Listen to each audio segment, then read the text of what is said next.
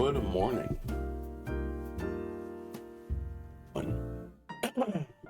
We are entering our final case.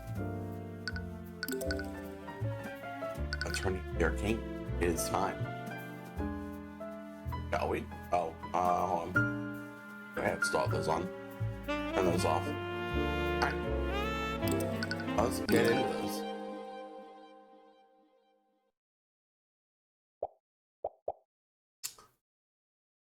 I've killed people. Criminals are bandits, but it still frightened me how unaffected I was by their death. It came so easily to me. I'm good at it. People told me that taking the lives of others would be hard, but I never felt that uneasy. Not even. It made me think that I was some kind of monster. I am. I spent with you filled me with more happiness than I could have ever. Taking lives, I could save them alongside. It felt good to protect you. Never needed, and I felt needed when I knew you were relying on me. It made me feel like I was actually working with someone. Whenever I saw the light in your eyes, it filled my heart with a warmth I never felt before. Good to be true, wasn't it? And I failed you. Couldn't protect you, just like I couldn't protect my father. I don't understand. What did you ever see in someone like me? Uh-oh. I don't like the implications of that. Uh-oh. Tyrion? I haven't gone out of bed yet. It's almost noon. I think I just want to rest today. I've been there for the last 10 days. Someone's actually here to see you. You should really get out of bed. Mora. No? They're not really in the mood. You just send them away. That's a bit rude, but I suppose I can overlook it this time. So steal it. As the prosecutor enters your room, you immediately leap out of your bed. Try to futilely clean your unkempt hair, but you're just making it worse. Tyrion, ants. Right, sorry. Give you some time to ready yourself. I knew he was in a rut, but I certainly didn't expect this. I know. I'm really worried about him. I empathize with his situation. It's been a month already. You tried speaking with him. He has opened up to you before. I did, but broken up over what happened with him. This is the closest thing he had to family. You see, perhaps he needs more time.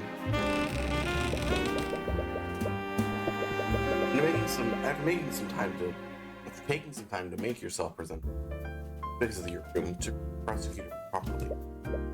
Sorry about that. I suppose the fault is mine. I shouldn't have been. Anyway, what brings you here? Yeah, why are you here? Are you doing well, Mr. Cuthbert? You seem... I'm fine. Of course. I just couldn't help but notice your absence. I haven't taken any other clients this trial. I'm gonna be honest, I'm not even sure I want to be a defense attorney anymore. What?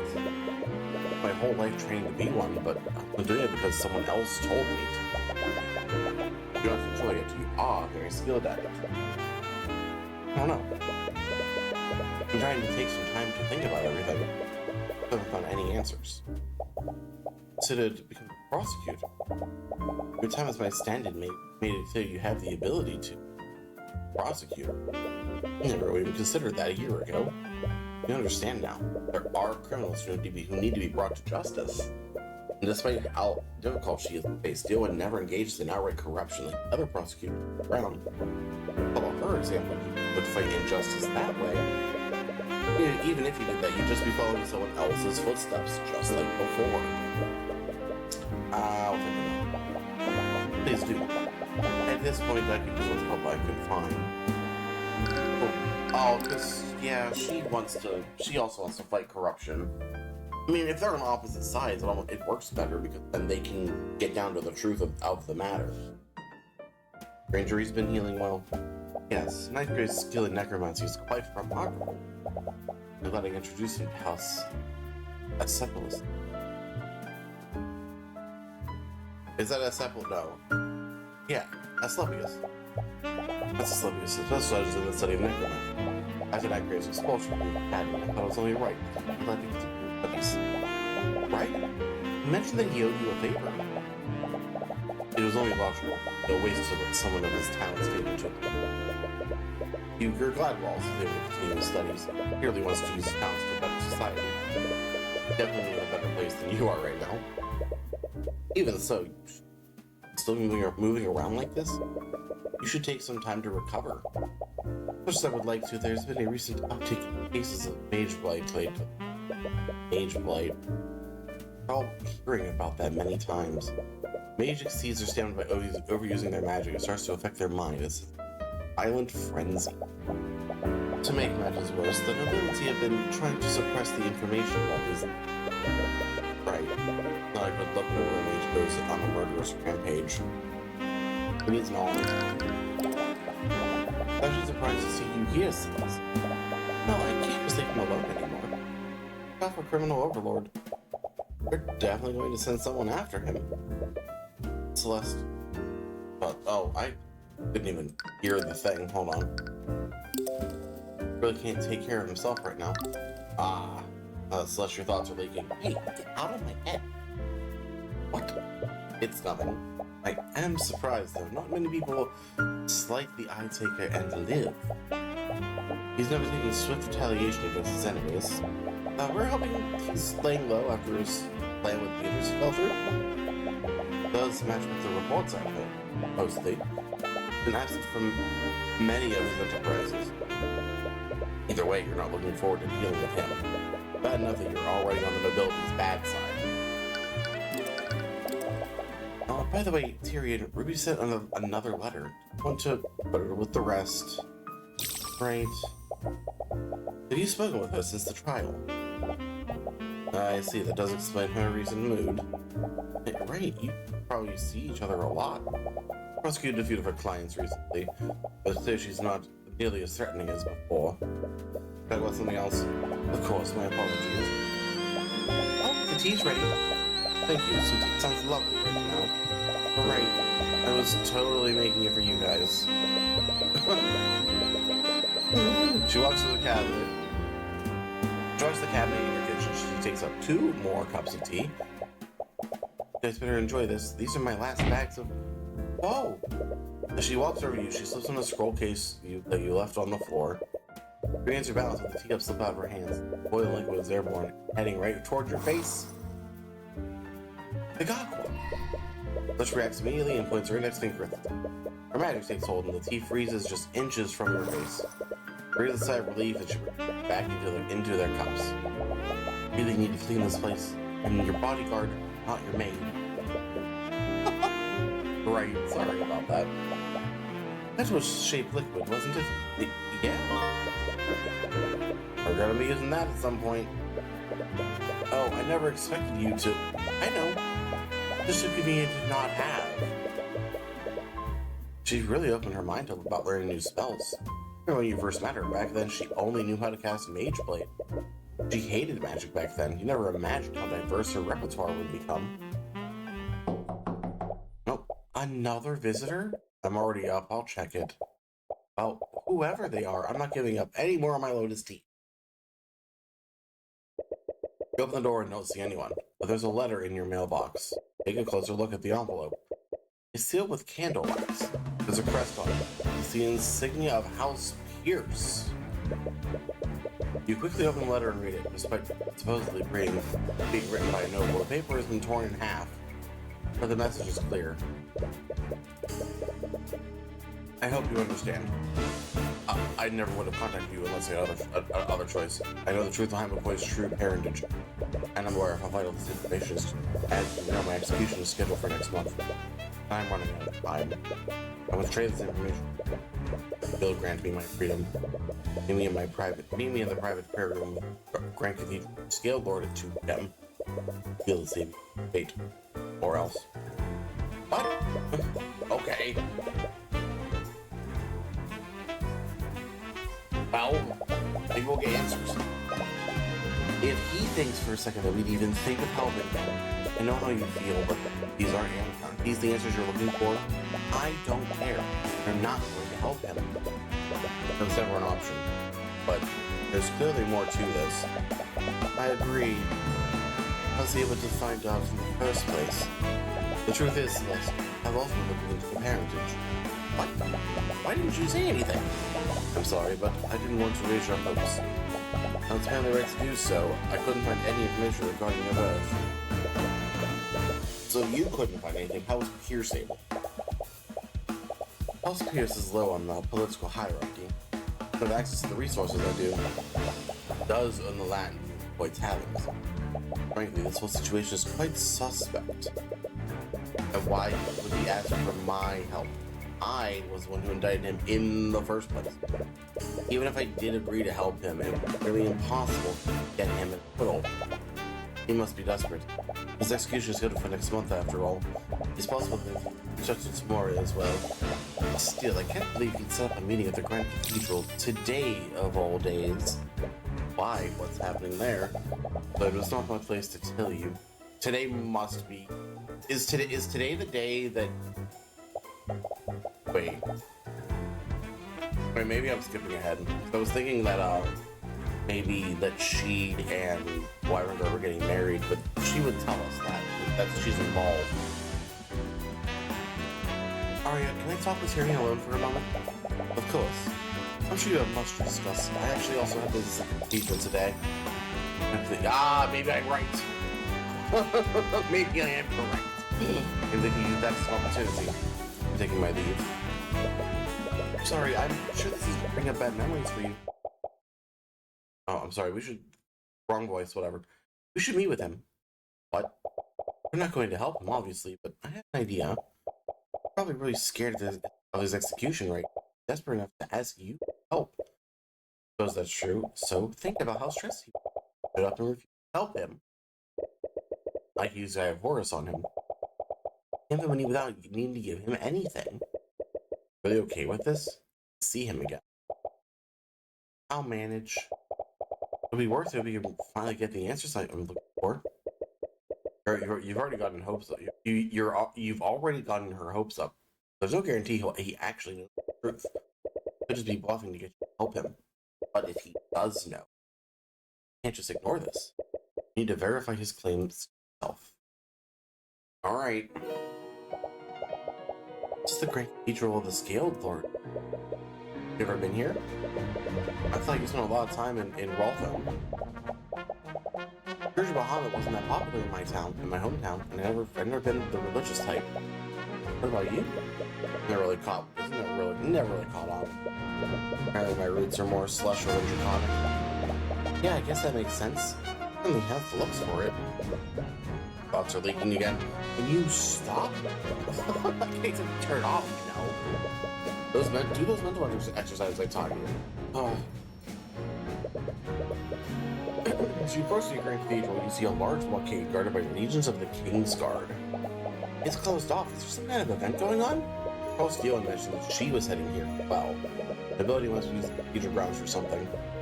The thing why Pierce wanted to meet you is probably secluded from the prying eyes today. Okay, Cuthbert. As you approach the blockade, one of the knights notices you. He glances at you and Celeste. We've been expecting you. I see. You exchange eyes with Celeste, but you both entered the cathedral grounds. Why were they expecting it? Or it's okay. The building is massive, yet mostly empty. Only see a few people within it. Most of them are quite familiar. But Leaf and Miriam, as you head further into they both avoid eye contact. Seem purely out of resentment. When they see you, they move their conversation elsewhere. It's clear they still have mixed feelings about how you convicted them. Another corner of the room, you spot Lloyd on Sanctus speaking of another individual. She seems to be somewhat of equal social standing. Or, I feel like you've seen her somewhere before, but you can't quite remember where. As you enter the room, Bonthegus flashes a quick look of disdain at you. You see him slow his conversation out of the room as well.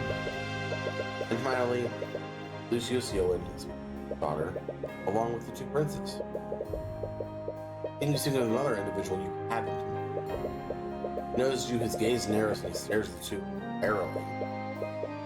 Aster especially seems surprised to see you here. He and Lucius ask the prosecutor something, you can't quite hear their conversation. He responds, Aster raises his eyebrow, and Lucius' expression darkens. What's going on here? This is a little awkward. Yeah. We have some time for our meeting with Pierce. Want to do some sightseeing? Oh? Are you asking me out? We are literally already out. Sure, why not? Pick up this map from the entrance. We can use it to navigate through the area. Cool. Also a little interested in what all these nobles are doing. It is strange. Perhaps someone can tell you. They're getting married. Today is the wedding. Gotta be. Why else would they all be here? What's up, Ari over there? We should go say hi. As you approach the group, the Grand General and the unnamed noble stare at the two. Hello. No one looks at you and then Celeste. He sadly scans the two. It's as if he's trying to read something. And then walks away without a word. Rude? At this point, I'm kind of used to it. Mr. Cuthbert and Ms. McCoy, I'm surprised to see you here. What? I thought you were the one who invited me. It's sad to say that I didn't. Although I am happy to see you two nonetheless. What brings you to the Grand Cathedral today? We're actually invited by another noble. We have a meeting with them. What? None of the people here are allowed to invite guests. Why didn't the guards stop them? Oh, they said they were expecting us. What? It was Lord Pierce who invited them. Pierce, that little... And to think I granted his request for temporary release. I'm sure he meant no disrespect by it. He probably had his reasons. How could you say that? This is the day of your... Stop himself near this end and clears his throat. Make no mistake. Even if he is a dead man, we'll have words about this. I have to ask, why are all these nobles gathered here? Taking over the entire Grand Cathedral. Just that question, everyone seems to tense up. The prosecutor awkwardly looks at the two princes. Prince Alar avoids eye contact with everyone and just stares at the ground. Sorry, but I'm not at liberty to tell you that. It's a matter of public safety. See, maybe they're not getting married today. It's a little strange, you can read the room. Crying isn't the best thing to do right now. You said that Lord Pierce invited you here for what? I can't really tell you that. Real intelligence was a threat to the nobles in attendance. But please, Lord Steelman, there's no need for that. Mr. Cuthbert would never do anything that puts anyone's life in danger. As you wish your... Is this the reason why Pierce asked for temporary release? Interesting. Pierce was temporary release to attend whatever this is. Could have met with you in his cell. Perhaps he wanted to be away from Pine, huh? Lady Steelman, your majesty, the high speaker prince. Wonderful. I've been looking forward to this day. To this all day. Shall we go together, Miss Steelman? Very happy. Yes, Your Majesty. She would like to accompany you. Wonderful. We shouldn't keep him waiting. Okay. Scaled Lord, how does she plan to marry him if she can't even speak properly in his presence? Honestly. I also have something important to do. Good day to you, commoners. We know the washrooms. I'll be taking my leave as well, but make no mistake, my men will be keeping an eye on you. Everyone has left the room now. Perhaps, yeah, we should move somewhere else. Everyone's gone. To the common room. Oh, what are you doing here? Follow us? not intentionally. Trust me, you're the last person we wanted to see today. Hush now, Von Saint.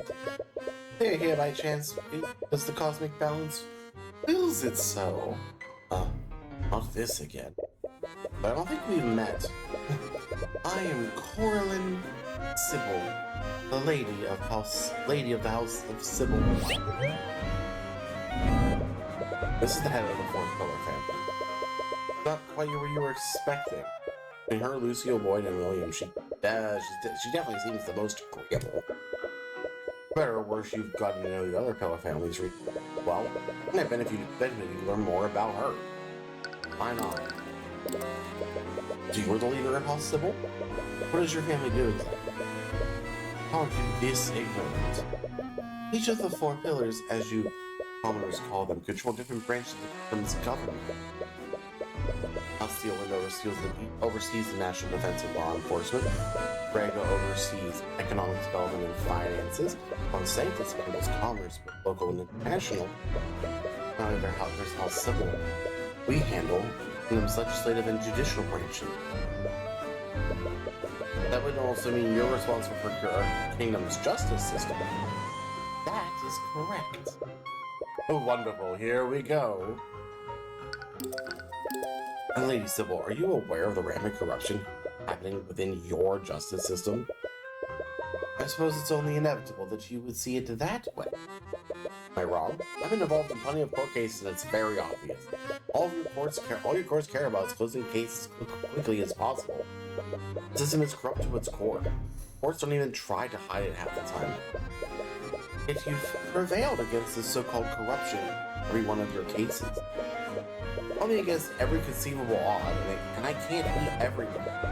Any idea how many commoners are falsely convicted every day? If they are convicted under my system, it is only because the cosmic balance deems it so. What are you talking about? Cosmic balance is the natural order of things. Under it, the guilty are punished while the innocent are protected. And yet, when a noble commits a crime, they only need to waive their influence to escape any consequences. All their victims are forced to suffer in silence, or worse, an innocent commoner is framed for the crime. Regardless of your personal feelings, our kingdom needs the nobility to govern the people. If they were held to the same standards as commoners, society would surely collapse. No? You take back what you said about her being the most agreeable of the four pillars. Yeah, really. Do you think if nobles like Pierce and Von Sanctus should just be allowed to get away with murder? I'm still sore about that. I'm sure you realize it by now. I'm more than paid for what happened to Justin Wynn. His name was Justin Way. If you're truly paying for your crime, you would be in prison right now. Von Sanctus made a mistake. But removing him from his position would only create more suffering. The government is barely recovering from the death of William Frey. Heimegard can't suffer at the loss of another house leader close to them. If I see it, I think you nobles overstate your importance in our lives. But we'd probably be fine without you. I suppose your commoners are capable of coordinating macroeconomic initiatives. Oh, and I suppose you're also capable of engaging in diplomacy with other nations. Face it, as much as you loathe to admit it, ours is a symbiotic relationship. Like a parasitic relationship. So what? Some folks should just continue to suffer for the good of our nation? Hey, Sybil, the people of the kingdom you claim to be protecting are suffering because of your inaction. My inaction? Place the blame on me. What have you done? You were once a champion of your so-called justice when you stopped your work as a defense attorney. How many lives could you have saved in the month that you spend on vacation? It's not his responsibility to solve your mess. No idea how much he suffered trying to do the right thing. Celeste? Perhaps you're right. Perhaps you couldn't bear that kind of responsibility alone. Every commoner has the ability to learn and practice law as you do, Cuthbert. So why are you one of the few commoners? From what I've heard, you're one You're one of the few people who defend mages of the common folk. Every other attorney wouldn't even consider taking them as clients. As the problem lies in the common folk then. They are fully capable of rising to defend the so-called innocent, yet they do nothing. Never mind, this is clearly a mistake. Let's go, Celeste. Finally, thank the scale lord. Jesus, what a conversation that was.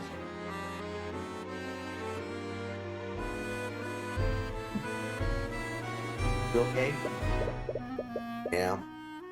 Guess I should have expected that. I never expected someone with so much power to be so out of touch with reality. Come on, let's go somewhere else. We still have some time before the meeting.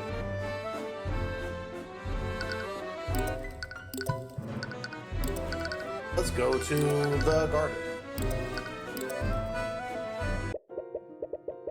You find yourself in the Grand Cathedral's garden and stumble upon a strange statue. Why does this Pegasus have a party hat? Why do they put a party hat on? There's gonna be blood on its horn. There's gonna be blood on its horn. Calling it now. Wow, that's a little out of place. What even is it? My memory... if my memory serves correct, it is a Pegasus. Ah! Hello, friends. I just bet the memory piece of our work. You're started by a familiar voice. Looks like she's not alone either. Along with Eris, she seems to be accompanied by both horses. Beatrice, are you supposed to be dead? Sorry, I wasn't trying to say.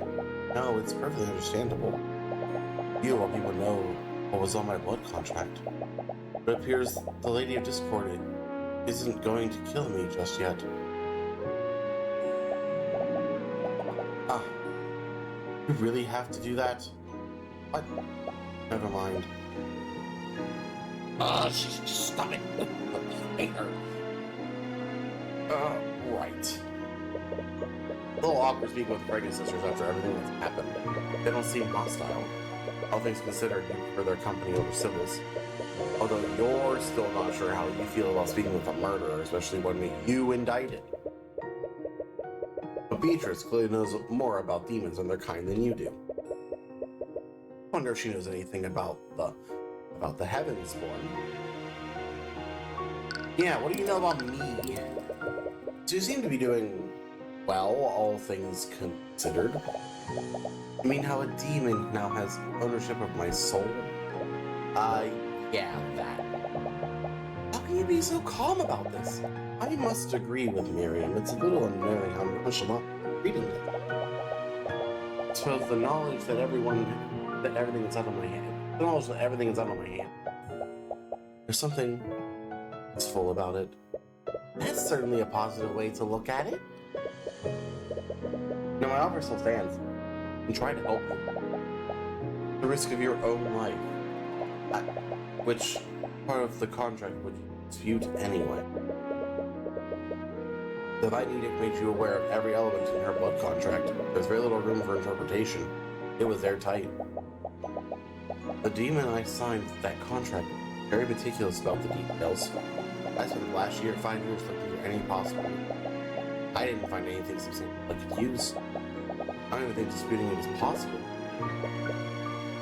I'm sorry. Don't be, you defeated me. I won't suffer your pity.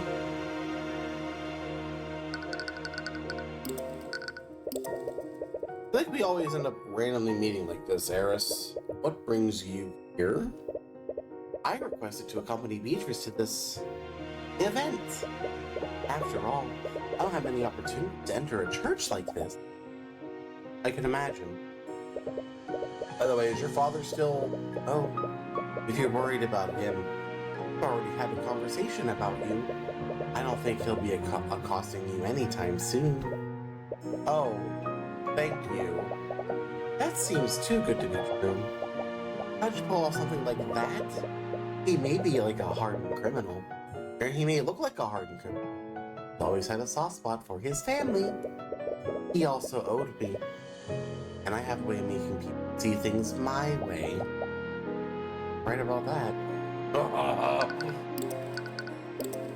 Wait, if you're here, does that mean Marnoth is also... Oh, heavens no. There's no way they'd let me bring him here of all places. I'll let him at the entrance with the King's Guard. If he tries to escape, that knight over there is ordered to kill me. There's a knight that is silently watching his sisters from afar. You're surprisingly calm about this. Please, I regularly deal with demons. This is nothing in comparison to that. Really haven't changed? I suppose not. Wait, does that mean you can't see right now? How'd you know which statue I was looking at? Lucky guess. The grotesque statue certainly makes an impression on you. Oh, Marnoth just spoke with me. Wanted me to let you know he can smell your celestial stink from the entrance. Love you too, Marnoth. Oh wow. Probably should repeat his response to that. Excellent. By the way, you seem to know a lot more about these things than I do. What exactly is a Heavensborn? What? You seriously don't know? But you know how to use a divine edict? Issue a divine edict? Very advanced technique. Sort of came to me in the moment. What? Oh, Eris is surprised by that. Ooh, alright. Anyway, I'm quite surprised you don't know about your lineage. Perhaps my mother knew, but I lost her when I was really young. I see. Have my condolences. To answer your question, Heavensborn is a human. Well, that has been touched by the gods. Gods? You mean like the scaled board? No. Speaking of the actual gods. Beatrice, you can't say that here. Oh, come off it. What's the church going to do? Arrest me. She got a point. Anyway, your blood has been touched by the celestials of the upper planes. Much like my soul is bound to the hells, yours is consecrated and tied to the heavens. The heavens? That why you're able to use the Eye of Horus? Some kind of angelic power? Make no mistake, though. Find yourself under the wrong circumstances, you can be hell. Church of Bahamut is prominent in Wyvern, but this is the first time I've heard of the celestial gods. Ah, that makes sense. Not because of Wyvern's bloody history with the theocracy of Lumina. The theocracy? Aren't they the nation to the east of us? Yes. The Illuminates worship the celestial gods, while our people worship the ancient dragons. A few centuries ago, our nation was locked in a bitter war with the Luminites. Even now, the Crown sees the celestial threat to our draconic culture. The Church has done its best to wipe out religions that worship the celestials. I see. But if your bloodline is blessed by the celestials, doesn't that mean our kids will also be Heavensborn? Suppose so. I think my mother was also a... Wait, what did you just say? Your kids? I asked if your kids will be Heavensborn. Oh, I must have misheard you then. Wow. Tell me you were always this easy to lie to. Anyway, I'm a little curious about the theocracy of Lumina. They worship celestials there. Would I find other Heavensborn? Heavensborn aren't that common there either. Frankly, I'm surprised there's even one Heavensborn living in Wyvern. How does your bloodline even find its way here? Because I really don't know. My mother never told me much about our ancestry. That makes sense. If the Church of Bahamut knew what you were, they would have definitely hunted you down. Great. The last thing you need is another faction to kill you. Anyway, traveling in and out of Wyvern is technically illegal, and I doubt Lord Steelwind would make an exemption for it. After all, House Steelwind was essentially founded by the veterans of the Great Luminite War. Veteran? Vet? Oh no, no, I hate the vet. I'm not going. Oh, Tracker, you'll never take me alive. And off he goes. Oh, God. Leaf chases after her, leaves runs toward a passing knight. I should probably go help her. It's almost 2 p.m. anyway, we should head to the prayer room. Thank you for answering my questions. Please let me know if there's anything I can do to help you with. Of course. Let's go, Celestial. Hey. Try not to look so down. It's almost time for the main event. Why did you bring me here? Oh, who knows? Whatever you're planning to make me do, please don't make me harm my sister. You're in no position to make demands. You have to see for yourself.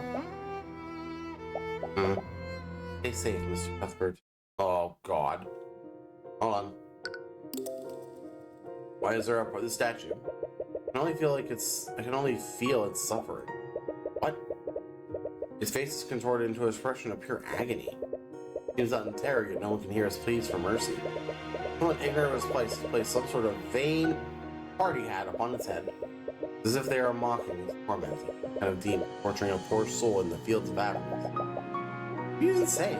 I'm sorry, I need to take a moment to think about what I've just witnessed here. We all should. Hey, Tyrion. Go do that. Repario Arcanum. Okay, no magic. Making sure.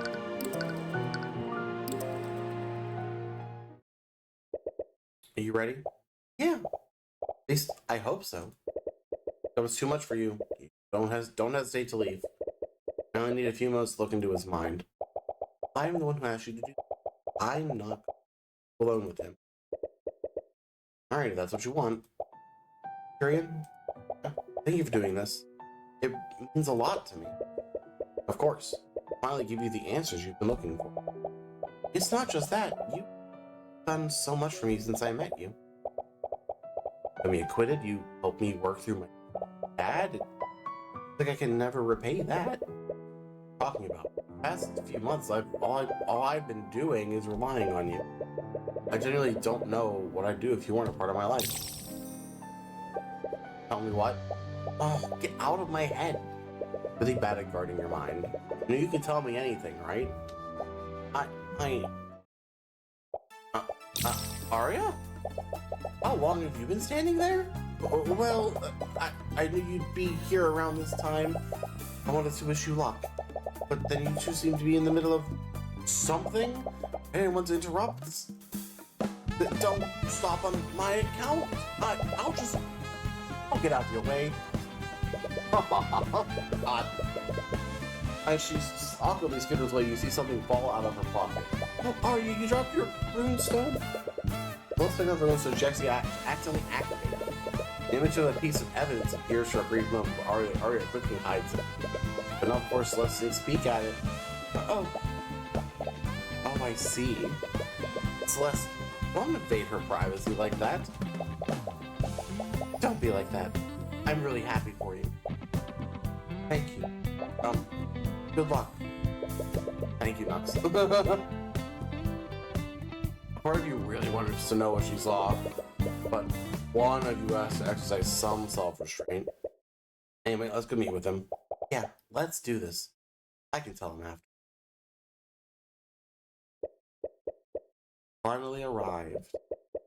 Does it mean you finally said, wait, you two got your letter? Letter? What letter? You sent us a letter, Pierce? You said you knew who Celeste's parents were? I did send that letter, but not you two. What? I don't like, I don't like, Celeste, I don't like this either. This is, what is Eris doing? This is definitely Eris doing whatever the hell she does best.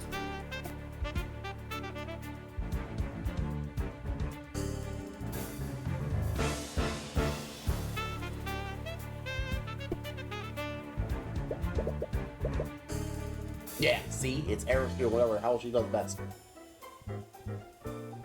And so, the final act begins. I've been waiting for this. What the hell are you doing? Have you gone mad? No, what are you doing?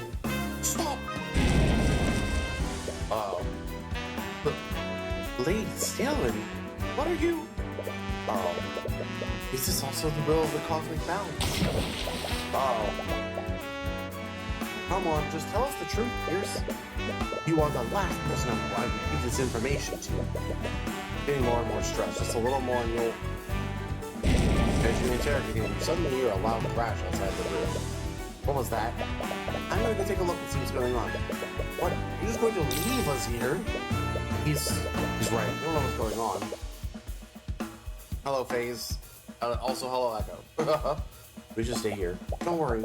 There were two guards inside. They're from the King's Guard. You'll be fine. That's not what I'm worried about, but I'll trust your judgment. What? Uh-oh.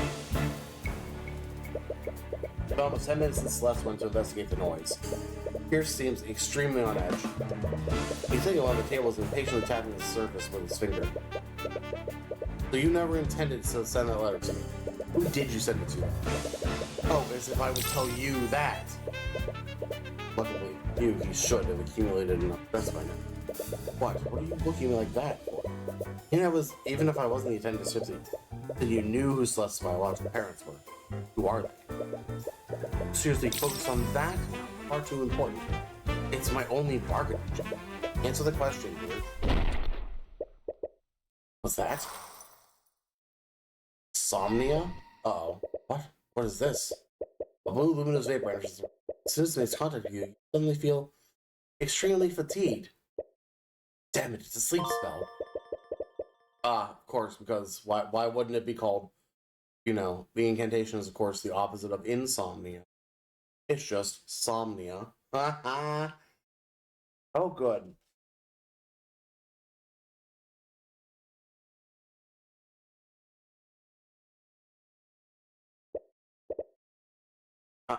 I miscalculated. And down he goes, and down we go too.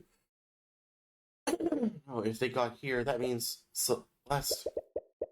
I hard to stay conscious, but the spell is too powerful. Feel your body slowly dropping to the ground. No. Beatrice? Uh-oh. Somehow enter the prayer room. 2:30 p.m. Oh, good. Oh.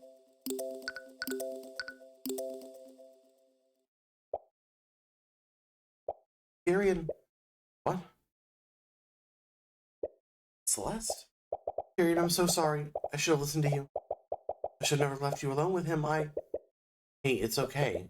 Tears are streaming down her eyes. She was clearly worried about you. Try your best to comfort her as you look around the room. What happened? How long were you knocked out? As you look around, several other people with you. Commander White is leading a group of knights. They all have their weapons drawn and pointed at someone. It's Prosecutor Steelwind.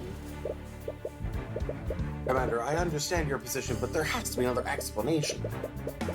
Look, Your Majesty, I get where you're coming from, but the witnesses have told us it has to be a case of major. Look around the room and see a pool of blood at the end of one of the tables. Celeste? Where's Pierce? Tyrion? I don't know how to tell you this, kid, but Garrett Pierce is dead. What? We're honestly surprised you're okay. But who? You look at the knights who all have their weapons, and at the prosecutor. Wait a minute. You think Steelwind did this? It wasn't just Lord Pierce, Mr. Cuthbert. Let's find the bodies of Lord Von Sanctus and Lady Sybil. Not to mention the Kingsguard have gone comatose. Comatose. I don't want to believe it, but several people saw Steelwind acting off at the scenes of the Americans. We also found her unconscious here. And Pierce's body was lying next to her. No, it wasn't her. I saw Beatrice before I passed out. She was the one who knocked us out. Beatrice. What the hell is going on? Commander White, you need to put me in a holding cell. It needs to be the one with an anti-magic field. What? I'm engaged to everyone here. We need to go now. What are you talking about? Now is not the time. Do it, Commander. Right. He watches the Inquisition arrest Steelwind and escort her out of the room. Damn it, what happened? I know you have many questions, Mr. Cuthbert, but we should make sure that you're okay. Yeah, there's a necromancer in the nave. They have a point. I have no idea what happened while you were asleep. You followed their suggestion, but not before making a note of the current time. It is 3:12 p.m. That's gonna come up. Hi. Nothing seems out of the ordinary except... What? What's wrong with him? If you just let me finish. There appears to be a trace of necromancy on Cuthbert. Necromancy? Probably nothing. Your assistant casting spells on you. Oh, right. I used healing magic on him when I found him unconscious. I expected as much, but never hurts to make sure. Anyway, nothing seems out of the ordinary. You're quite healthy. You should be fine to go about your business. So please speak to me again if you experience anything out of the ordinary. Thank you. I am Lord Lazaric Acephalus. House Acephalus. Oh, he's the guy that, is teaching what's his face. Cool. No thanks to you. My apprentice apparently owes you a lot. Apprentice, Wallace Nightgrave, I believe one of your clients a few months ago. Oh, right. Steelwind did mention that she'd introduced you to. Speaking of Steelwind, I really find it hard to believe she did this. Cuthbert, Mageblight isn't exactly a benign. Takes hold of a mage, doesn't matter what kind of person it is. Violent behavior is almost always a result of the delirium it puts them in. It's unfortunate, but mages have to be held responsible. It's like this happened. Unless someone is framing them.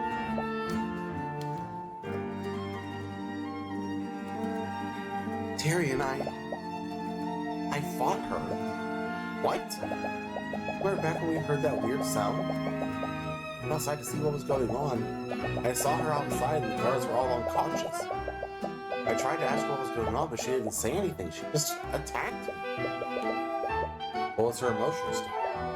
Oh. Well, she was pretty cold and emotionless. It almost looked like she was sleepwalking. That's actually pretty strange. Someone is affected by Mageblight, they enter a state of extreme psychosis. Psychotic episodes that raise the affected man's paranoia to ridiculous levels. That's why these cases almost always end up in violence. If she was affected by Mageblight, she wouldn't have looked anywhere near as calm as you're describing. You might be onto something, Cuthbert. What you're saying is true, there has to be more to this. You're planning to defend her, aren't you? At the very least, we need to find out what actually happened. I think there's more to this than we're seeing. But you saw her, right? Yes, we literally just read that. She wanted them to arrest her. Right, isn't it she thought she was a danger to others? Regardless of what really happened, she clearly believed she was responsible for them. There's no way she'd do something like that. What else is happening? Bill gets to the bottom of this. You're not sure where each of the murders occurred, but the Inquisition should be able to tell you more about that. You also need to speak with Steelwind. She really was affected by Mageblight. Should be able to remember what may have caused it. Anyway, the prayer room is the one you're most familiar with. You probably want to start there. Start with the prayer room. Start here. The prayer room is now swarming with knights. Find yourself staring at the chalk outline where Pierce's body was. Can't help but feel a little uneasy. You've been to plenty of crime scenes before, but even if you were unconscious, you were here when the murder happened. A little unnerving to know how close you came to death. Are you okay? Yeah. But now's not the time for an existential crisis. Steelwind's future counts on you figuring out what happened.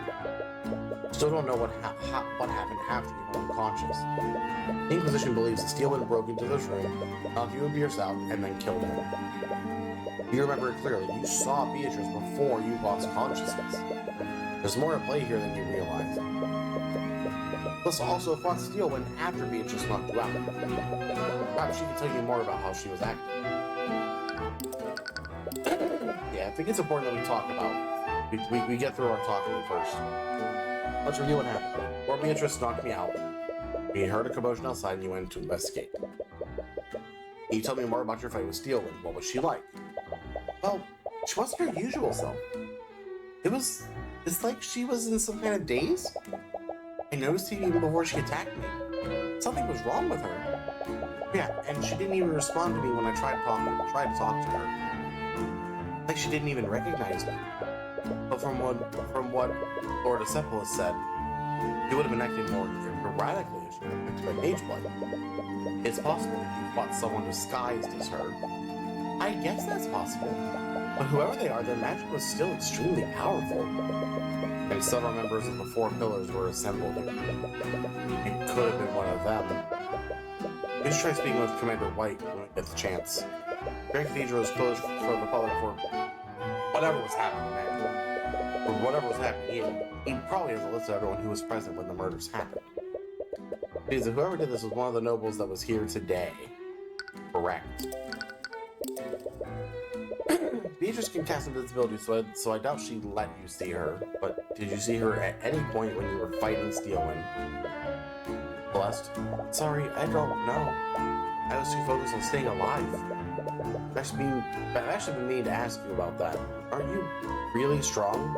Never seen you break a sweat in a fight before. Well, she was really tough. It's terrifying, honestly. It was mainly her magic. I never felt someone spells that powerful before. She didn't hurt you, did she? No, but it got pretty close. I think she realized she couldn't beat me, so she just ran past me and into the prayer room. So her real target, Pierce. But why?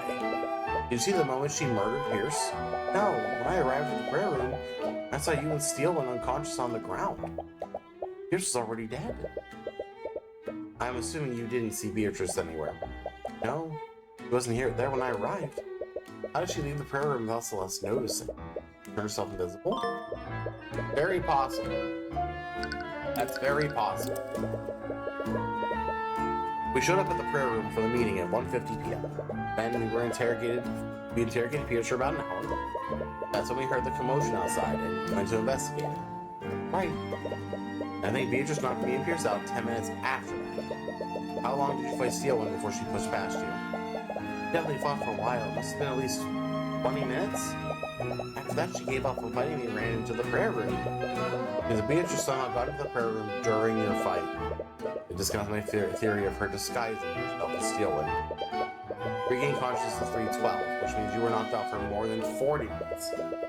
So a lot of unknowns about what happened. You'll need all the pieces you want. You need all the pieces if you want to put this puzzle together. Up. Let's see. Chalk outline where Pierce's body probably was. It's like he was sitting against the altar when he died. The blood stain seems to imply that the fatal wound came from his chest. Autopsy report would be really helpful here. It really would. We need to find Pierce. Not Pierce. We need to find Orem. Three stained glass windows. They look quite nice. Lanterns are still lit. Repario Arcanum! What the fuck? Okay, dude. There's a necromancy here on the ground. It's right when I tried to heal you. Oh, there's trace of transmutation here. It's all over the area around his body. Interesting. Did the murderer wound him with a transmutation spell? There are traces of conjuration magic all over the room. That must have been left by Beatrice's spell. Yeah, that checks out, actually. Anyway, it looks like you found everything you can. Yep, let's go elsewhere.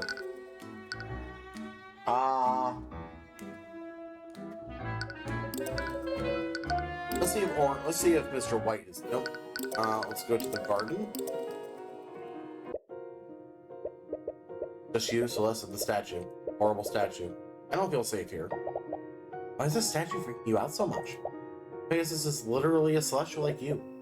I don't know, but I can feel it suffering through the eye. It's an inanimate object, Tyrion. Alright. Oh. Repario Arcanum! We're gonna try again. You never know.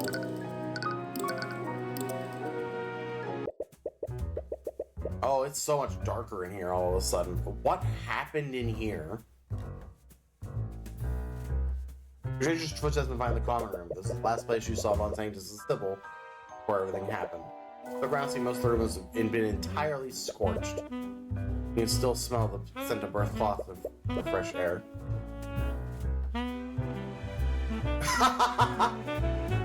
Yes, Will. This is the perfect time to come in and get caught up on everything. In the last case, absolutely.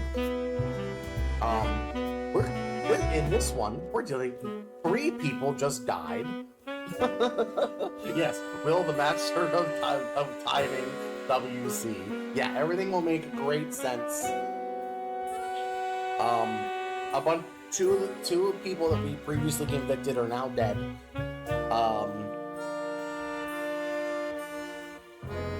Person, just like in Phoenix Wright, our rival prosecutor is apparently to blame.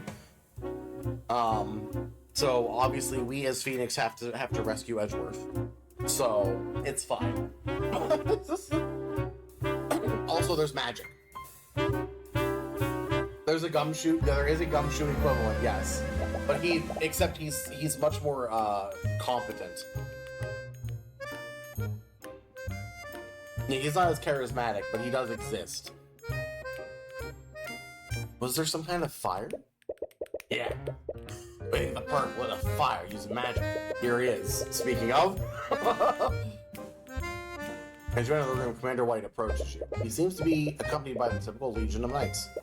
Commander White, hey kid, you investigating what happened too? Something like that. We just want to figure out what really happened. And they both. Nothing about this case makes any damn sense. I'll be honest. I could really use your help in trying to figure this out. Honestly, you're not sure who you can trust at this point, but the commander is leading the investigation. Bound to have information that will be useful to you. Yeah, can you give me autopsies, please? Whole situation is a damn mess. The Inquisition found any clues to explain what happened. We only have the basic stuff so far, and we've only just received the autopsy reports. Thank you. Thank God. That's still pretty useful. Do you have copies of them? Sure. Knock yourself out. Alright, let's see. Eric Pierce died at 2:45 p.m. in the prayer room. Cause of death was blood loss. Shard of frozen liquid was stabbed through his heart. It's very likely this is the murder weapon. Oh no.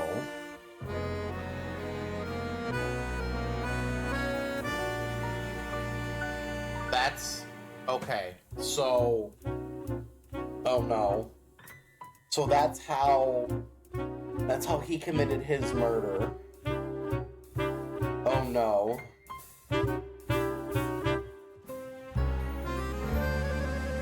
So this is where Von Sanctus died, and that's why the room is literally scorched because they burnt him.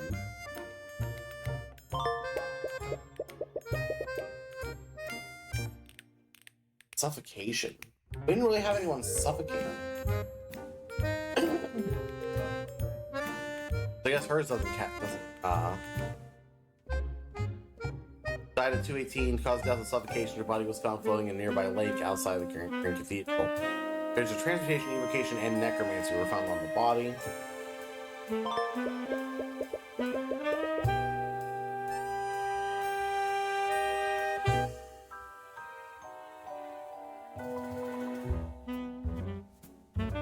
He was killed with a fireball.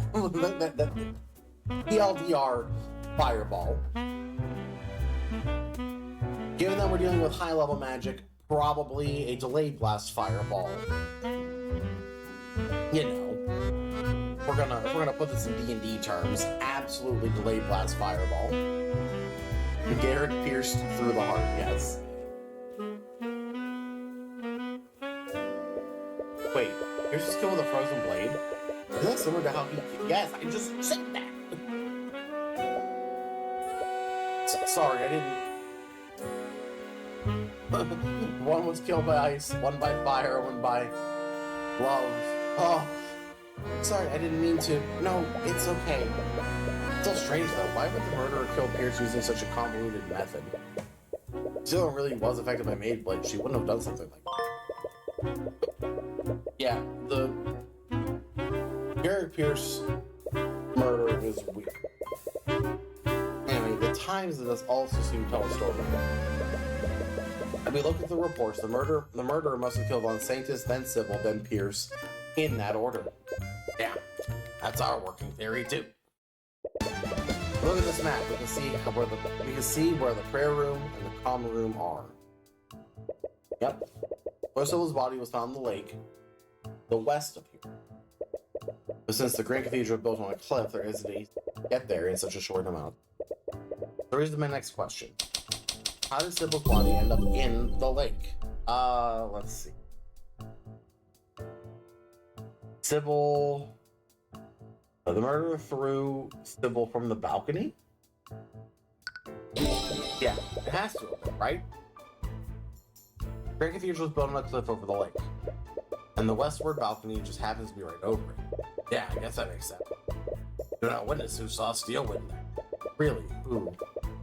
It was High Speaker Theon Arceus. High Speaker?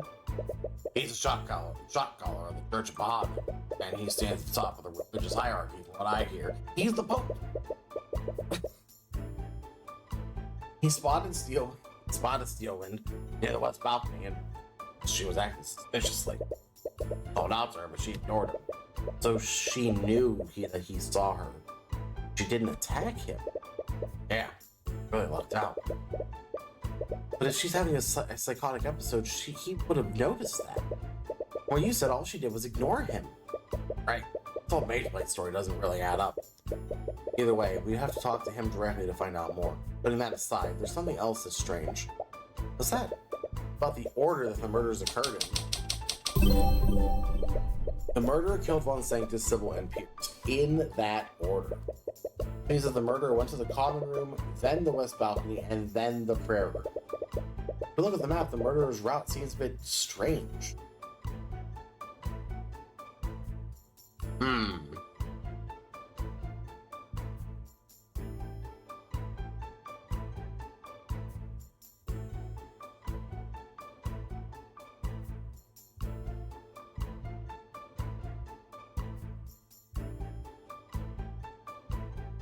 I know, right? Like, why do we care?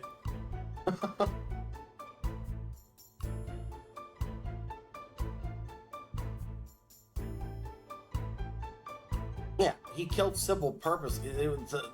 It was very intentional that Sybil was killed second. No.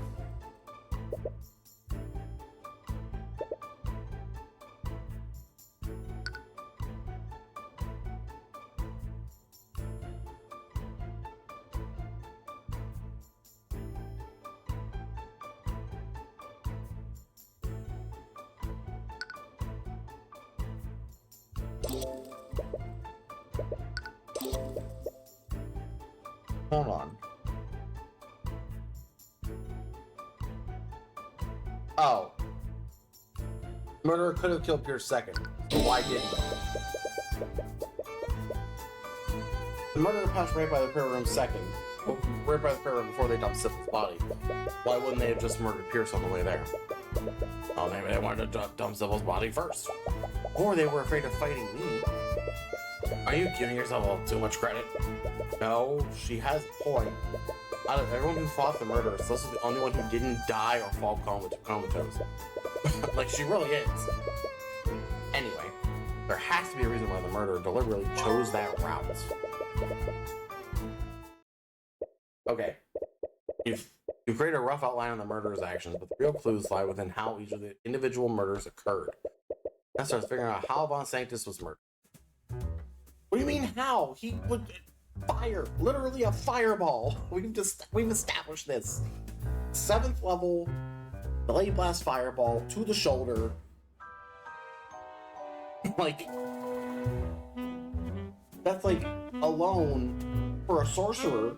That's like 14d6 of damage, dude. This man's like a 2nd level noble with some magic. He's got like 10 HP. He will just die. Where the other one can throw a fireball to the knee. Okay, yeah, fireball to the knee will be much more crippling, obviously. Ignore the death aspect. How did the Inquisition find out about the murders anyway? Did witnesses come across the bodies? It all started when Prince Alaric ran up to us. He also saw a fire breaking out in the common. I also saw Steelwind there. But when he tried to drop to her, she hit him with some kind of spell. She attacked one of the princes? Yeah, but it didn't look like she hurt him. The guy from House Assemblage suspected him. He told us he wasn't it. I'm glad he's okay, but wouldn't Arya have used a more violent spell if she was being affected by the Mage Blade? It's possible she was just throwing spells randomly. He just happened to get really lucky. I guess it's possible, but was there anyone else nearby when this happened? I expected the Prince of Wyvern Guard to be on constant guard. Yeah, that was kind of my mistake. I ordered the knights to give him some space, considering what happened. And that would be, sorry kid, if you don't know, it's not my place to tell you. What is going on? Just wanna know. I'm ours from the top to stay quiet about that. Looks like you'll need to ask someone higher up. A little strange though. Why were all these nobles gathered here? Yeah, why is everyone here? Like, it's driving me nuts. Why gather everyone and allow 2 convicted murderers to be here? Actually, 3 convicted murderers. Anyway, whatever the perp hit him with, they only put him in a daze. He could barely walk and talk. He couldn't even approach us until the spell wore off. And the weirdest about it is that he was pretty close to where we were. For some reason, we didn't find him until after the spell wore off. That must have been traumatic. I hope he's okay. But why didn't anyone see him during this time? So he was hidden with invisibility. He had to have been. After he told us about what was happening, we went to put off the fires. That's when we saw a bunch of guards knocked outside the prayer room. Did you see me? No, it all happened around 3:10. Right. That was probably well after Steele moved into the prayer room. Plus must have already followed her into it. Alright. There's at least a report of what happened. Probably wondering why I gotta be here today. Well, yeah, that's fine. Right? Oh, man. I think I know who did it. I mean, it has to have been Eris. Or this is like, this is kind of like the last case where Eris is doing it through someone else. Kind of like, basically like how the last case resolved. That's what I'm assuming anyway. We're predicting now. That's what's gonna happen. I'm a Phoenix Wright expert, so obviously I can predict the future with these games.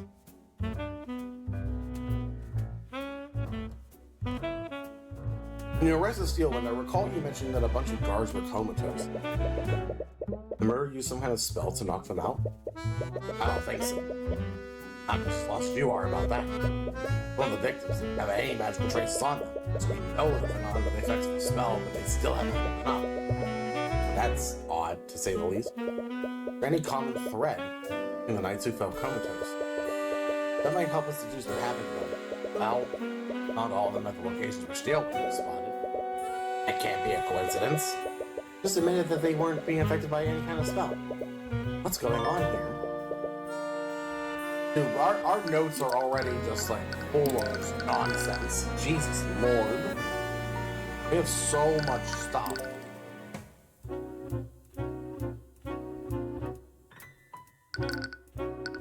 Anyway. Aria. Wait, you keep saying the perp instead of Steelwind, even though everyone else seems to think she's responsible for this. Classic final case of having lots of nonsense that will all be relevant. Yeah, every single piece of this is going. Well, I mean, really, like 3 of these are autopsies. So, sure. I doubt that 2 of these are going to be relevant because one's my badge. Obviously, badge is the most important piece of evidence I could ever have. But then we also have the map. Murders, like the route the murder is going to take is going to be relevant. We've got 3 different testimonies. We have more info about how Garrick died. Info about the knights. We have some spells.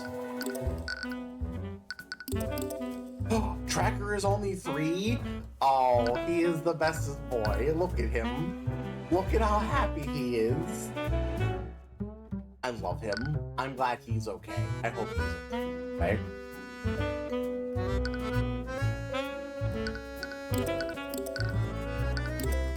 Occupation, dog. Yes. I love him. You also suspect that she's being framed? It doesn't add up. She did give herself mage blade. Her actions were so deliberate. She's definitely not the type of person to just go around murdering people. Even if she was, she's led a lot of the Inquisition's investigations recently. She's investigated plenty of homicides with us, and she knows exactly how we do them. Whoever did this got the job done. But they were sloppy. A bunch of witnesses saw her. She didn't even try to hide herself using magic. Either she had a mage blade pushed her, hated her, or potentially wanted to get caught. Neither scenario makes any damn sense. Someone has to be framing her. That's the only reasonable explanation. Honestly, I'm not sure about that either. What do you mean? You saw her when we arrested her, didn't you? You wanted us to lock her up. Like she thought she was a danger to herself and others. Right, that's the same impression I got as well. If it weren't for the witness' statements, I'd be sure she gave herself mage. And the strange thing is that I'd never even seen her that scared before. Something really rattled her about what happened. Yeah, something. Follow up on what I said about Beatrice. I know she was in the room when Pierce and I fell unconscious. Had to be involved in this somehow. No, she's already in prison, so we're already ahead of them. When we asked her what happened, she said she couldn't remember anything. Such an obvious lie. She has to be hiding something. Normally I agree with you, but she's not the only one with missing memories. You would also can't remember anything. Oh, that's convenient. What? Looks like you have to speak with her about that. Anyway, what about Eris and the knight who was guarding her? See anything? Alright, kid, but Eris Elmar's been missing since everything went down. What? Do you have any idea what happened to her? No, but I wouldn't be too worried. What? A witness to a crime is missing and possibly hurt? Look, kid, you may be a hotshot attorney, but I've been in this business a lot longer than you have. Sometimes these things happen to civilians, they get smooth and run away. I've seen it a million times. You feel like he's not making as big a deal as it should be. Correct. He might have a point. No. Eris is the daughter of a crime problem. Yeah, but she's also responsible. She did things. Might have gone to hiding to avoid having to speak with law enforcement. We don't have the resources to look for her, but I'm sure she'll turn up eventually. Well, I suppose we can't do anything about that now. But I still hope she's okay. Don't! And what about the knight guarding Beatrice? Surely he didn't see as well. That's the thing. I was supposed to be watching her as one of the people who went comatose. Found him in front of the prayer room too. Damn it, what happened to him? Make matters worse, that Frank and Jake knows about casting visibility. Even if she was telling the truth, very few people would have actually seen her. But her guard was in front of the prayer room. He must have brought him there somehow. Oh, God. Anyway, could have a recent version of her spell compendium. Sure, already have it on record. Great. So she can cast Familial Bond, Sleep, Mental Wound, Send Message, Animate Corpse, Necrotic, Animate Corpse. Wait, why does she have so much necromancy?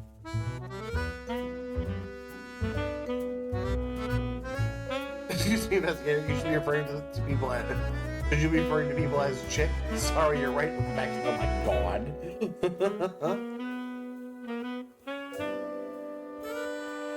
Feign death. Is it gonna give me all these spells? Okay, Familiar Bond, Mend Wounds. I know about that. I know about that.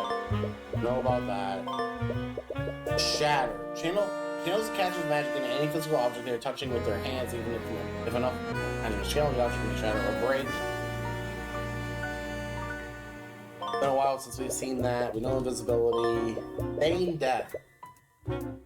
Caster must target a creature that is already unconscious. While they concentrate on the spell, the target will appear to be dead. The target creature will stop breathing and their heart will stop beating. However, the life energy of the spell will keep them alive for the duration. Duration indefinite.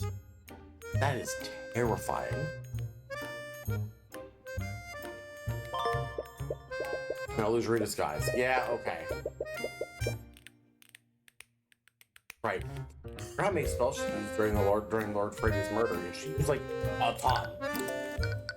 Alright, it's a little difficult to take in. I still can't believe it.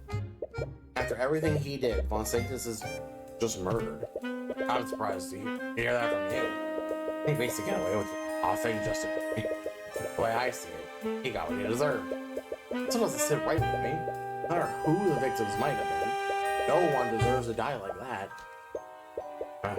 Definitely a bigger man than I am. Anyway, Von Sanctus's autopsy report says he died of suffocation? And then or choked him with a rope or something. And it hardly sounds like something someone would do during a psychotic episode. Yeah, the more info I get, the more I think you might be onto something. But either way, the fire the perp started to burn his body. It completely turned to ash, but it was still pretty charred. The fire would have burnt away any evidence of the minor wounds. Yeah, you're lucky. You even discerned he was hit with an evocation spell. The autopsy report mentioned that too. But if the fire was started, it's possible he died from smoke inhalation? No, the divination spell we used always identifies smoke inhalation as death by poisoning, not death by suffocation. Huh? What? I mean, okay, I guess?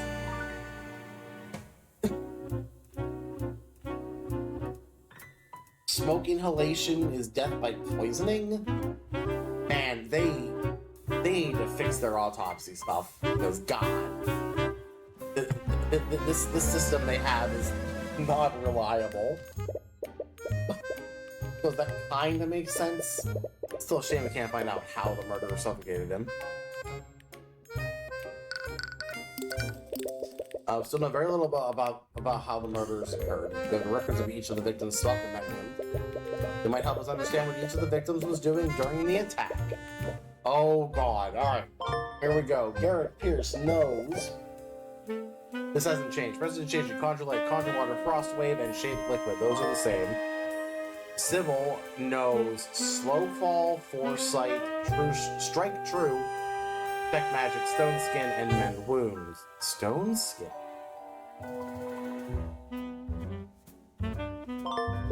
And Von Zatus knows Mage Blade, Force Cage. Force Cage! Send message and Mend Wound. Alright, here we go. Presentation we know. Conjure Light we know. Conjure Water we know. Frost Wave we know. Force Cage. For the duration, the caster creates a magical 10 foot by 10 foot by 10 foot cube around the target within 30 feet. Walls of the cube are impenetrable and can't be destroyed by anything, not even spells that can only dispel spell effects. Furthermore, any attempts to imagine teleport into or out of the cube will fail. There's one more creature in the target space, so he pushed away from the center of the cube. Interesting. Okay. We know Mage Blade, Slow Fall. Caster counteracts the force of gravity affecting them, causing them to fall significantly slower when airborne for the duration. Okay. Caster invokes the ultimate form of divination magic to replace the future. While the spell is active, the caster is able to sense danger for seconds before it actually happens. It lasts for 24 hours. So why wouldn't she cast this at the beginning of the day and then just know?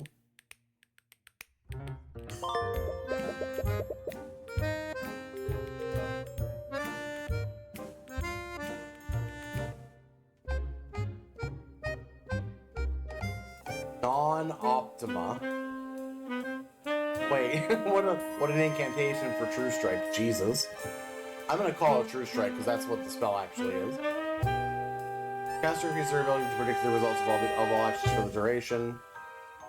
It is useful for the person aiming or doing other activities that rely on dexterity and skill. And detect magic. We have the list of what each color means. I think we've seen them all at this. Wait.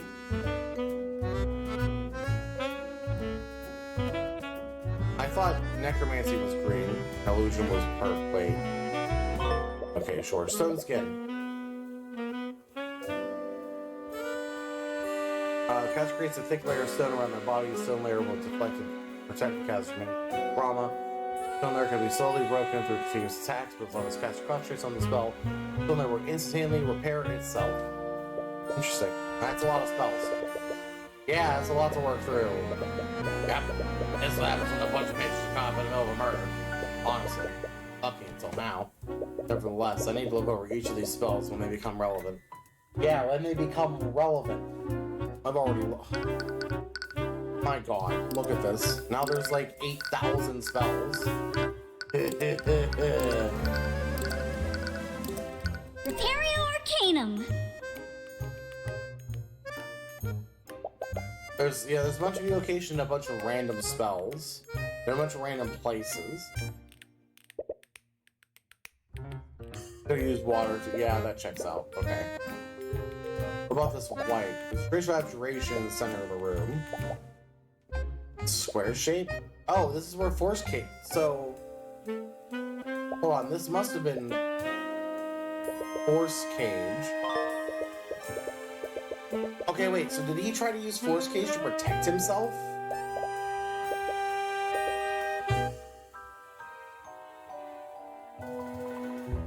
He must have used Force Cage to try to protect himself.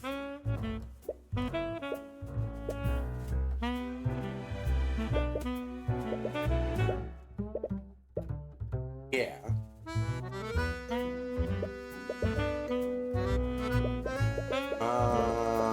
Let's see. I think we're done here. Yeah.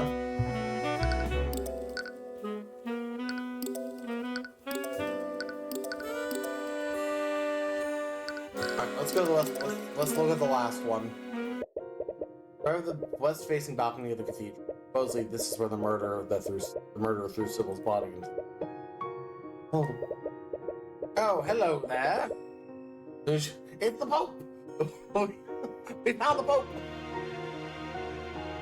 To inspect the area, you catch the attention of an old man nearby. His garb appears to be someone who works in the cathedral. I don't believe we met before. What are you doing here? Sorry for the intrusion. I'm Tyrion Cuthbert, and this is my bodyguard, Celeste McCoy. We're investigating the murders on behalf of Prosecutor Steelwind. Tyrion Cuthbert, I have. Nearly look as criminal as a victim. Criminal? What does that mean? Benjamin Celeste probably hasn't heard many good things about you. Forgive my rudeness. I'm Theon Arcus, High Speaker of the Church of Bahamut. There he is. So you're the one who saw Steelwind during the murders. May I ask you some questions? That's a whole lot of words to say I'm the Pope, right? He scans you warily. I suppose there would be no harm in that. Alright, what did you see? I heard you saw the prosecutor acting strangely. Tell us more about what you saw. Do you think she was having a psychotic episode? I wouldn't go that far. She suddenly was acting strange. Decidedly not 81, right? He looks really good for 81. How'd you come across her? Oh, I was on my way to the prayer room. I always recite my prayers from the draconic texts around that time. He was heading to the prayer room?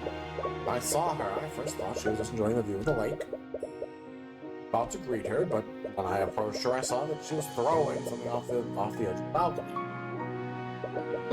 Must have seen her dumping Sybil's body. You're probably correct.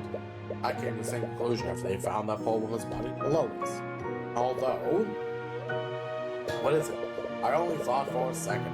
Perhaps I'm wrong, but Lady Sybil was wearing a much brighter colors this morning. Whenever Lady Steelwind threw into the lake, it looked much darker. What does that mean? I'm sorry, I can't really explain it. Perhaps I was just... My eyes aren't as good as they used to be, after all. I left my glasses in my other robes. It couldn't have just been a trick of the light.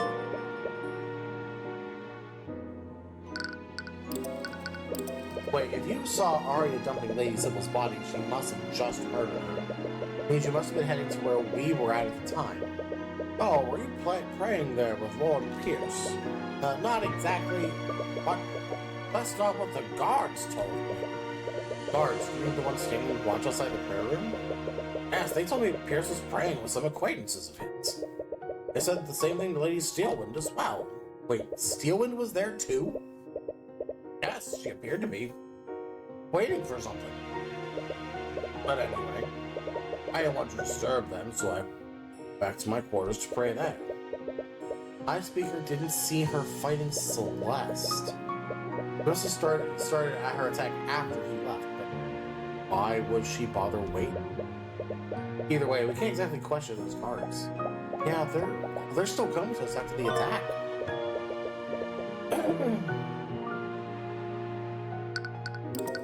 Why didn't you hear anything? Yeah, that's a good question. Actually, the High Speaker's quarters aren't that far away from the prayer room. How did you not hear anything? Must be because of the magical wards in the room. Magical wards? They're for security reasons? Oh, not exactly. I actually suffer from chronic insomnia. Even the smallest sound will wake me up. Oh, poor lad. Years ago, I had some mages chant the walls so sounds couldn't travel through. I can't hear anything from outside the room once I shut my door. It does sound awfully convenient, but you doubt he'd buy us something so easily verified. Either way, make note of this. Nope, soundproof room. Indicated by music notes. that checks out. Alright, let's see. Balcony provides a perfect view of Lake Galakrond. A lot of people probably come here when the Grand Cathedral's on public. Probably. Free. Looks like gravel. Military stronghold way up there. Yeah, they can see. Oh. Okay, let's see. Ontario Arcanum. Why is the gravel magic? The player spell specifically targeted created whatever this came from. But also created these bits of gravel. Must have broken off from somewhere. Okay. That's definitely everything here. So that's everyone.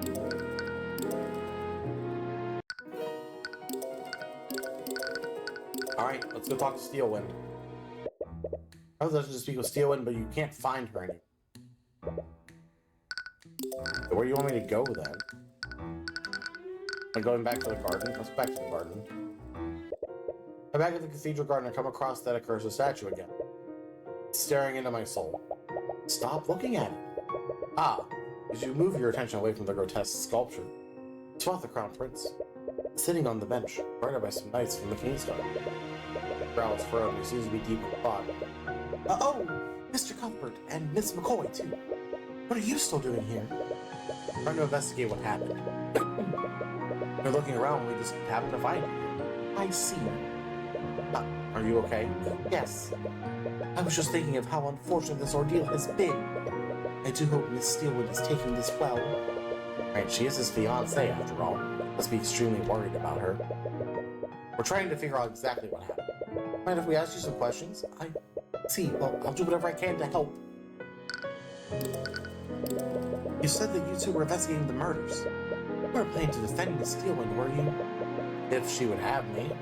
Maybe competent prosecutor, but I have far more experience defending clients. Fortunately, I think the situation is more complicated than that. You mean? Several house leaders died today. You can't release this information to the public.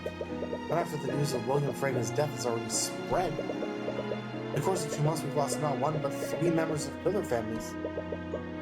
But the trial has to happen soon, or else the magical traces left will disappear. What I've heard, we will be holding a trial, but handed privately and internally. I'm sorry to say that you won't be permitted to serve in such a trial.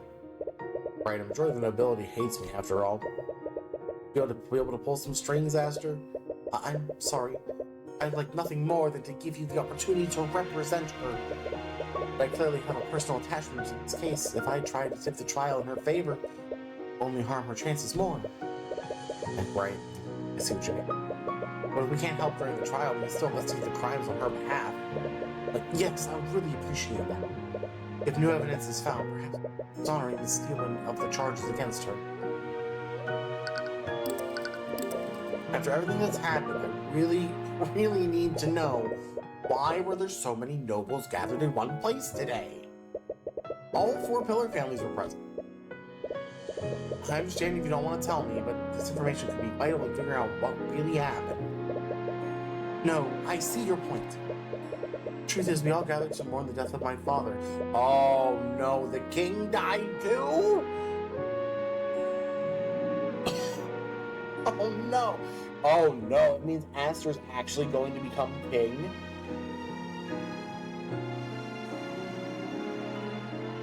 Oh.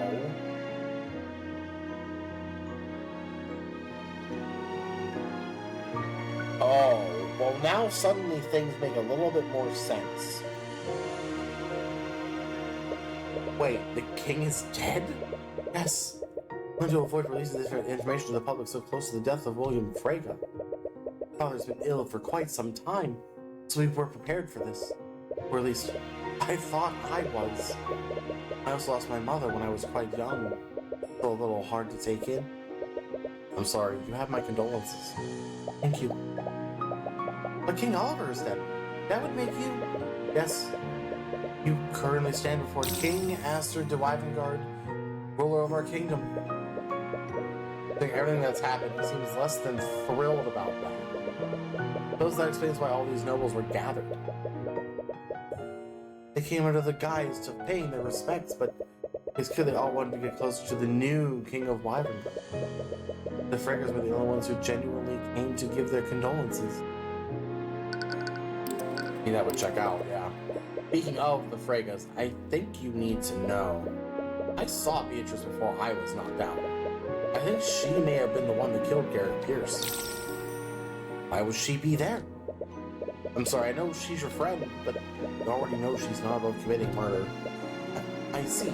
I suppose if you're saying it, it must be so. What possible reason would she have to be involved in something like this? I'm not sure yet, but I plan to find that out. By the way, what were you doing during the murders? I remember you left with Steelwind when Celeste and I arrived at the... yes. Steelwind and I left to speak with High Speaker Arceus in his quarters. What was your meeting about? It was actually about our wedding. My father's death, Lord Steelwind wanted to finally make our union official. Oh. I would congratulate you two, but considering the circumstances, I understand, and I appreciate your words nonetheless. Anyway, how long did this meeting last? I believe we spoke with him until 1:40 p.m. But Von Sanctus died at 2:05. That means she began her rampage less than half an hour after that meeting. Anything off about her behavior? Now that you mention it, something about her demeanor changed. We were speaking of the wedding when she abruptly left. I asked her where she was going, but she ignored me. That sounds similar to what happened when Celeste fought her. There's no way she was affected by Mage Blade. I honestly didn't think much of it at the time. I'm quite used to her giving me the cold shoulder. Right. It's possible that the Steelwind that witnesses saw wasn't actually... I mean, the Steelwind that attended the meeting was also a fake? Oh, God. Alright. So what happened to you after meeting with the High Speaker?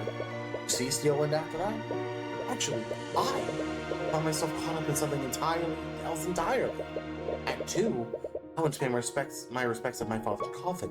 Apparently, someone had set a magical trap there. What? No, what? Okay. It was a glitchy contingency. Cast the spell, the caster may choose another spell they know. Caster that casts the spell, but the contingent spell doesn't come into effect. Instead, it takes effect if certain conditions, that's why the caster upon casting the spell, is fulfilled. This spell takes effect immediately when that condition is fulfilled.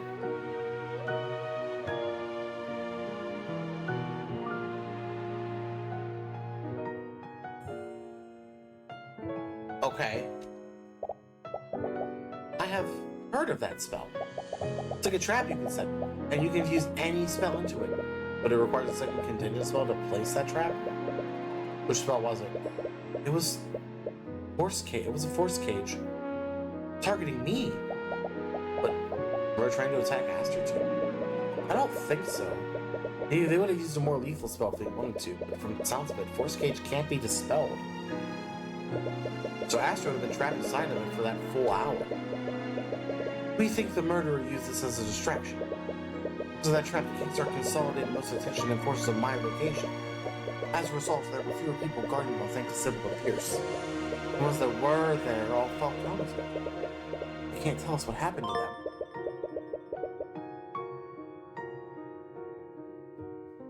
Okay, so...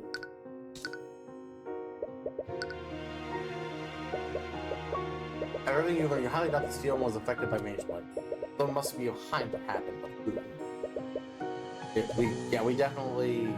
Probably didn't win as much after the Force Cage. Yeah, there's... Okay. The only person who knows Force Cage was Vaughn... Of the people we know of, is Vaughn Sanctus.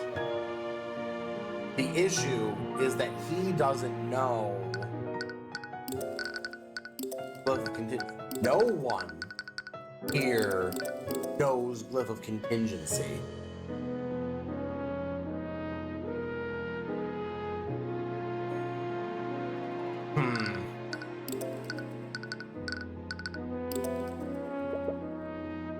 Because of the mind of such a tortured creature. What is it with you and the statue? I don't know, I feel its emotions as if they were my own. An inanimate object, Tyrion. Check it again. Arcanum. Oh, you just gotta listen. I don't trust this statue. I'm gonna keep checking it until it gives me something.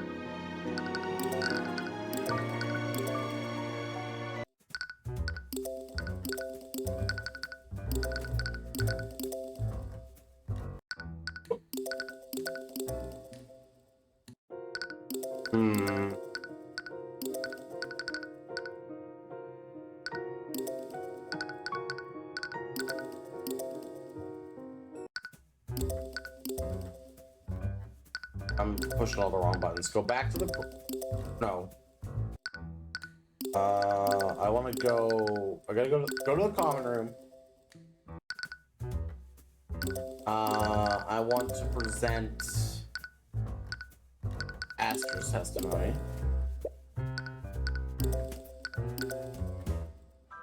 I need to present something.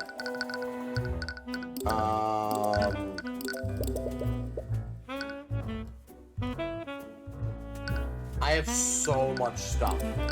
There is so much stuff and so many people to present to. Alright, I'm gonna go talk to... Oh! We're back. Okay. The child is angry. Oh boy. Oh boy. He's not happy. She attacked a member of the royal family and killed several nobles. What else is there to investigate? The laws are clear about what we must do, which we should execute her immediately. Large, which situation is far too important. Such rash decisions. Good approach. Approach is calm and careful. As you return to the nave, you spot the young prince in argument with that nobleman you saw earlier. How'd you think of it? You still have no idea who he is.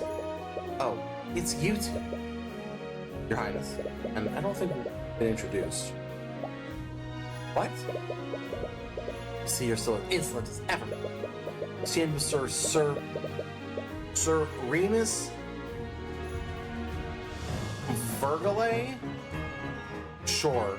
I'm gonna just call him Remus. So, Archduke Royal Advisor to the Wyvern Guard throne. I believe he means advisor. Ah, of course, he has the pointed beard, so obviously he's just Jafar. It's fine, it makes sense. Ah, that means he did it. It's his fault, clearly.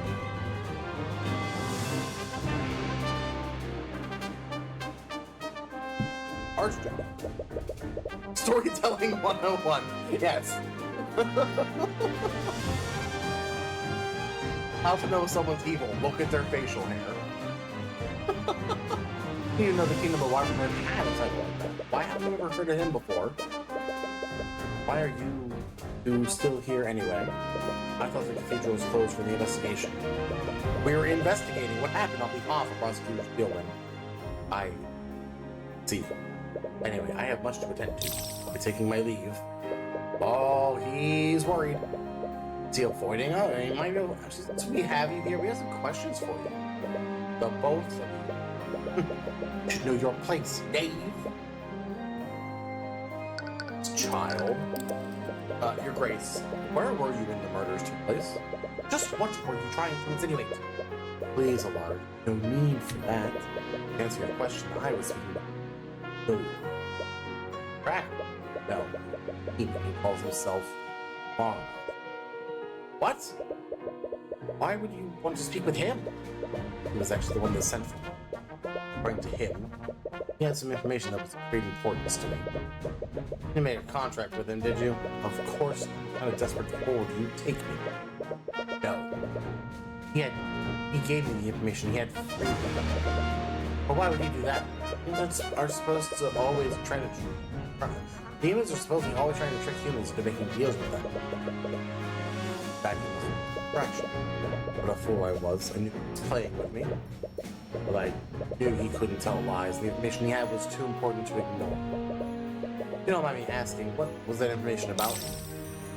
I'm sorry, but I can't reveal what he told me. It endangers people that I care about. Rest assured, I doubt it has anything to do with the massacre. Your Grace, we've only just met.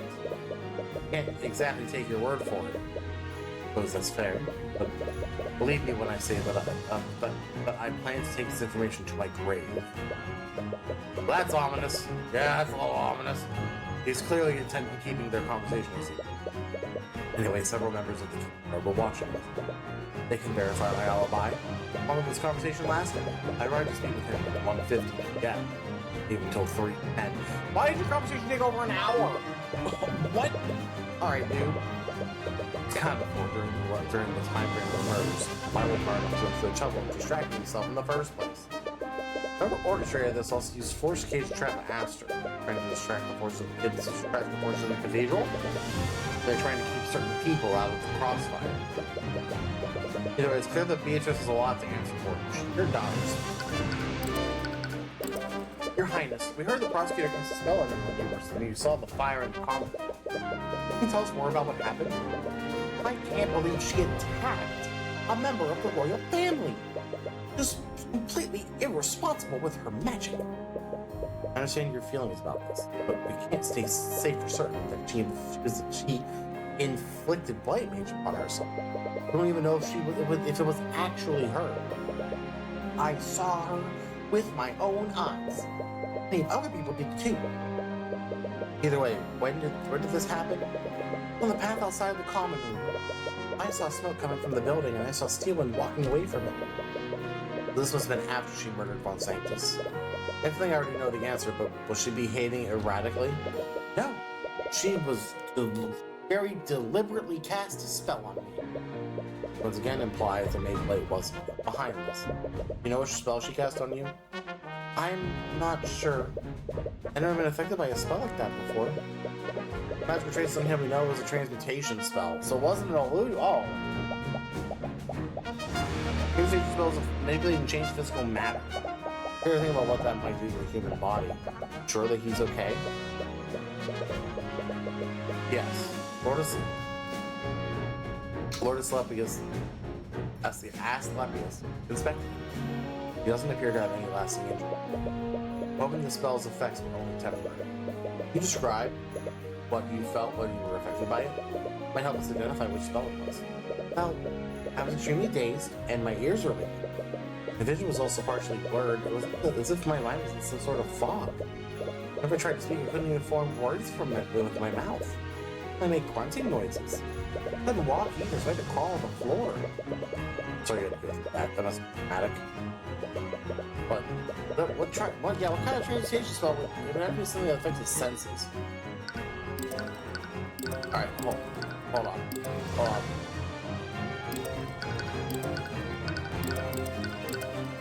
We're looking for transmutation. What would be frostwave? Slow fall? No. Stone skin?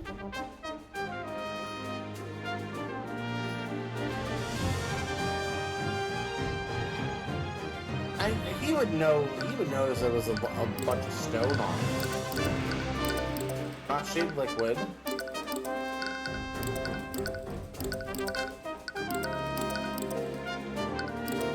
I don't think we know.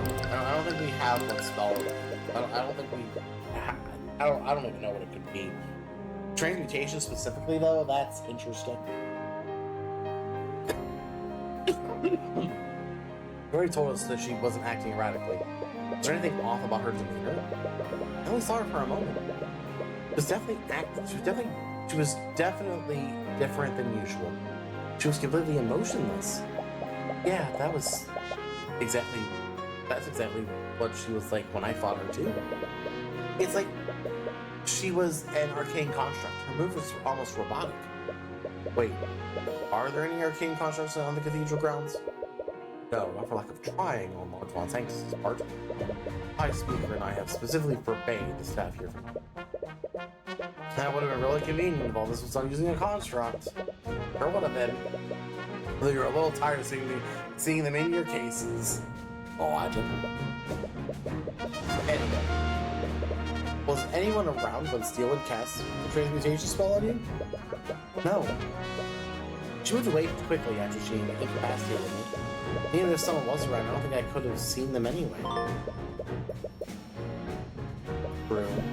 Commander White also said he was surprised no one saw the prince after the spell wore off. What happened? The covers are large, kind of way. You got the Archduke's statement too, but there's still one last person we need to speak to. Yep. The Beatrice supposedly have no memories of what happened. If it were only Beatrice saying, probably doubt it. Steelwood also doesn't have memories, it becomes a lot more credible. Definitely has missing pieces. We need to go talk to her. Going to the dungeon to speak to her. I am. Wonderful. I'll be accompanied. What? As royal advisor, I have investigated the investigator. While I trust you to leave no stone unturned, I hear you'll have quite the talent for seeing what the crown cannot. Well, it's not as if you have the authority to stop him, but you will know him very well. You need to be wary of what you say in front of him. Alright. It's time. Wherever the dungeon is, see the prosecutor sitting in a holding cell. Seems stressed. Trying to figure something. Mr. Cuthbert, at your grace. Dylan gives a wary look to the Archduke. How are you doing? As best as I can, all things considered. What brings you here? We're trying to investigate everything that happened. I see. Wondering if you could answer some of our questions. Steelwind, I know your situation is pretty grim right now, but you know you can trust me. You're not the person I'm worried about. At this moment, I don't even know if I can trust myself. What? Okay, so what happened? Where you don't have any memory of what happened. Is that true? It is. No matter how much I try, I can't recall anything. What's the last thing you remember? I was leaving my meeting with the High Speaker and His Majesty. After the meeting, I was planning to return to the nave just to be with my father. But I suddenly felt extremely nauseous. I thought some fresh air might help me feel better, so I went to the balcony. The one overlooking Allen. Yes, that one. It's like I remember I was losing consciousness as I looked at the lake. And did you guys any magic before this happened? No, I didn't. I don't remember anything after that. I don't. All I remember is waking up on the ground waking up to the sound that someone saw me. It was Celeste. She was turning over your unconscious body, Mr. Cuthbert. Oh.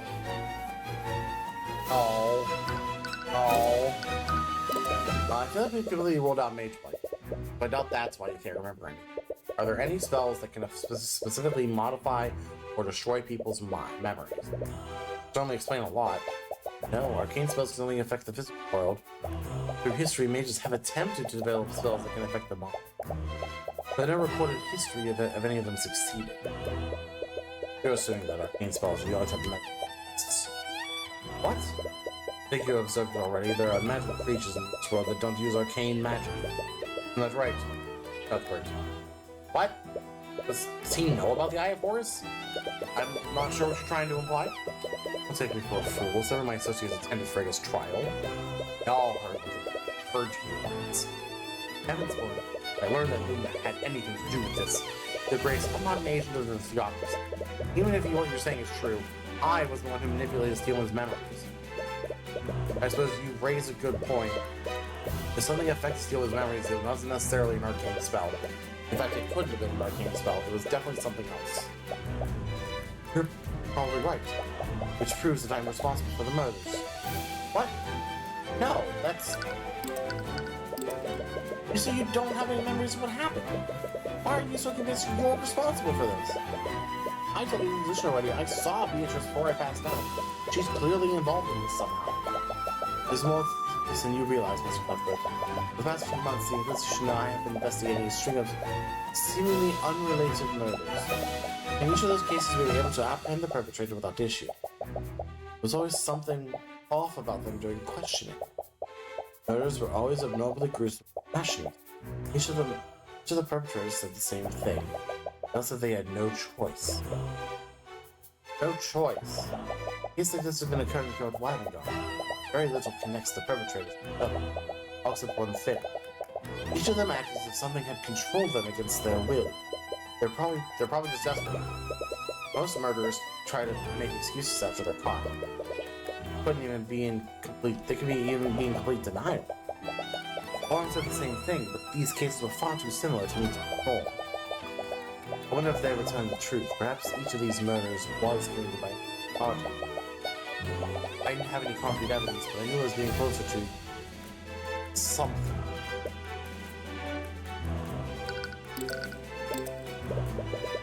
See, well, now I'm in the room, but this sounds completely insane. I don't even have any physical evidence to prove these murders are connected.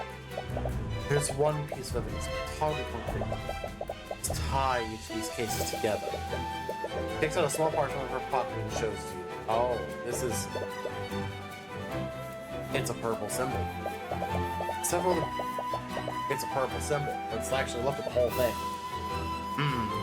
Okay. Some of the people we arrested had an item with this symbol on it. None of them could remember where it came from, or even what it was. They all somehow knew it was called the Purple Mock. There has to be some explanation for this. Some esoteric superstition that we don't know about. If that's true, then ask yourself one thing. Where did I get this parchment from? You don't mean I found it in my pockets after I was properly confined. Whoever I've been chasing was left it there to taunt me. For all I know, they could have controlled my body and forced me to draw the symbol myself. Either way, this all but proves the massacre the cathedral is related to. Oh, good. Conspiracy!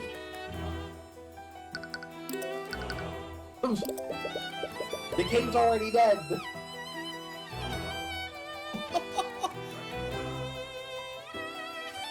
No, he died of natural causes, actually. Fine.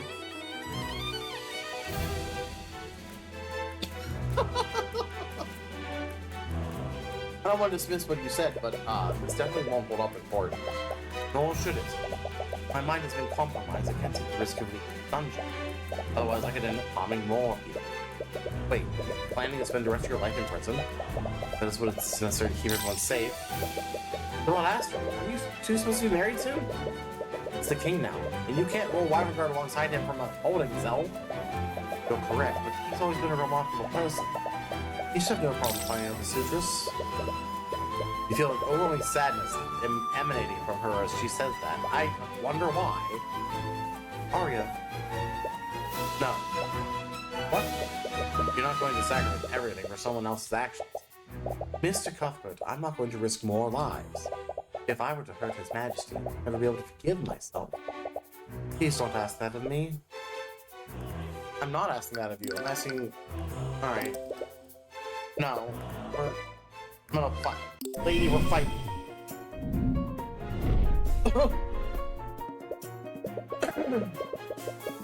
Are you seriously just going to throw your life away? If it were necessary, I would give my life for the kingdom. If someone controlled my actions today, they can and will do so again. And as long as that possibility exists, I can't trust myself.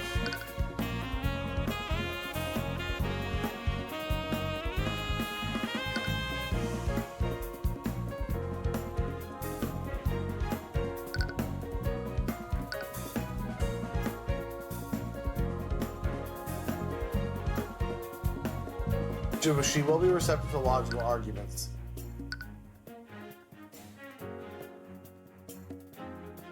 A villain controlled my mind. Zack Solo starts going even harder, right? That's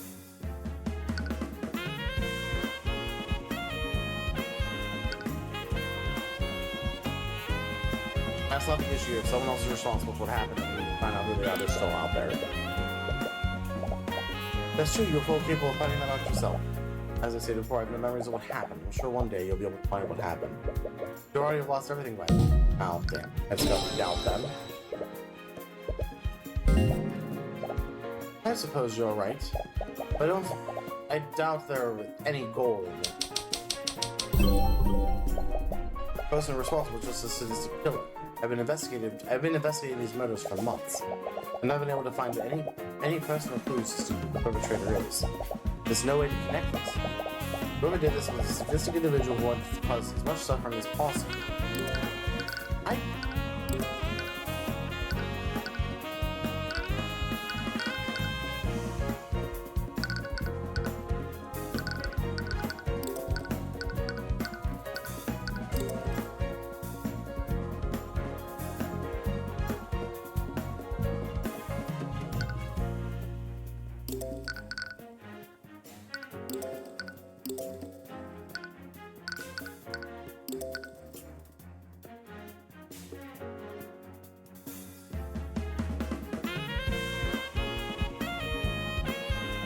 Then why wasn't Astor killed?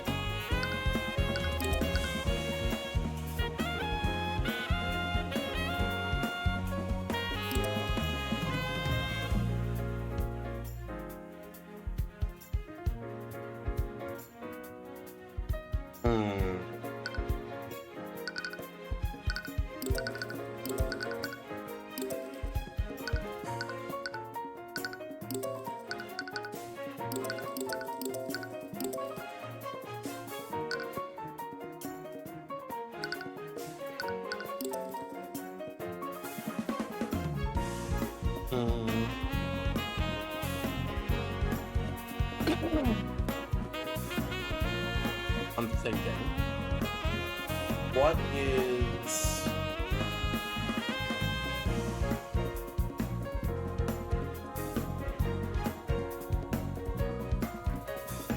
do they want?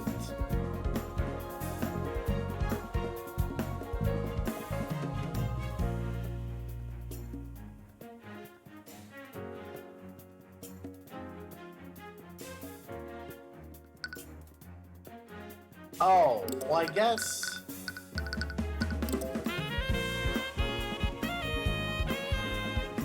Looking at Rose testimonies, she used a spell on Alarm, but didn't kill him. In fact, she didn't really hurt him at all. So if whoever took her over is a sadistic killer, why didn't they kill him? Who has very specific targets in mind, both Prince Alark and the High Speaker that saw you when murders being committed. Not to mention, they set a trap for Astor. What? Assume that someone was controlling you. They wouldn't have left Alark, Arceus, or Astor alive, as they were trying to kill if they were trying to kill as many people as possible. I suppose you have a point to that, but even so, that hardly narrows things down. If someone was controlling me, they wouldn't need to enter the cathedral.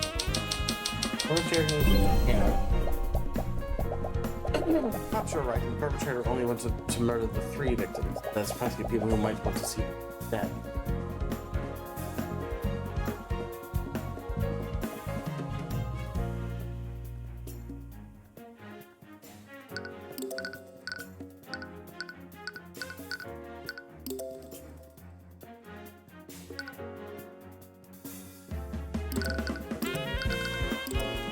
Well, they had to, because left for contingency... Or no. But in order to cast Force Cage, you have to point your index finger at the target.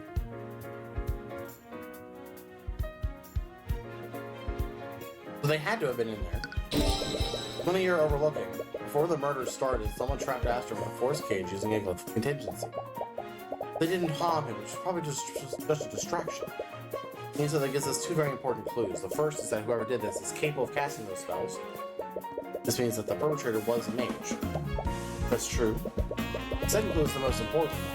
Whoever set the trap for Aster did so within 24 hours of the trigger. This means that the perpetrator must have been someone who attended the funeral. Which was one of them. That narrows it down to the suspects substantially. There's a chance we can identify who did this, and if they really did control your action, we might have prevent them from doing so again.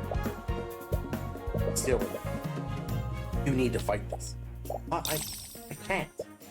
But why not? But it's put people in danger. If we pursue an individual like this, they might retaliate more than they already have. They want to remove me from my position. How will they react if I try to resist? It might hurt even more people to send a message. It's far too dangerous.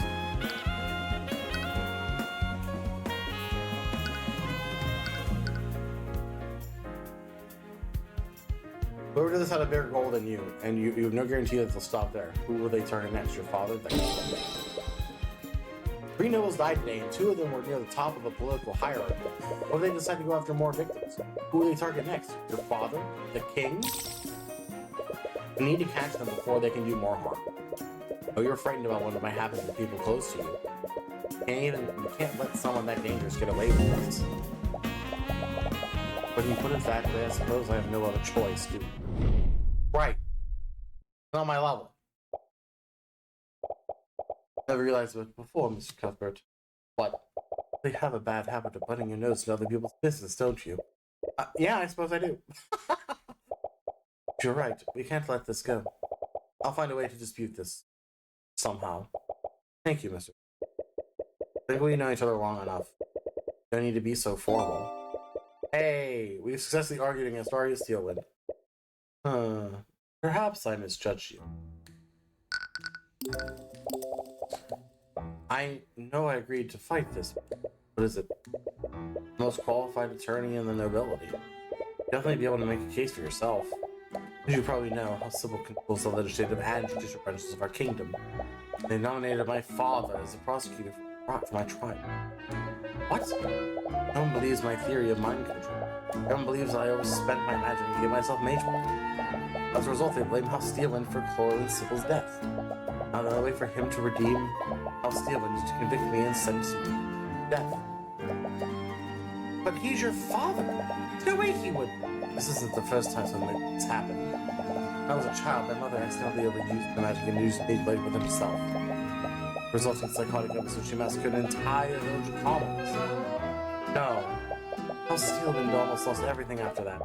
To redeem himself, my father personally oversaw my mother's trial and her execution. That's father values his duty to Wildegard over everything else. It matters to him more than that, not even his family. I want to have confidence in myself, but I don't know if I can face him like. But Mr. Cuthbert, what is your stake in all? What? You hate the nobility, don't you? So why are you so intent on helping me steal one? Because she's innocent? I know she is.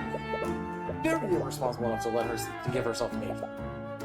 Mr. Cuthbert, it doesn't matter. She's no more a commoner. She's being oppressed by a system and deserves a fair trial. Well said. What? Remus Brooklyn, hereby grant you the privilege to serve as Miss Steelwind's counsel. Wait, really? I'll be acting as the judge and arbiter of Miss Steelwind's trial. It is within my right to grant such permissions. Thank you, but why would you? You think I made a mistake? No, of course not. I'll serve as Steelwind's attorney. If she will have me. Of course, there's no one I would trust more with this. Please. You've done a lot for me already. You don't have to be so formal. Please call me by my first name. This is already taken to doing that. But since you'll be defending me, you'll probably need this. Let's see. She knows. Menrune's Firebolt shaped liquid dispel magic. Steelwind Strike. Ooh. Detect magic polymorph. And hold creature. Okay, Firebolt. Bolto. Oh, that's some great. Like, so okay, she doesn't know fireball. Okay, it's a much less exciting fire spell, I guess. Old creature. Caster completely restricts the movement of the target while concentrating on the spell. The target might be unknown to move any part of their body. Even subtle movements such as required to cast certain spells are impossible. As a result, the target will also be able to move their mouth to speak. So wait, there's Huddle. Yes. I love it. So here's the thing. This is probably the spell that got used. But it's an evocation spell, not a transmutation spell.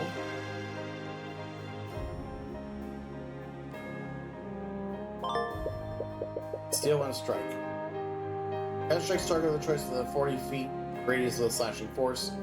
Each slashes the might and power of a mage blade and can cut through thick metal armor. It's the ultimate spell called Steel Wind. The spell formula is a closely guarded secret. Yeah, they have their own spell for their house. That makes sense. Polymorph.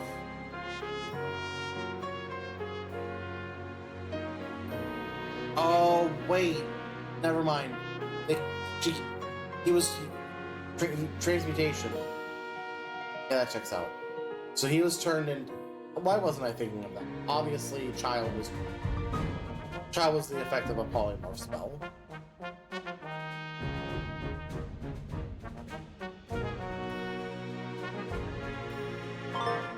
And dispel magic. Turn magic off. But instead, we will hold the trial of my home and give land. Landon. Never heard of that place. We're going to London. Nico Lucio, he knows the location well. We can ask him a question. The Archduke uses that'll work. He really has a bad habit of just walking away from the conversation. Consider ourselves lucky. Even if it's an unorthodox situation, we'll let us approach this like any other trial. You have no idea what you were in for when you agreed to this. What proceeded next. You don't like any trial you've ever been in. Even so, you preserved us. You persevered as you've always done in the name of justice. Regardless of what you'd have to sacrifice to do so. Oh, good. Foreshadowing. Tyrion definitely lost. You followed Lord Steelwind's directions to the letter, but it appears you found yourself in the ruins of an old city rather than the estate of the Archduke. I don't understand. This should be the place. The map even has that giant tree north of here. This can't be the city of Landon that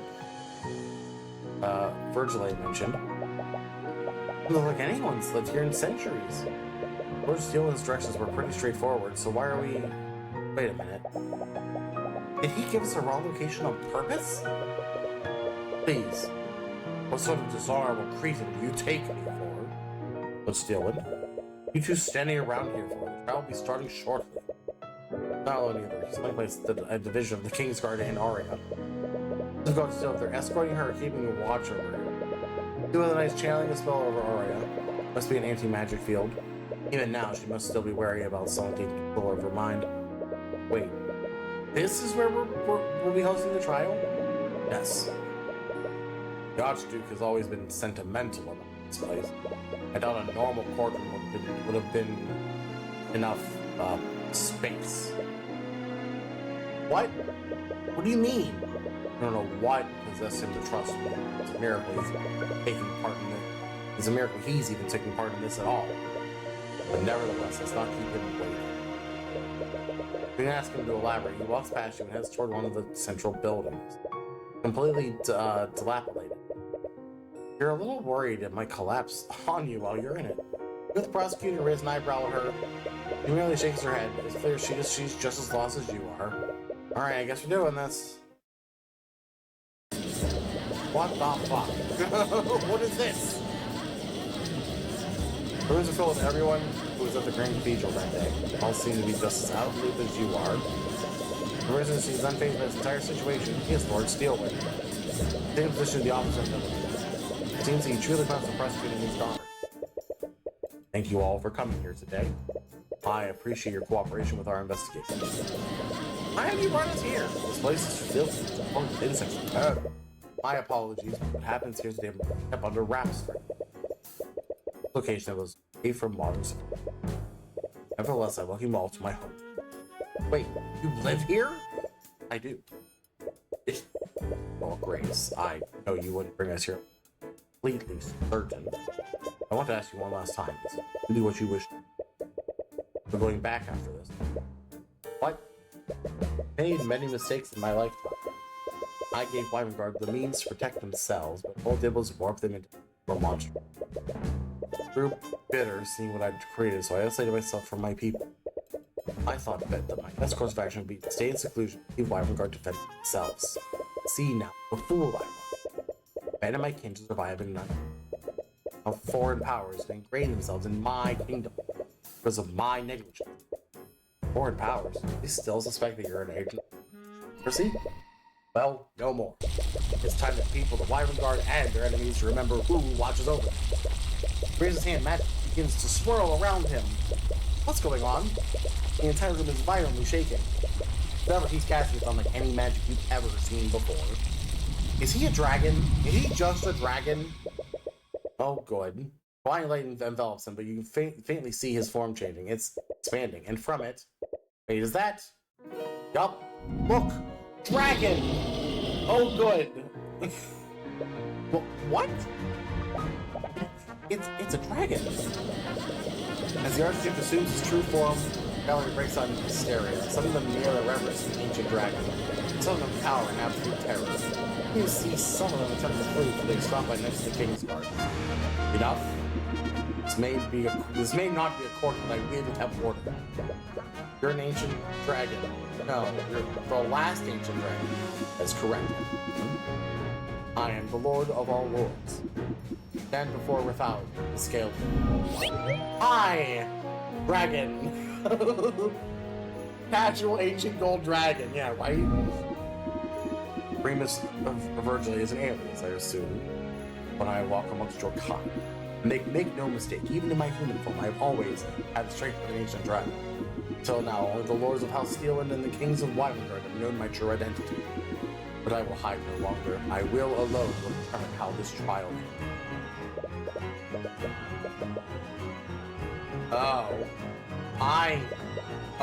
I forgot about this conversation. Oh, I hate this. Wait. Oh, God.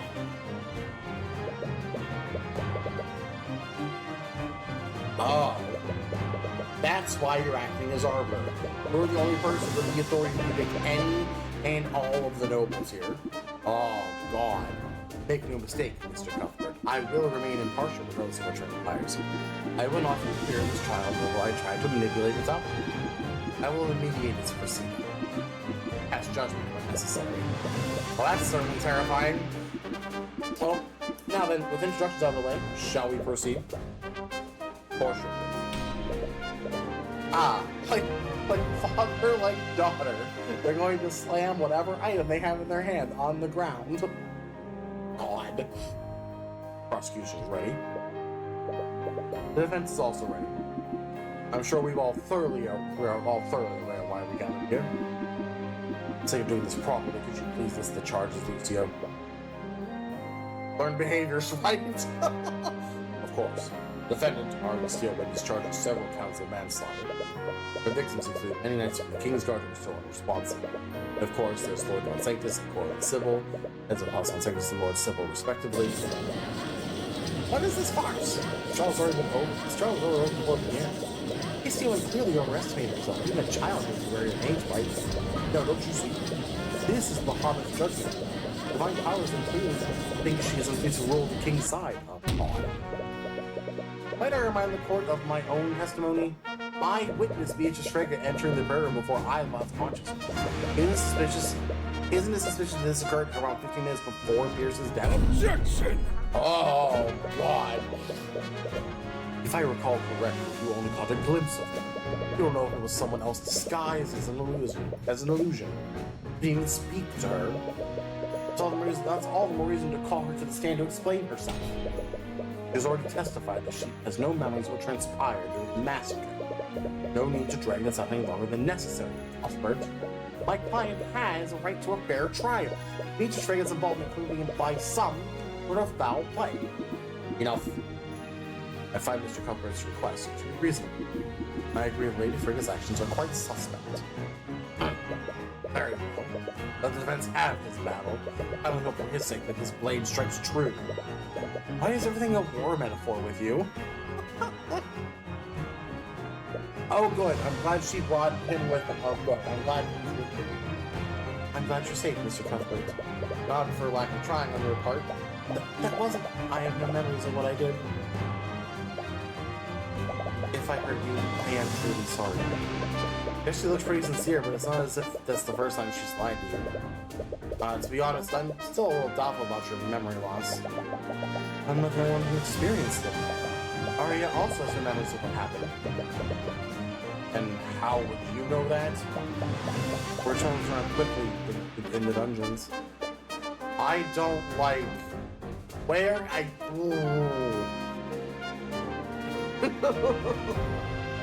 Aerith is driving me nuts. She hasn't even shown up yet. She's driving me nuts. What?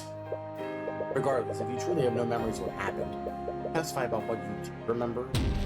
Perhaps there's a clue there we haven't discovered yet. Very well.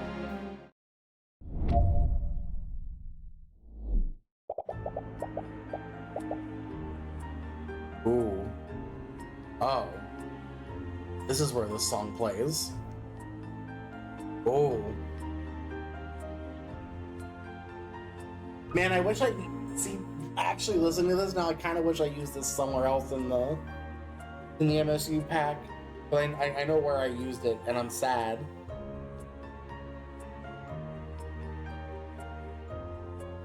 Because ooh, is this good?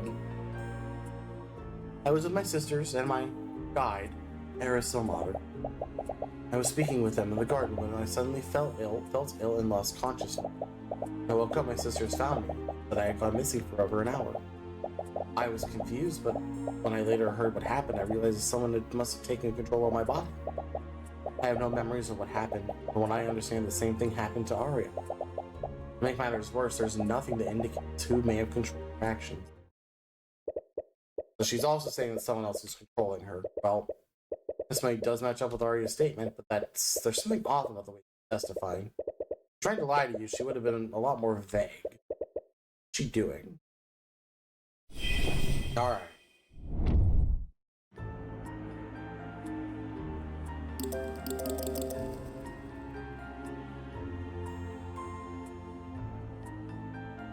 There's nothing that indicates who may have controlled our actions. But we do have something, right? Because this was...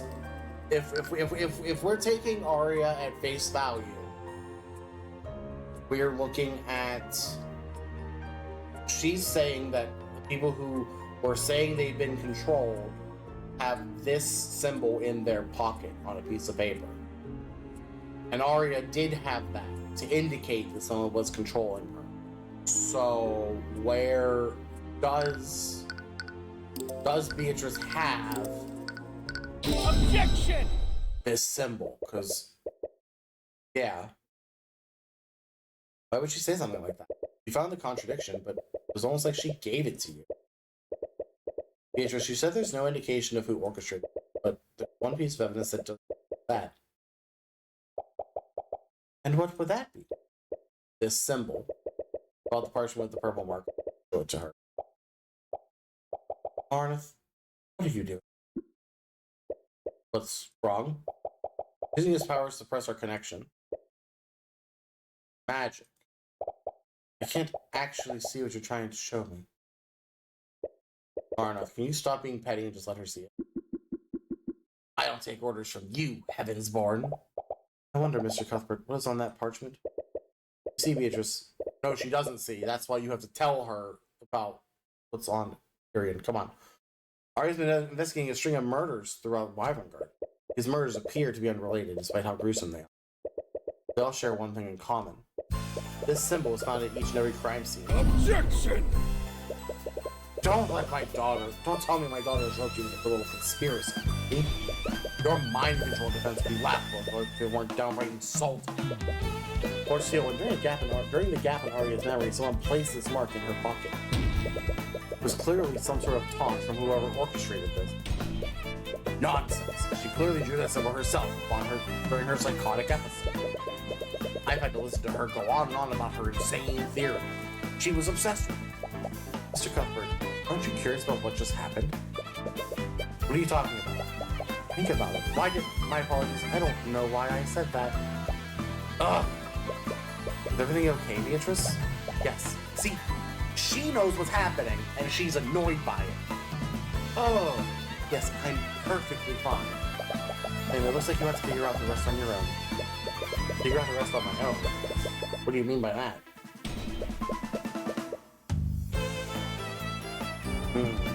There's nothing to figure out. No, Grace, these two are making a mockery of us by spouting these insane theories. The defense clearly has no case, and this is. Considering what I know, I'd like to indulge in this. I'd like to indulge this. What? The judge is finally giving you a chance for once. That's a first. Shouldn't waste this opportunity. You've been actually noticing it for quite a while. Beatrice has been acting strangely since the trial began. Suspicious. Not in the way that seems to implicate her. It's almost like she's intentionally trying to make you realize something. Why are you pulling this thread a little more? She's asked you curious about what just happened. I'm not sure why she stopped herself when you asked for elaboration. What event was Beatrice hid. Or no?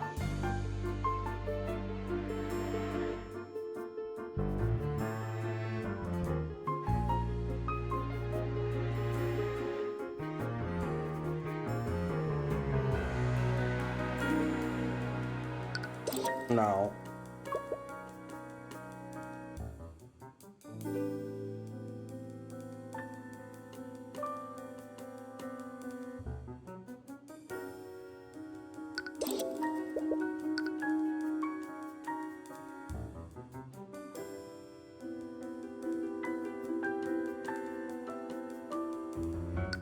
Yeah, Marnoth hid the purple mark from Beatrice. He didn't allow Beatrice to see the purple mark. He'd only know Beatrice would recognize. He'd only do that if Beatrice would recognize it normally. Why would Marnoth interfere? He gets from being used to following her orders, but things have changed now that she belongs to the Empress of Discord. Oh god, her name is the Empress of Discord, and god damn it, her name is Eris. Stupid. God damn it. Why would a demon like Marnoth interfere like this? Because Marnoth is not.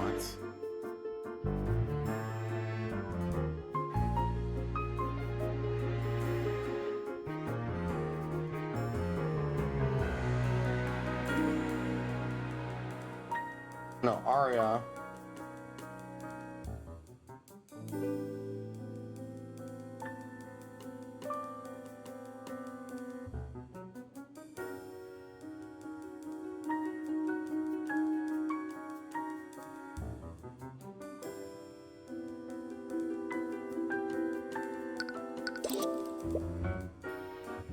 Beatrice seems to know about the purple mark and Arya has been investigating. Thinking Marnoth is preventing Beatrice.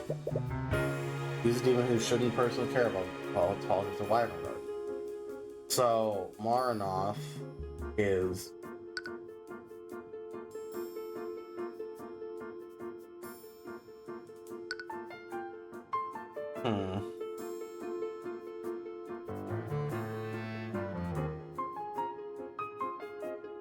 Oh, it makes sense. The purple mark's related to a demon, right? It has to be. But who? There must be. This is going to lead back to Eris somehow. It's got to, right? Purple mark must be related to a demon somehow. That's the only explanation as to why he would prevent her from seeing the mark. Arya's been investigating murders throughout Wyvern. Does this mean her investigation also has something to do with a demon? Arya suspected that each of the murders was acting against their will. And now both Arya and Beatrice are also claiming they were controlled. How can something demonic control Beatrice?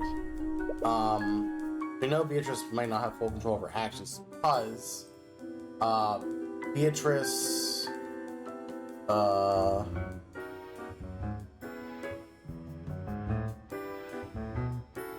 lost control of her actions because of the blood contract, right? Yeah, that has to be it. You recall what contract was written on Beatrice's blood contract for her tribe. It said that what would happen if she failed to claim House Freyga. Her soul, her mind, and her life would all be claimed by the Empress of Discord. What does this tell us about Arya? If this Empress of Discord owns Beatrice's mind, what would that mean? Would that mean they could also control Beatrice against their will? If this were true, then Arya lost control of her mind. No.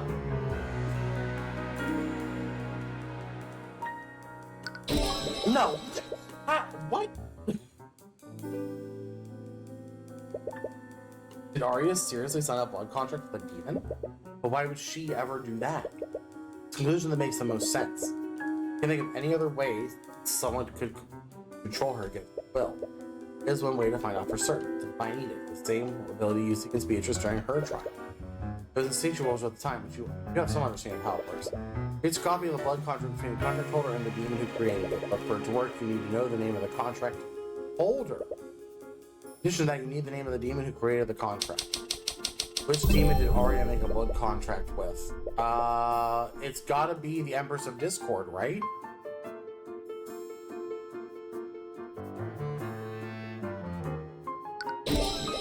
So good, Empress of Discord. She was mentioned to Beatrice's blood contract. You still have no idea who or what she is.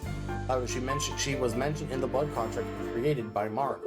She must be his superior in some way. That might explain why Marnoth doesn't put one for Beatrice to identify the purple. Not sure if a pseudonym is enough, but it's close as you can get to what you know so far. Been awfully quiet for a while, Mr. Cuthbert. Thinking. Probably imagining new ways to futilely stall for time. I think I finally figured out why the witness and the defendant can't remember anything. It also explained why they didn't have control of their abilities. Objection!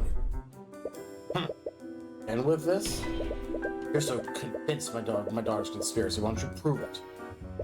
I knew it. Even you don't believe the nonsense you're spouting. Lord Steelwind, I want to be wrong about this. If I am right, the implications don't bode well for anyone involved. Instead of telling you, I think maybe it'd be better to show you. Empress of Discord, wherever you may hide. You can do it. By the Eye of Horus, I issue upon you a divine edict. Release thy guards and manifest your blood contract with Arya Steelwind. There it is! Oh, Arya, what did you do? A blood contract seems strange. Unlike Beatrice's, is only one page. In exchange, there's a large empty space in the top half of the page. There are only a few sentences at the bottom. For the intentions of this contract, the person who hands the contract to Arya Steelwind, referred to as the patron. By signing this contract, Arya Steelwind surrenders her mind, body, and soul to the patron. This contract will bind Arya Steelwind to the patron so as long as they both live. Signed with Arya's signature.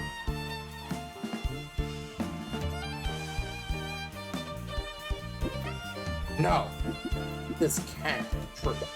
This is...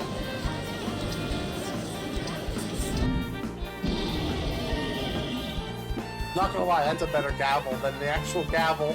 Just dragon roar. Perfect. Enough. Stop prattling about yourselves. Objection! No, this is a sham. This wretch has clearly created a convincing fabrication. Genuinely feel.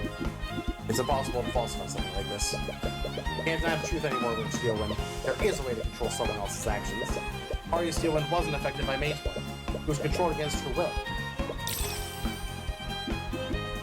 With this evidence, there's no doubt that Arya did sign a blood contract. It still doesn't make sense.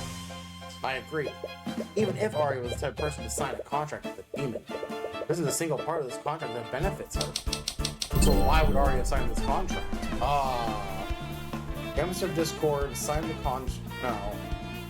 Arya signed the contract to exact revenge on the... No.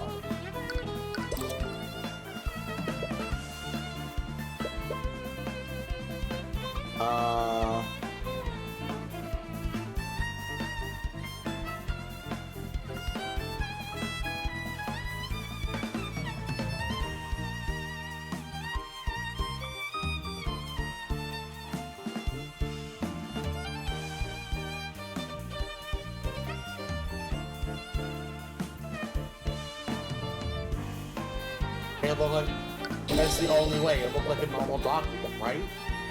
Large empty space above the terms of your daughter's contract. When I issued the binding to create a copy of the blood contract that all I think when she was given the contract, it probably looked something entirely different. Something else is written in this empty space to make it look like a normal legal document. It means that my client is not in control of her actions that day. Objection! Enough of this. All of you. You see now, Lord Steelwind, Arya was not responsible for what happened. That proven. What are you talking about? It was a blood contract that relinquishes control of her free will. Not having control and not being responsible are two very different things, Cuthbert. But, now admit, the defendant may not have had control of her actions and murdered the victims. However, she did have full control of herself when she signed this contract. Are you serious? No one in their right mind would willingly sign a contract with her. And what if Beatrice Frege? Was she in her right mind when she made a contract with the demon Marnoth? We can't hold the defendant responsible, surely. I think we should also acquit Lady Frege for the murder of her father? That's hardly the same thing. I, for one, fail to see the difference. Fool me to deal with the demon. The result, esteemed members of the nobility were killed.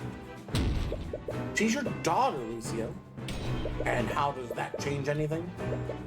Damn it, he seriously doesn't care about if he convicts Arya. Honestly, this only places more responsibility on her for what happened.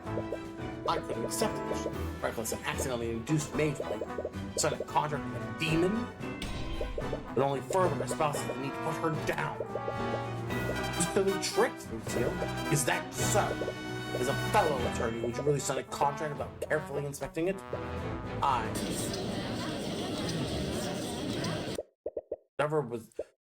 Whether it was through foolishness, negligence, or both, the defendant willingly signed a blood contract, compromised herself, and as a result, 3 nobles died.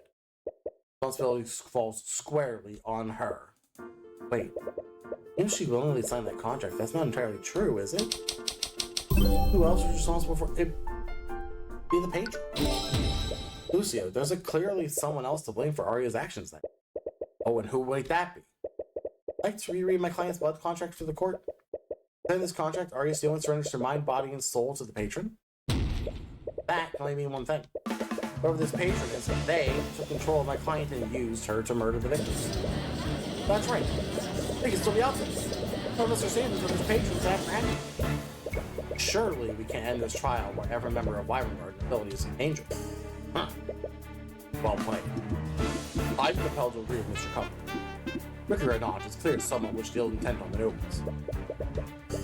Until we know who this patron is, we can't pass judgment on my client until we know the circumstances that she signed the blood contract under. And what would you have us do, Mr. Cuthbert? The contract has no stipulations about proximity or how this mind control works. For all we know, this patron could have murdered the victims while sitting in their very home. There was a clear intent behind this attack. Even if the patron didn't directly participate in the murders, they definitely had a motive. And if Arya was being controlled, we can analyze her behavior to determine who was controlling her. I see. That's just from a good plan as good a plan as any. At the very least, we can't allow this patron to escape justice. Despite the questions raised, we've clearly made some headway. I believe we should take a brief recess to process the revelations. Very well.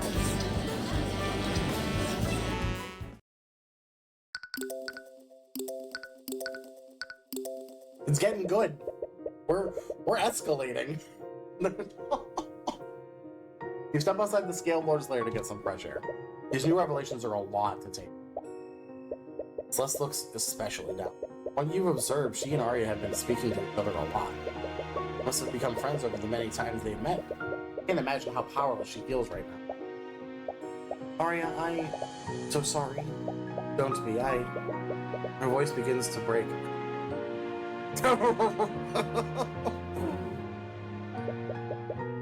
She's always been stoic, but it's clear that even she has her breaking point. I can't imagine what you're feeling right now, but there's still hope. You can find out who did this to you. This will save you. Do you remember if you've signed anything recently? No, I don't. Damn it, the patron must have wiped your memories to cover the tracks. I still don't understand. Even if I don't remember signing the contract, I think I would be that careless. Right, as much as I hate to admit it, Lucio was right. You're an attorney like me. We always carefully look over contracts before we sign them, which raises the question, how the patron got your signature? I don't know. I just... Damn, we don't even know what circumstances you were under when you signed that contract. For all we know, the patron could have used any number of tactics to force you into doing this. That's also possible. Arya, as you're deliberating amongst yourselves, Lord Steelman approaches you. What are you doing here, Father? I can't believe him. Why does he have nothing to say? Back to say otherwise, but you could have sworn you saw something through the eye. It's almost as if he was saddened and worried. Well, no matter how he feels internally, he's made it clear that he's your enemy. Whatever his motivations are, you'll overcome him, just like everyone else. We should also head back, Celeste. Right. No matter what it takes, you're going to see this through. Bracket. Board is now resumed. Shall we pick up where we carried off? How would you like to proceed? I think we should review what we do know about the murders. We have a plethora of witnesses to work with. That's correct, so let's start from the beginning. It all began at noon yesterday. Noon yesterday morning. That is definitely the phrase that was just used. Right? That is what I read. Noon yesterday morning. Talk about scheduling a random race.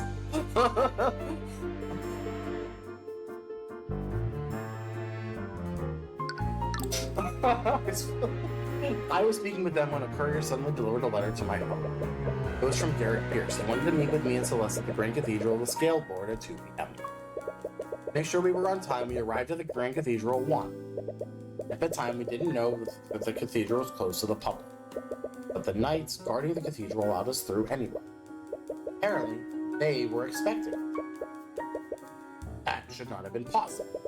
So, due to the solemnity of the situation, we're very particular about who was permitted to enter the cathedral.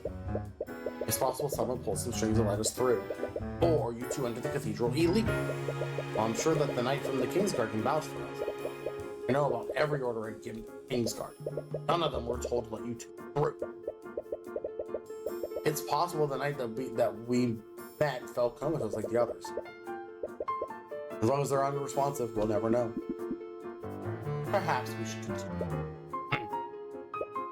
Anyway, we arrived at the church and spent the next hour sightseeing before we went to meet. In that time, we met with Remus, Lucio, Arya, Aster, and Ulrich. All around that time, Arya and Aster left together to meet with the High Speaker in his quarters. While exploring the cathedral, we spoke with Mont Sanctus and Sybil. Then we spoke with the 3 Frege sisters and Eris Ilmar. She's a friend of Beatrice Frege. Kingsguard wouldn't let her bring her familiar into the cathedral. She brought Eris to guide her instead. Anyway, we've left the garden around 1:45 p.m. to meet with Pierce in the prayer room. Around that same time, Arya left her meeting with the High Speaker and felt nauseous. Last thing she remembers is looking at Lake Galactic. A likely story. Regardless, at 2 p.m., Ash went to pay his respects to his father's body. Unbeknownst to him, a mage had placed a glyph of contingency in front of his father's coffin, said to trap him within a force cave. What a despicable act. Considering what followed, the attack on His Majesty must have been a diversion. Right. It was also at this time that both Beatrice and Eris went missing.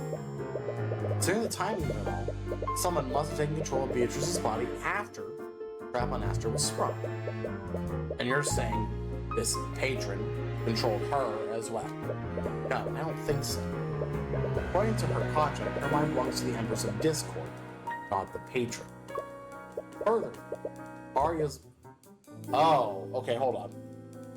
Let's backstep a bit. I was assuming that those two were the same that the patron and Empress of Discord were the same person. That may not be the case with how this is being said. I'm assuming they are. Empress of Discord is clearly Eris, just based on, you know, like Greek mythology naming conventions. Eris is the goddess of discord. So those being the same person makes sense. Eris taking control of Beatrice makes sense. I was assuming the patron is also Eris. Like Eris becomes the patron who, in that contract specifically.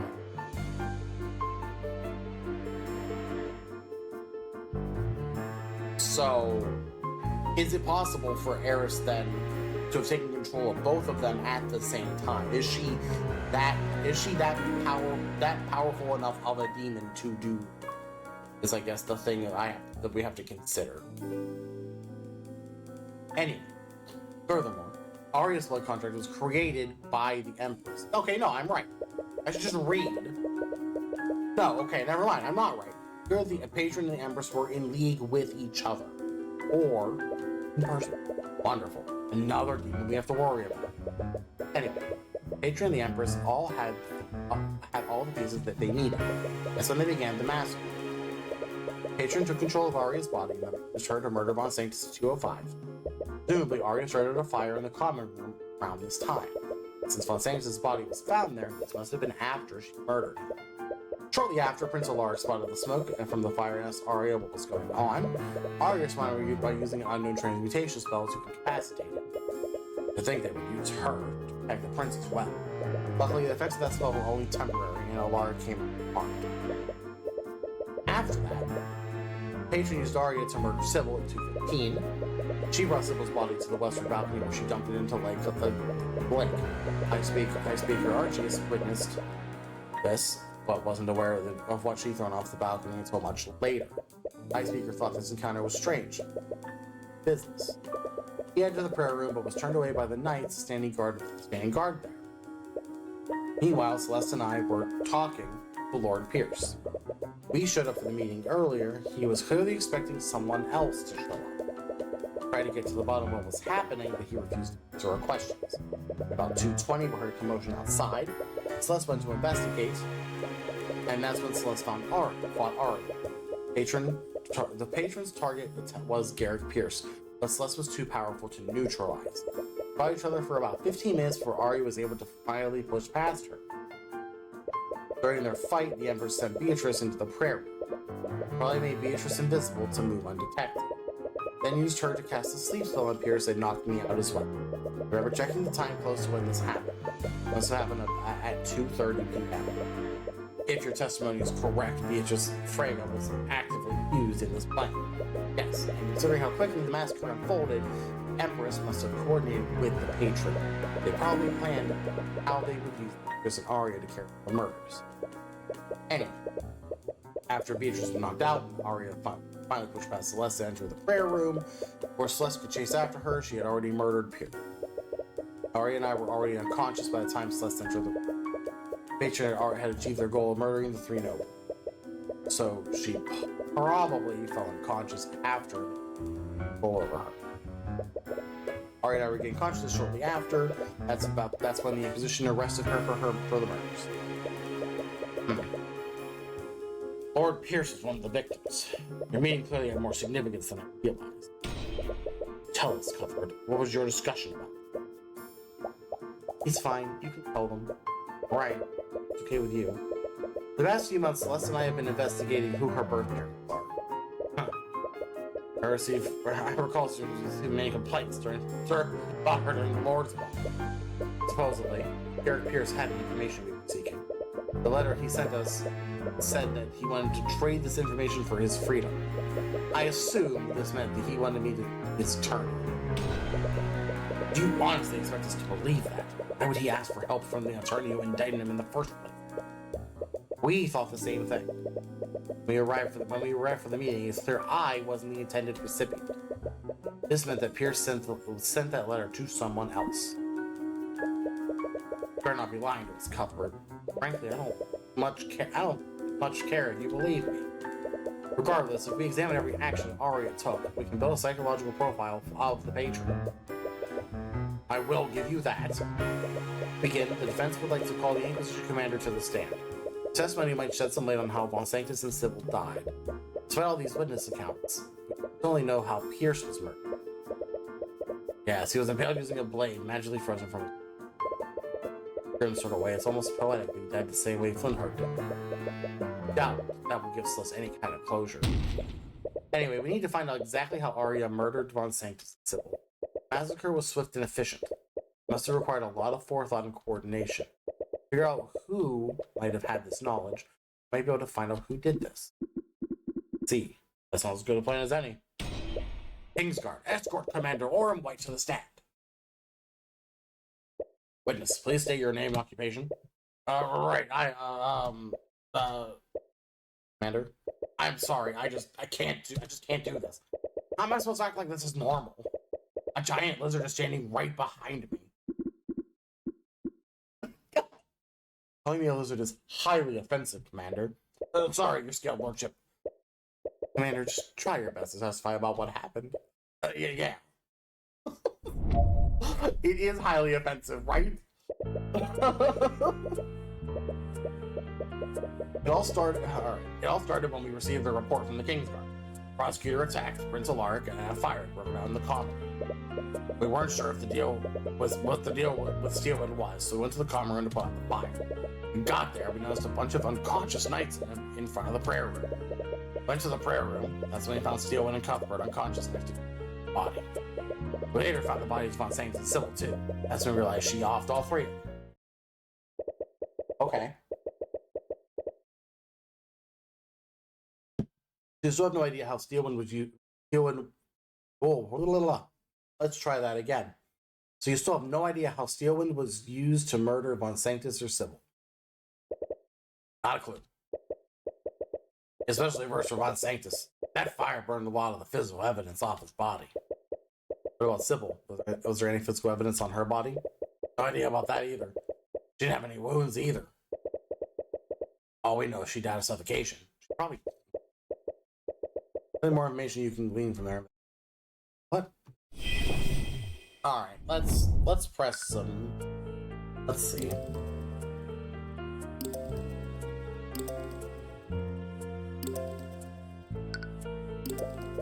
Seems a little vague. Yeah. I'm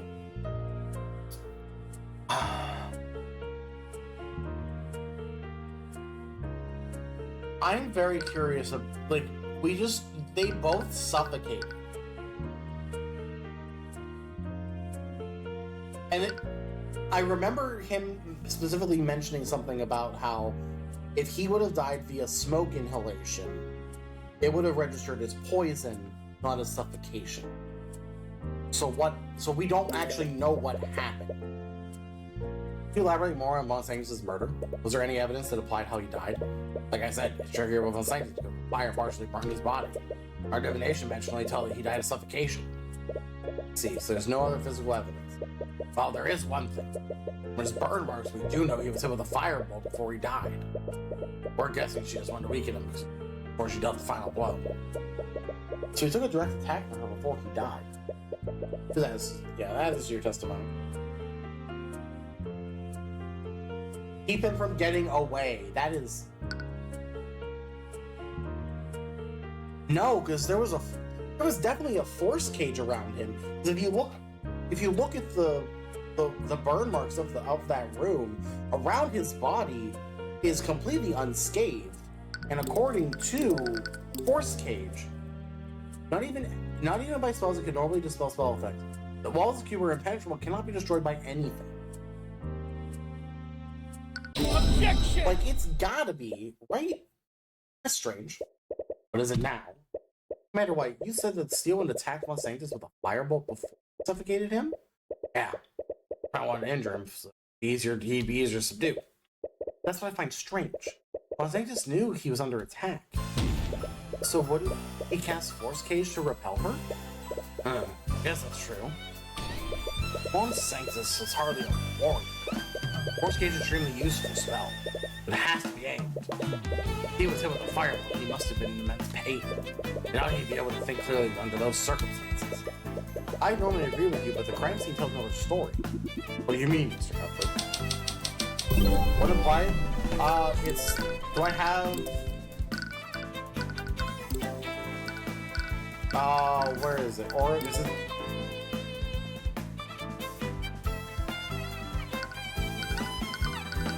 Is it his autopsy?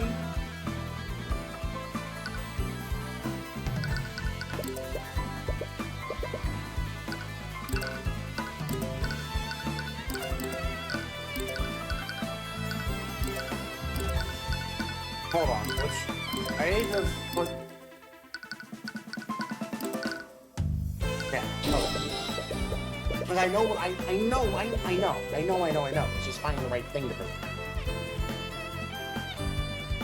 When we investigated the crime scene, we found traces of abjuration magic that formed a perfect square around the body. I'm sure if we measured the dimensions of that square, it would be 10 foot by 10 foot, which is the same length and width of the cube created by Force Cube. Like you said, there's no shape to aim it. He cast Force Cage on himself to create a makeshift barrier. Objection! Oh, get out of here. Nonsense. If Fonseca's had a Force Cage by himself, he should have been protected from further harm. The defendant wouldn't have been able to suffocate him after that. Perhaps there's some way to bypass Force Cage. Once again, your arcane arts is inherent. Force Cage is one of the most powerful abjuration spells in existence. Can't be dispelled, and no one can teleport in around it. Right, Astro was also trapped in a Force Cage, and he had to wait for the hour duration to collapse. How does Steelwind suffocate? Wait. Force Cage is a perfectly closed space. It's possible he possibly ran out of air? That would be a glaring weakness. Alphonse is obviously designed this spell to allow oxygen to the barrier. Before you ask, well, those gases can't be pushed through the barrier either. Only oxygen can travel through it. Right, and even if they had used poisonous gas, the autopsy report would have said he suffocated. Only oxygen can travel through the bounds of the Force Cage. How did Arya suffocate his own sanctus despite that?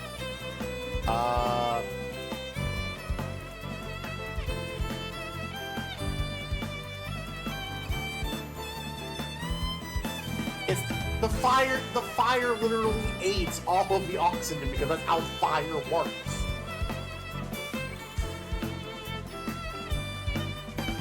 Like, literally the fire ate the oxygen. So he suffocated.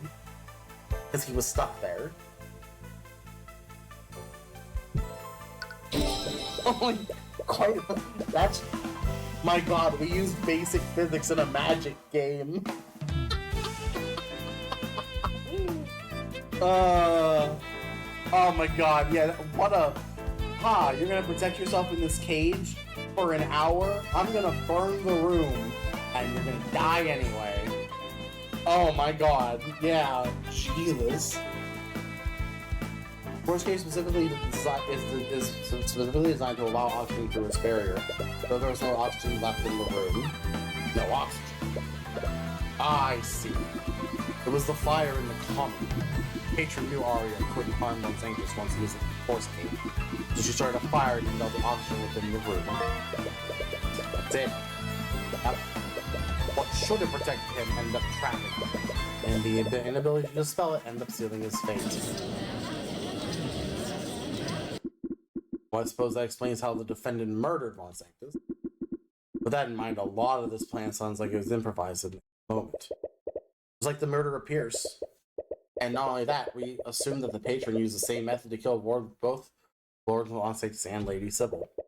Not Lady Sybil died under the same circumstances. Correct. There was only one fire. Sybil was in the Force Cage, and it wouldn't throw her body into Blackron. Sybil must have died by Sybil must have died by asphyxiation elsewhere. Woo! I don't know why that was so hard. Then it's clear our next course of action is to determine how Lady Sybil was murdered. We don't know where she was murdered. Like when I saw her around this time was the High Speaker, which was after the defendant disposed of Sybil's body.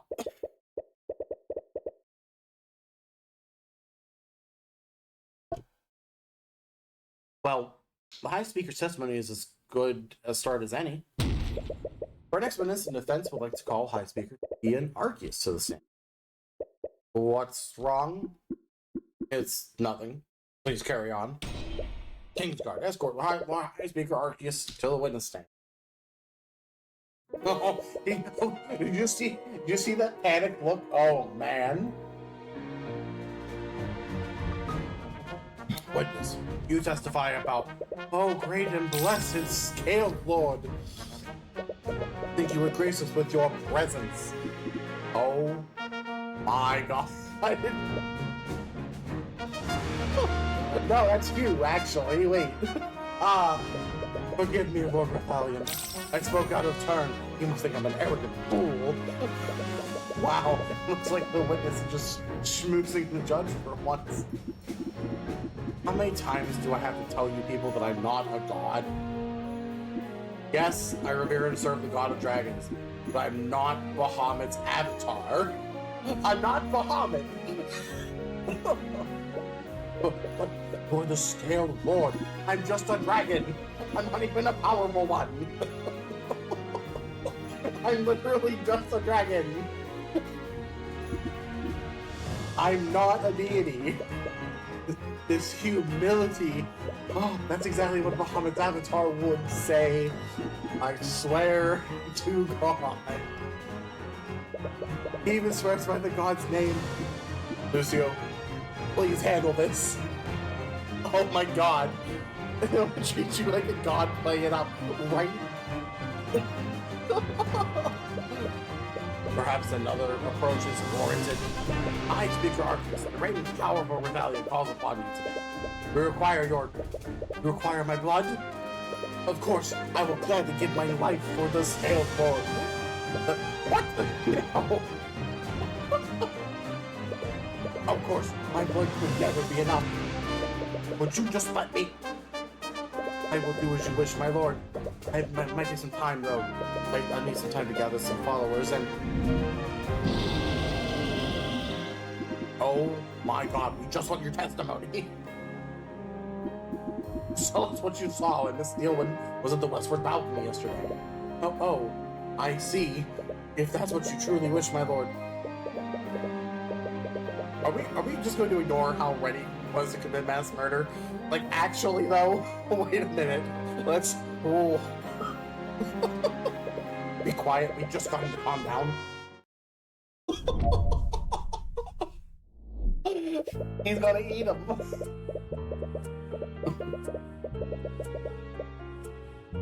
Ooh. I was doing some... Good lord. Anyway. Oh. I was doing some paperwork in my quarters, and I suppose I lost track of time. My alarm went off, and I realized I timed my afternoon prayers. I began heading to the prayer room when I spotted Lady Steelman looking over the westward balcony. I tried to greet her, but she didn't respond to me.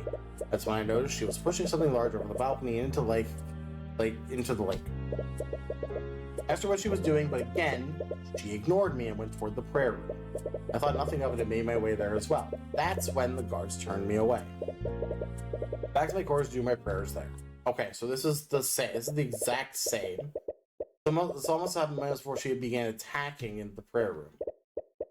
Yes, I consider myself lucky. The Scaled Lord must have graced me with divine luck.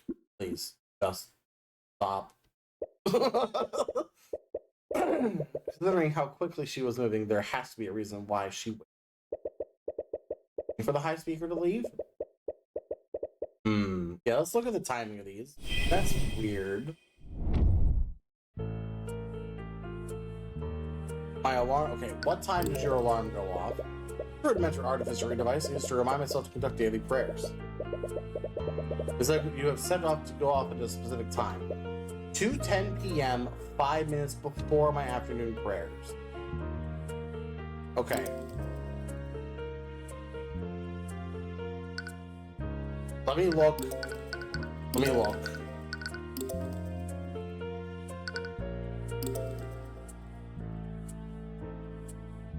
That means it wasn't Christmas. Almost Christmas wasn't Christmas.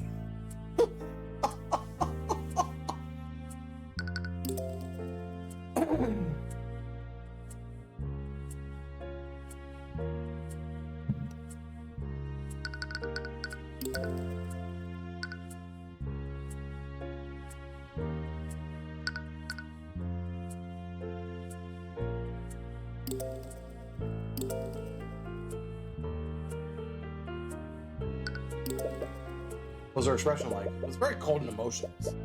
Nature must have got control over when this happened. That's something that makes the most sense. What time did this happen? That's what I was hoping for.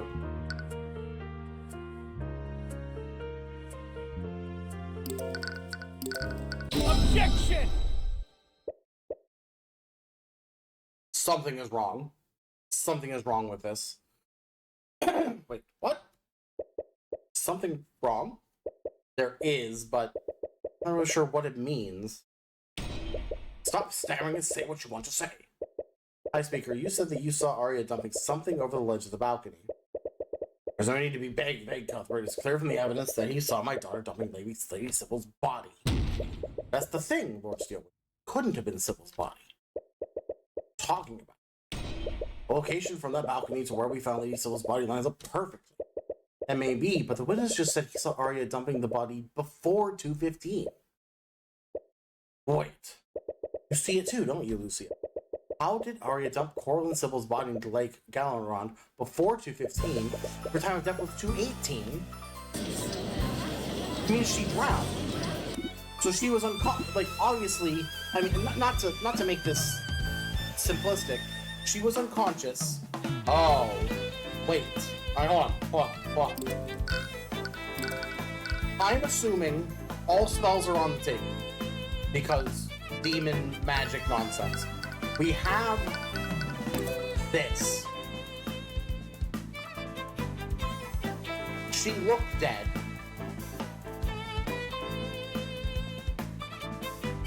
No. Maybe not.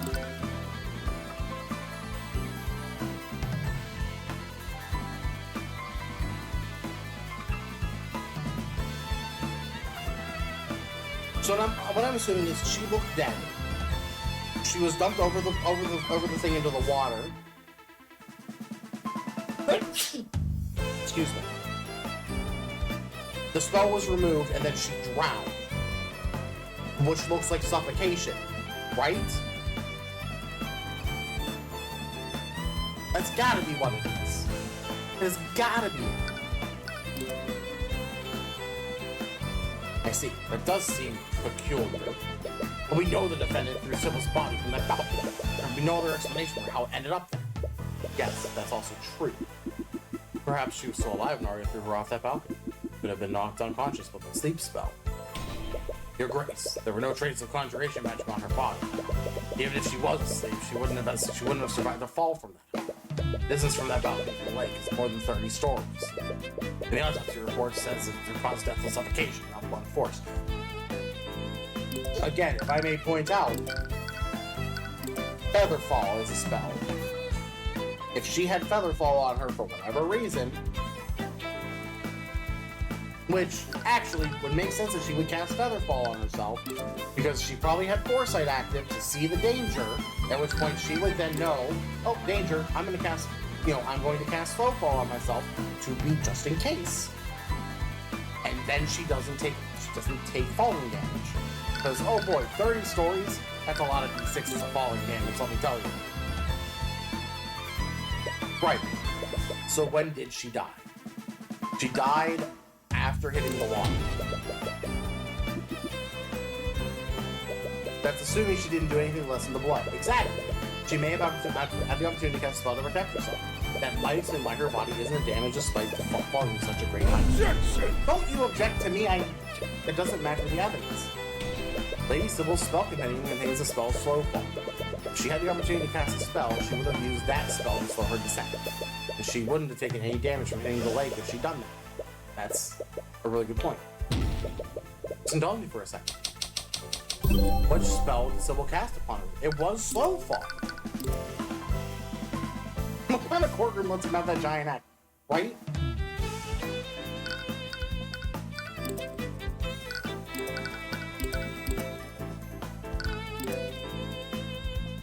Hang on, where's her spell compendium?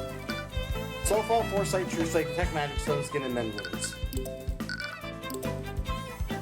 Oh, I guess Stone Skin would... She must cast Stone Skin on herself. I mean, Dragon Judge is well suited to also be a Dragon Bailiff, but like, why? Max is like an okay thing when you have a literal ancient dragon. Yeah, exactly. It's fine. It's a part of his aesthetic, and obviously he can't. You can't make him lose his aesthetic, right?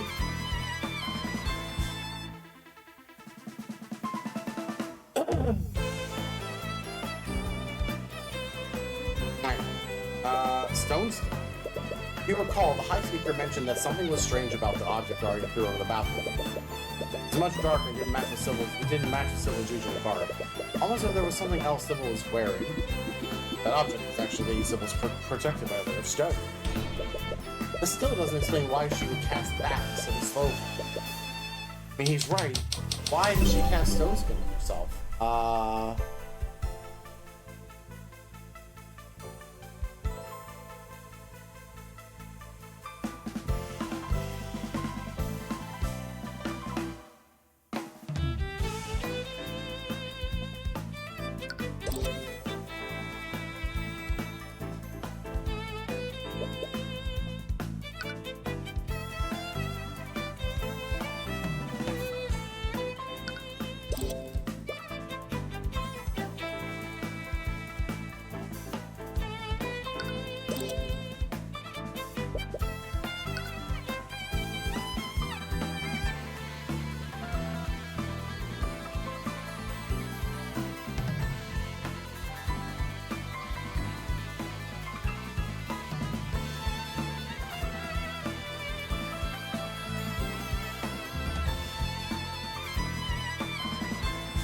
So cast Stone Skin before. Yeah, I mean, obviously, this is a true statement.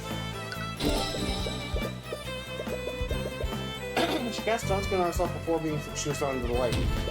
Arya must have attacked her and she cast a spell in response. That checks out. That will protect her from Steel and Strike. It doesn't seem quite right. What do you mean? I may not have seen much, but I saw the object already dumped in stiff and motionless.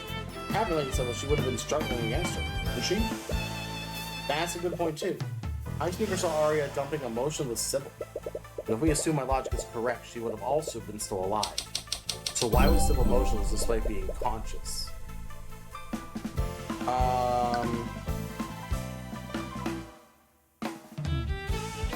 Because Sybil was affected by the afternoon sun. Obviously, just being affected by a spell. Considering that it kept her from resisting Arya, Tyrion must have made Arya cast a spell on her. So Arya probably cast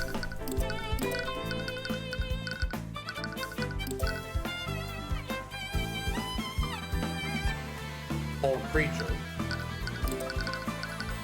Where's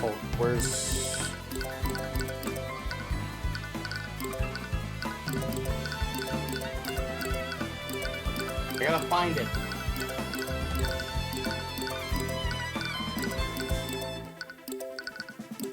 Like, which one is it? It was Old Creature. Someone must have cast Stone Skin on herself when Arya attacked her. Patron must have known that Arya couldn't physically damage her like that, so they ordered her to restrain Sybil with that spell. And Sybil died by suffocation. How did she suffocate? Sybil drowned in the lake. Yeah. Sybil suffocated when Arya threw her into the lake.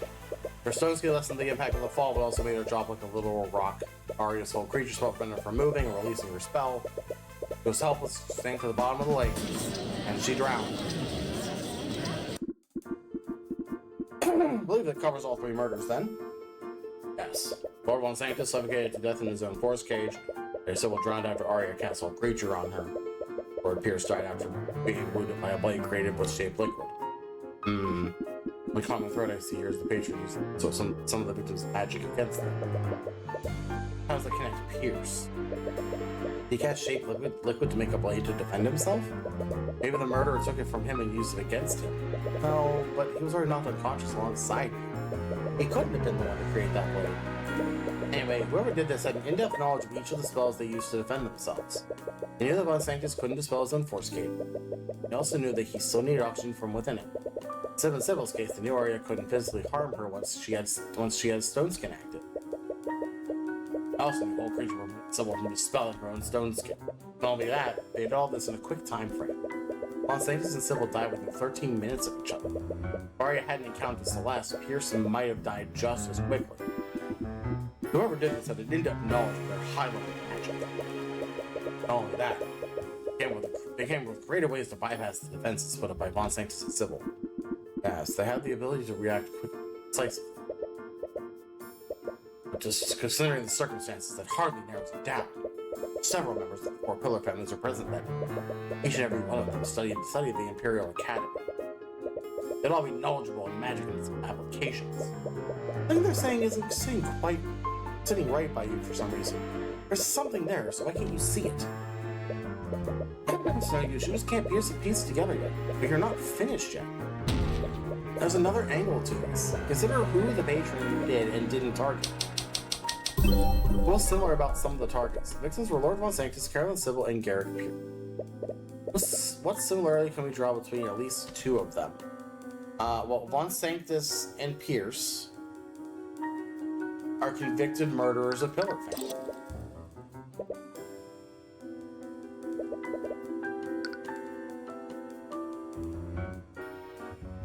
Are convicted murderers of common folk? No. Does it want it this way?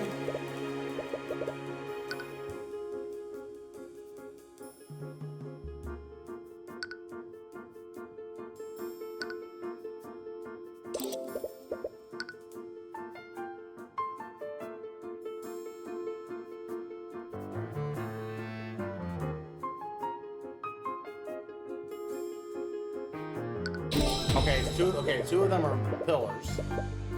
Okay. Are leaders of pillar families. Shake the patron's goal was to assassinate the leaders of the four pillars. That's something that makes the most sense here, but it does leave one question. Don't be coy, I'm not daft, Cuthbert. Actually, I highly doubt it was you. Really. Out of the people here, you could have easily tricked your daughter into signing a blood contract.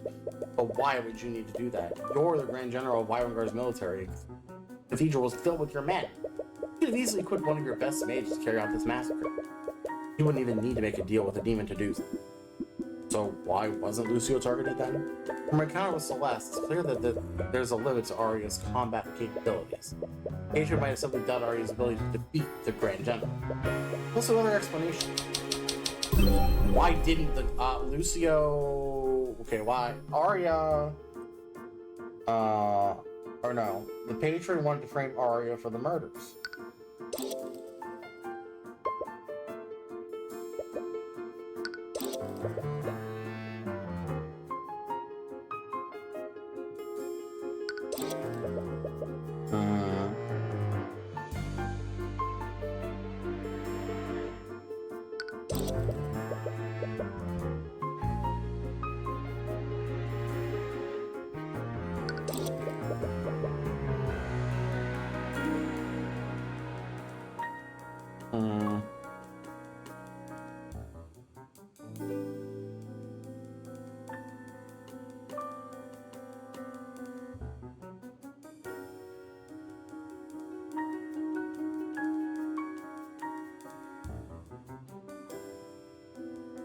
Is it? I mean,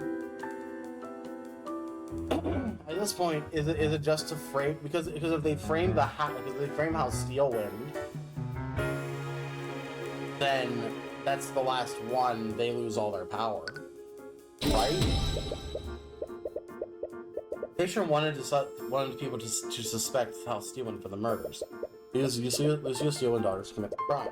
They might intentionally left him alive to cast suspicion on him. That's why they used my daughter? Is that a tinge of anger you feel from him? Anyway, that leads me to my next point. Imagine if we never discovered Arya's blood contract with the Empress of Discord. What would have happened? We'd still think Miss Steel would succumb to Mage Blood. He would have been convicted for the murders. Trust in House Steel would be forever diminished. About a month ago, House Frege lost its head. And its successor, Leaf Frege, was woefully unprepared to take his place.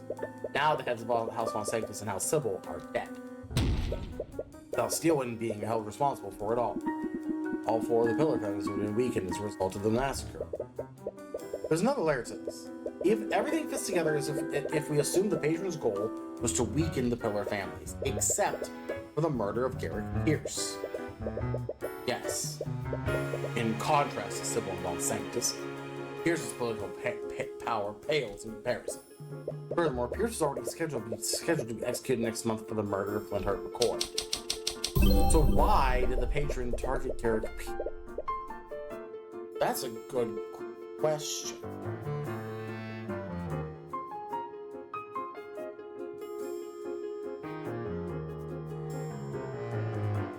Oh wait, hold on. The letter.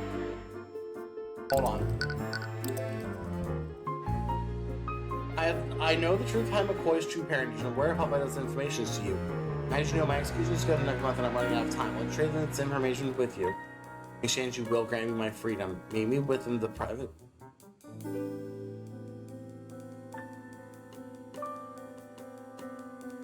Okay. Who was that intended for? Pierce knows the identity of Celeste's parents. Patron murdered Pierce because they needed him to die as quickly as possible. Pierce knew the identity of Celeste's biological parents.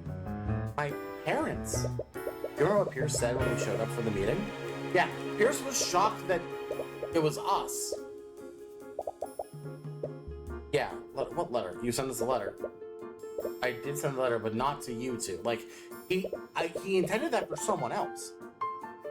We weren't the intended recipients of that letter. That's right. So that leaves one last question. Who did Pierce originally send that? Who did? No. No. No. Okay. There's only one person Pierce could have sent that letter to. The person who orchestrated the massacre in the first place. The patron. What that means. The patron is someone who would be threatened by Celeste's parents.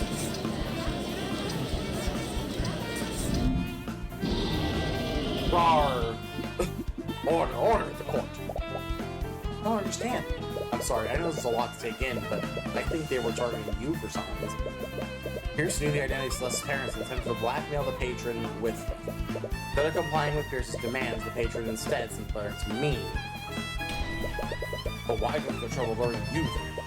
They could have just allowed Pierce to wait in the prayer room while the defendant made her way to murder. Looking back on it, it's possible they wanted to kill Celeste too. What? They knew I wouldn't leave Pierce alone. The information he had was about her. The patron correctly guessed that I'd bring her with me. By killing both Pierce and Celeste, they eliminate any threat Celeste could pose to them. But who would be threatened by such information? The mere existence of McCoy posed a threat. It must have something to do with her birthright. Right. So who would that leave?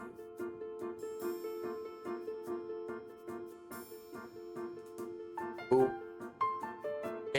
Wait, no. King de Wyvernguard just recently died. What if Celeste is a member of the royal family? You think I'm a princess? I don't want to suspect Astor, but we need to consider every possibility. When it comes to conflicts of inheritance, a royal line of succession is the first thing that comes to mind. Not only that, the king would have the authority to pardon Pierce for his crimes. That wouldn't entirely make sense. What do you mean? If McCoy is abandoned a tavern in Cornhaven, we must assume she's a bastard child. Okay, I don't know why you had to bring that up. My point is that King Oliver wouldn't abandon a child of pure royal blood. The kingdom requires heirs to continue the royal bloodline. He would have leveraged her in a diplomatic marriage. That's disgusting. That's diplomacy, Cuthbert. Anyway, even if McCoy was of royal blood, King Astor is the king's eldest child. He's a pure royal blood. McCoy would have no claim to the throne under these circumstances. Right, I see what you mean, but I suppose it eliminates Astor for now. Anyway, we should consider the other suspects first. What would that leave? So that would leave...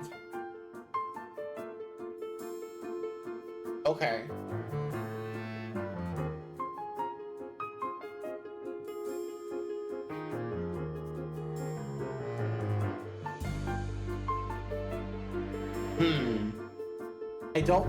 I doubt it's Steelwind, because he would...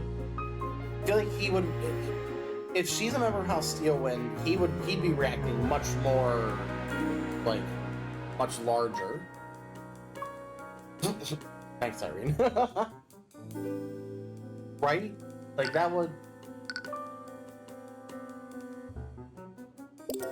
What if the Eye Taker orchestrated this whole thing? The Eye Taker, that common criminal, what reason would he have to do this? I've heard firsthand he was planning to expand his influence throughout Wyvern. He was actually plotting with Beatrice to use House Freyja to do so. They ruined his original plan. Setting up that massacre might have been his backup plan. Perhaps looking at this all wrong, but if Celeste was a part of the royal family and they were planning to use her to take the throne. But if he wanted to do so, why put McCoy in danger by having my daughter attack her? Like that, he had the perfect opportunity to murder His Majesty. Imagine he had placed a more lethal contingency on that type of contingency. Actually, might have very well died alongside one saying the symbol and pierced. That's true. So I guess let's look at... much as I have my doubts, House Steelwind is the only Pillar family whose house leader survived the past month. You think I'm McCoy's biological father? Really, a father of your actual daughter? I'm only stating the possibility for the sake of argument. As I said, it wouldn't make sense for you to frame your own daughter when House Steelwind would be blamed. You need to consider every possibility. Alright, so then we're down to House Freyja. Recall during the Beatrice Freyja trial, we heard William Freyja's last will and testament. Mention that House Freyja's assets will be divided evenly between all of his children. And McCoy related as a Freyja, and his daughter will be legally obligated to share their estate with her. Can I seriously be a Freyja? I don't want to suspect Lee for Miriam, but we need to consider every possibility. And as we've seen, the Freyjas are no strangers to making demons. This one doesn't quite fit. I doubt Lee for Miriam would do something. What are you basing that? Tend to be a good judge of character. They just don't seem like the type to do something like this. Oh, you're far too trusting. Now, no doubt that any of William's children are capable of something like this. I suppose we'll have to see. I can't think of anyone else. Yes, there's a flaw with each suspect. The logic is clearly flawed. I don't see him coming up with this. There's something here I'm not seeing, but I know I'm close. There's a missing piece that ties us all together. Regardless, we still have no idea who this Emperors of Discord is. I loathe to allow such an individual to walk freely through Wyvern. Your Grace, you've been alive since the creation of Wyvern and magic. You know who this demon is? I can't say I do. And to take on many titles.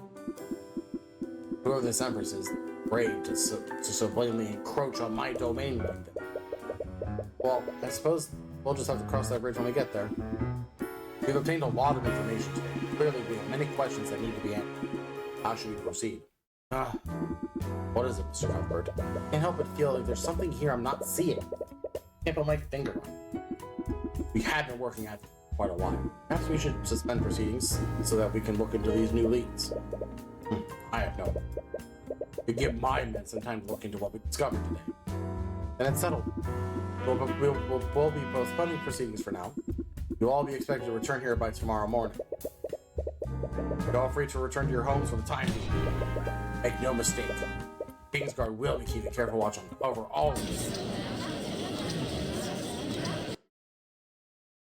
Oh boy, there's still this constant nagging sensation in the back of your mind. Hey, Tyrion? If you've forgotten something extremely important. Tyrion? What is it? What could be so important yet so difficult to remember? Tyrion! Sorry. I was just thinking about everything. You're looking really stressed out. Headed back to your house to rest? No, we only have a day until the trial resumes. We can't figure out what happened after tomorrow. Magical traces will dissipate. You already know what happened. You just don't know who did it. Yeah, but we should speak with the suspects again. Maybe if I get lucky, I'll see something through the Eye of Horus. But one of the suspects is the Eye Taker. What are you going to do about him? We'll have to speak with him too. What? No! What if he tries to kill you again? His life is on the line. That's a risk I'll have to take. Tyrion, you understand what you've been pulled into? But someone just murdered a bunch of nobles. They have attacked members of the royal family. Are there ancient dragons and demon lords involved too? Isn't this above your pay grade? I mean, she's got a point. Ouch. You know that's not what I meant. Just this whole thing is crazy, isn't it? It's fine. It's just like any of our other investigations. It's not though.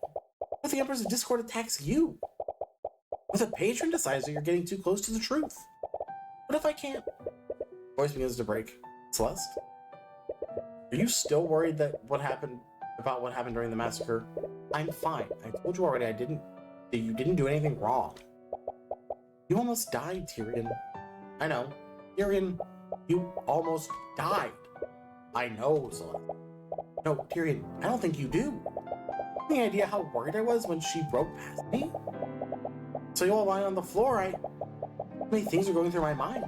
I don't know what I would have done if you were... Can't even complete that sentence.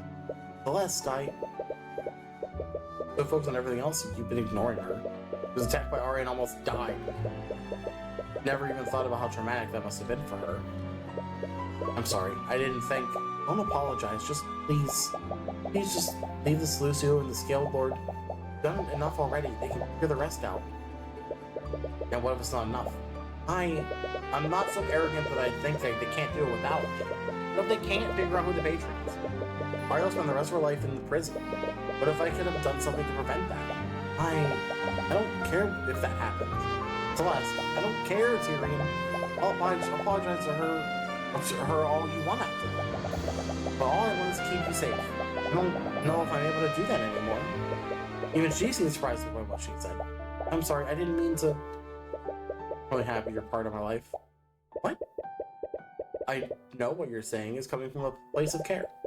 I'm really sorry about how much I've been worrying about you. You're not going to stop, are you? Like I've always said, man, king or god, nothing will stop you from getting justice for your client. I'm going to talk to Lucio. What? We're going to meet the Nightmaker again. We're bringing some knights with us. Plus, that's hardly... Nope, you don't get a say in this. Not here. When I get back, I will find you. The humor expression, it's not an empty threat. Fine, just go. You might have a point, though. Before everything happened, you weren't even sure you wanted to continue being an attorney. We should consider a safer, quieter life after all this is done. Perhaps a life with her. Wait, what? Alright, Lucio's cleared it. But surprisingly easy to convince him. Oh, are you okay? I'm fine, let's just not waste any more time. Before she has a chance to respond, you hastily walk past her. Hey, don't walk so far ahead of me. You need to stay focused on the trial for Arya's sake. But when this is all over, you'll suppose you don't want to think about that until then. God. Alright. Maybe we're gonna finish this today. Part 5.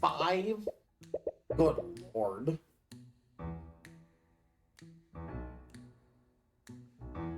Ugh.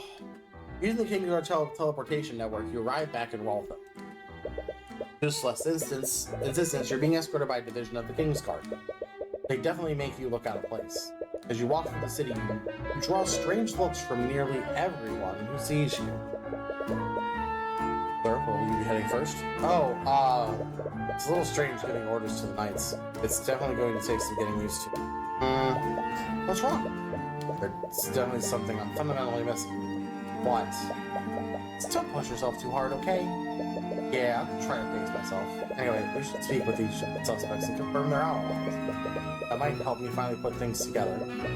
Each of the nobles return to their respective homes, but our teleportation network should help you travel around Wyvern. Great. So we have the cathedral. We have Frega. I guess we'll go to Frega Manor first. The right of Frega Manor hoping to speak with Leif and Miriam. Glancing around, one of the servants mentions they appear to be entertaining guests in the study. Normally wouldn't interrupt them, but you've already eaten up a lot of time traveling here. Whatever they're discussing can wait. Tracker! Ah! As you enter the study, Tracker runs up to you and begins barking. Once he sees, look at the face!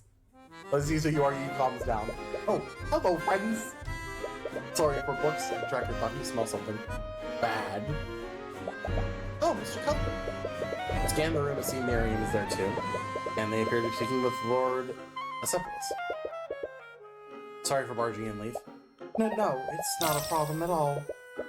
Much as she already knows why you're here.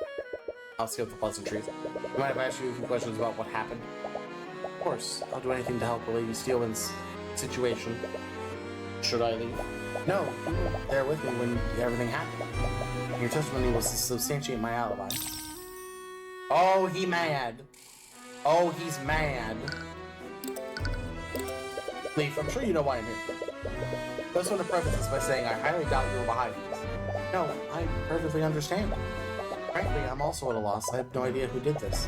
What are you talking about? It's clearly the criminal, the eye taker. Why don't you go interrogate him? Make no mistake, we fully intend to, but I'd like to cover everyone else before I confront him. Let him be, Miriam. But it's his fault that Beatrice's... Her sister knew what she was doing when she gave her testimony. Don't insult her bravery by blaming Mr. Cuthbert for what happened. What? Anyway, Mr. Cuthbert has shown many times he's acting in good faith. He's capable of convicting criminals that even we can't see. Oh, Lord. You mentioned Beatrice before.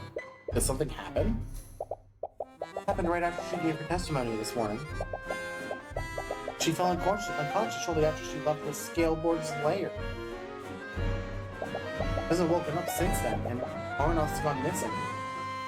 Oh, that's not good. It must have been the Empress of Discord. If you manifest Lady Sealand's blood contract, we all realize why she was acting so strangely. Right. If it weren't for her, I would have never considered trying to issue my edict. She sacrificed herself to save Lady Sealand. Oh. It seems our esteemed sister put her trust in you, commoner. Wow. So we will do the same.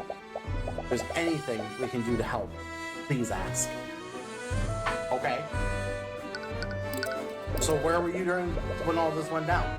Like, give me some locations and give me some location times, please and thank you. Greatly appreciate it. I appreciate your trust, all of you, but I have to ask, where were you all between 2 and 3 yesterday? Luckily, we were all together. Me, Leaf, Miriam, Beatrice, and her friend were all in the garden before. Around 2, my sister and Miss Ilmater both went missing. I can't believe we trusted her to take care of our sister. Hush now, Miriam. If the Empress of Discord took control of her, there was hardly anything Miss Ilmater could do to stop it. I really do hope she's okay. She's been missing since the massacre. You mentioned you all went to search for her. Did you see anything? No. We were originally planning to search the cathedral grounds, but when we arrived at the nave, we found Aster trapped in the force cage. Did any of you lose track of each other during that time? No, we stayed together the entire time. They considered splitting up to cover more ground. But the Kingsguard found us and asked us to stay where we were. Right, I suppose that makes sense. Did you see Eris at all when this happened? No, we never saw her. She went missing at the same time that Beatrice did. That's really suspicious. You don't think it's only possible she's involved in this somehow? Yes! I've only been screaming this since case 1! Not to mention the Eye Taker is one of our suspects, and she's his daughter. She's his what? You didn't know? I thought the Beatrice would have told you. No, she didn't mention that at all. Looks like Eris is a lot to answer for. Didn't even find her. Suppose I'll stop beating around the bush. Have any of you made a blood contract with a demon lately? How dare you, this peasant? No, I understand where he's coming from. Oh. Hold on. I want to understand, but the idea is very frustrating. Of everyone present, our sister was the only person with known ties to a demon. If she were to share that secret with anyone, it would have been us. You didn't catch any incriminating thoughts from them through the eye. You've been misled by it before. Nevertheless, we still have no idea who the patron is. I actually meaning to ask you during the trial. Can't you just use this divine image of yours to figure out who the patron is? My god, Tyrion. No, the manifest a blood contract need the title of the demon and the name of the human that made the contract with. I understand that, why not just apply brute force? Why? For the king's funeral, the Kingsguard have a detailed list of everyone who was presented during the massacre. Whoever this patron is, they were working together with the Empress of Discord. That must mean they made a blood contract with her, yes? That's right. You could just keep issuing divine edicts until a blood contract appears. Wait, is that safe? Only one way to find out. take out your notes and begin looking for your list of suspects. Might be at this for a while, so you might as well go in order. Clear third in preparation. Members of Discord, wherever you may hide, release the light guards and manifest your blood contract with Aster to Wyvern Guard. Ah! Oh. Collapse to the ground as you suddenly find yourself overcome in immense pain. What? What's happening to him? Lazarus, use your magic to heal him. Right. Oh, yep. So, nope, no brute force. Oh, you silly, silly boy. Maybe half human, but you can't just go around declaring lies like that. What? I was really looking forward to bringing you to the end of this. I hadn't even started to make my fun yet. Who are you? Actually, I suppose that contract is still in effect. Guess my hands are tied. I'll save you. Just this once.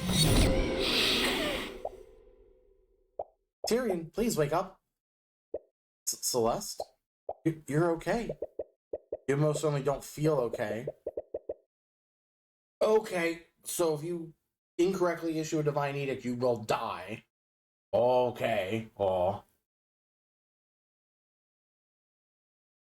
Cool. You can feel every part of your body aching. It's painful for you to even sit up like this. Are you okay, friend?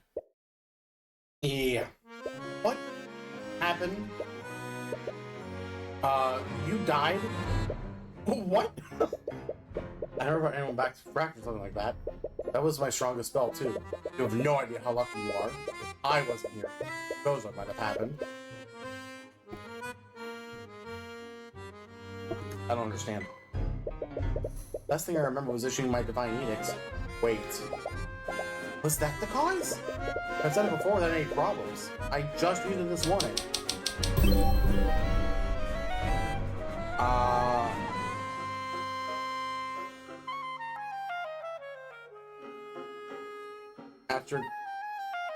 Aster doesn't have a blood contract with the Empress of Discord. It might be because Aster doesn't have a blood contract with the Empress. If demons are unable to lie, the same must hold true for angels as well. Divine edicts is clearly some sort of divine magic, so asking for a blood contract that does not exist might be considered a lie. Sorry, it's my fault for suggesting it. No, I was being reckless. Please be more careful. I don't think my heart can take this. Well, at least you know that Aster wasn't behind this. It was the most obvious one. Either way, you should still make a note of this. Yeah. No, Aster does not have a blood contract. Obviously. Anyway, it's clear that I can't just issue these edicts without thinking. I also have to wait until I'm certain of the patron's identity. Just please be careful. Anyway, it looks like you found everything you can here. Yeah, let's go to the cathedral? Right back to the Grand Cathedral of the Scale Lord. Probably won't need to investigate the crime scenes again. Professor Lucio might be here. Oh, Mr. Cuthbert. As you enter, you approach Aster, Alark, and Luke. How was your investigation? Are you okay? You look quite pale. Yeah, there was a bit of an accident earlier. A little too embarrassed to admit that you almost ended up dying. Well, I have to be more cautious this time. Dishonorable, you didn't fall by mine. Why is everything you say so aggressive? Finally, you have your next suspect here, but judging from the evidence you've gathered, it's very unlikely that Aster is the patron. I do wonder if he saw something. Right. Why are you looking at me like that, Cuthbert? Oh, sorry. After he attacked you in Frega, man, you've always been a little wary of him. More for Celeste's reflexes, he might very well have killed you that day. I'm not going to attack you again. I hope you can understand my uneasiness. You did almost kill me the first time we met. What? It's not... It's because you're heavens, man. What? Wait. What? What does me being a Heavenborn have to do with this?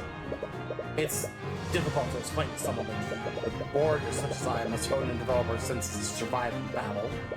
Eventually, we develop the ability to sense hidden enemies and anticipate danger. Further, such senses are heightened presence of extra play. Until I met you and Beatrice Frega's familiar, I thought those stories were complete nonsense. Me and Marinov. As the heavens, Lord, your blood is said to originate from the heavens.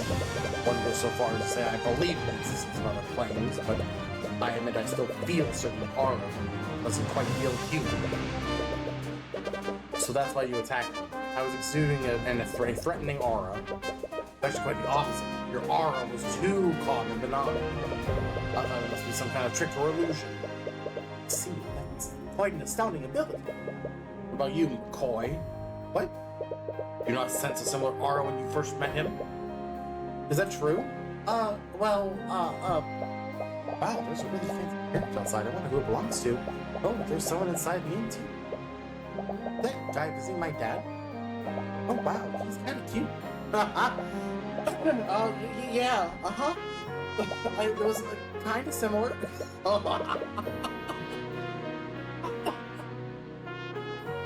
Yeah, short, similar, yep, Aster, I'm sure you know why I'm here. It's because I'm one of your suspects, isn't it? Your Majesty, you're the reigning king of Wyverngard. I expect you to conduct yourself with a little more dignity. Of course, my apologies for steal, but anyway, the questioning you is honestly a formality at this point. Really, a lot of the evidence works in your favor. He doesn't have a blood contract with the Empress after all. Well, I appreciate your vote of confidence nonetheless. Lucio, have you made any headway to figure out who set up the trap for Aster? No, I haven't.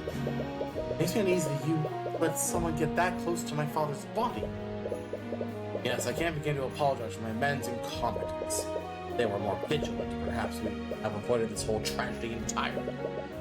So your men were guarding the late king's coffin? Yes, there wasn't a single moment when his body was left unguarded.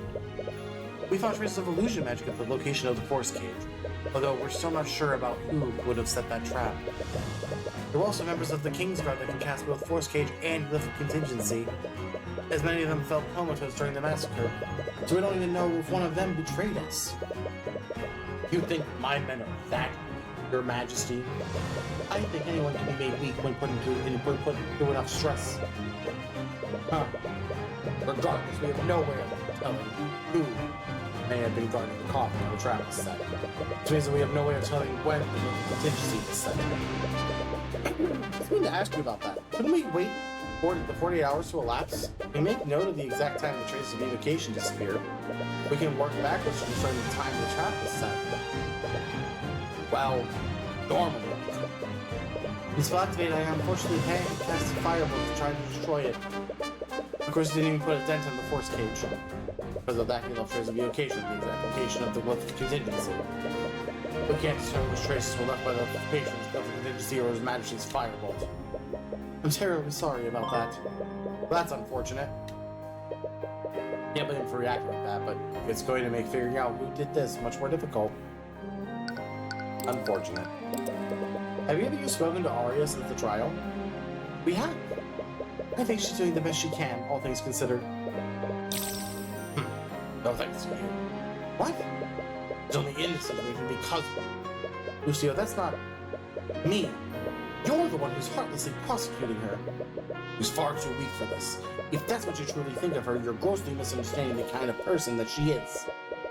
She defied the role you tried to force onto her, and she instead decided to dedicate herself to fixing our broken kingdom.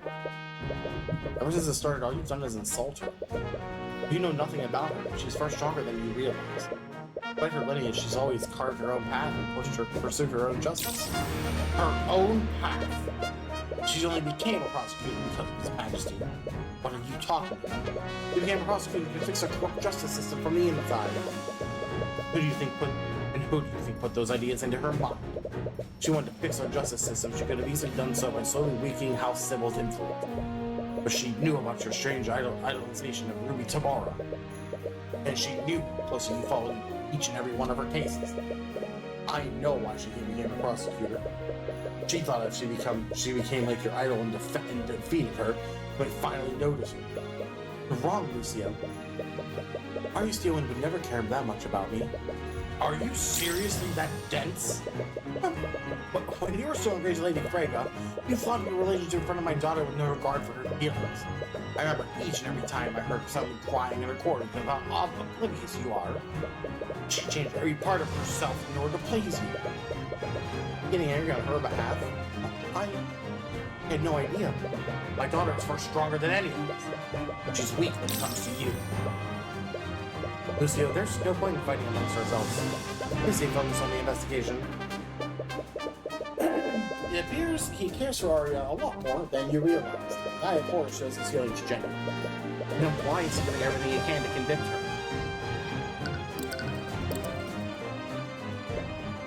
The mood is a little tense.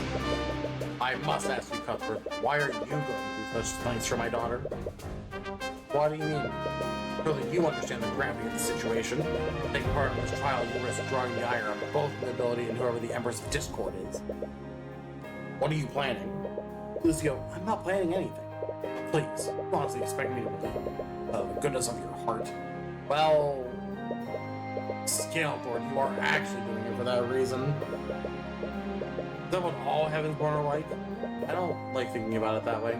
I just can't stand by while I see injustice taken. Even if you're standing in my way, I'll do whatever it takes to save Arya. I wouldn't throw around such promises so quickly. I'm not. I will save her. Anyway, it appears you still have no idea who set the trap for Esther. Judging from the silk opinion you have, neither Arya nor Beatrice could have set the trap. The patron could also be a mage. That means they could have set the trap too. Anyway, it looks like you'll be getting any information here. And you highly doubt the person who orchestrated this is any of the people you've met thus far. One last person to talk to.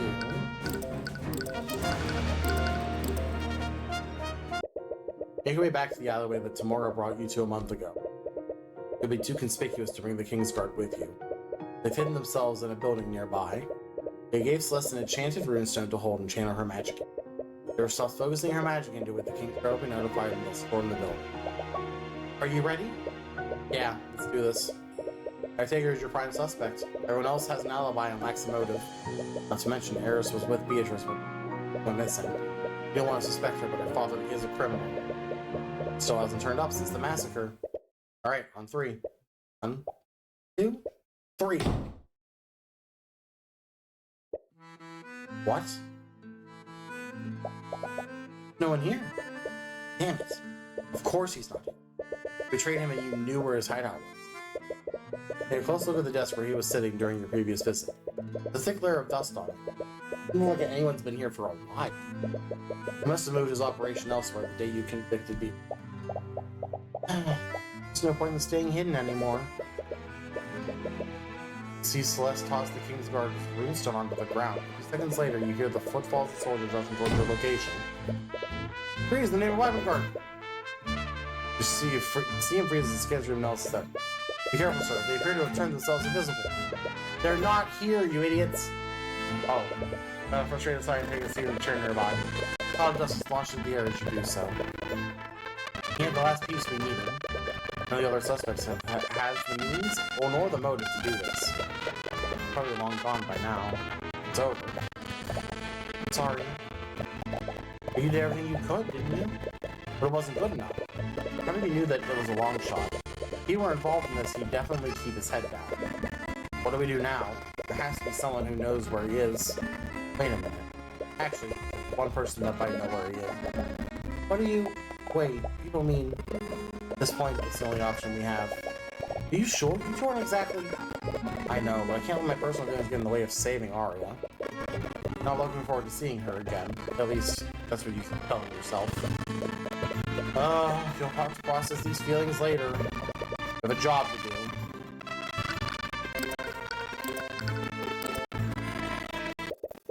Ooh.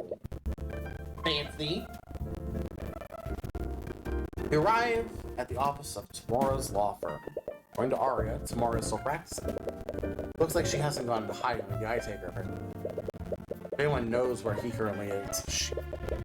Bring him to knock on the door, but you stop for a moment. Sir, everything that's happened, you still don't feel ready to face her. The past month, all those things you said to her keep replaying in your mind. Feel the familiar one with Celeste's hand. Take a deep breath and seal your resolve. Knock on the door. Every moment of silence thereafter fills you with anxiety and dread. I'm sorry for the inconvenience, but I'm not currently accepting clients at... Cuthbert! but completely frozen for a while. Her gaze narrows as she notices Legion of Knights escorting you. Are you here to arrest me?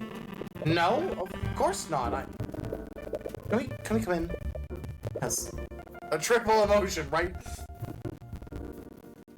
Is it?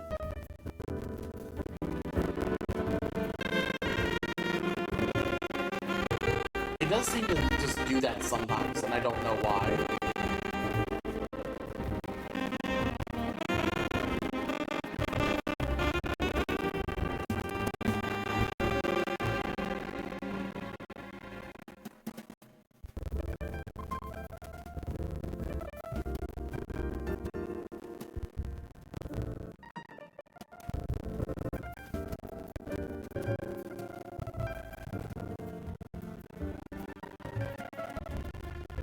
Let me see if there's something I can do about that. I don't know.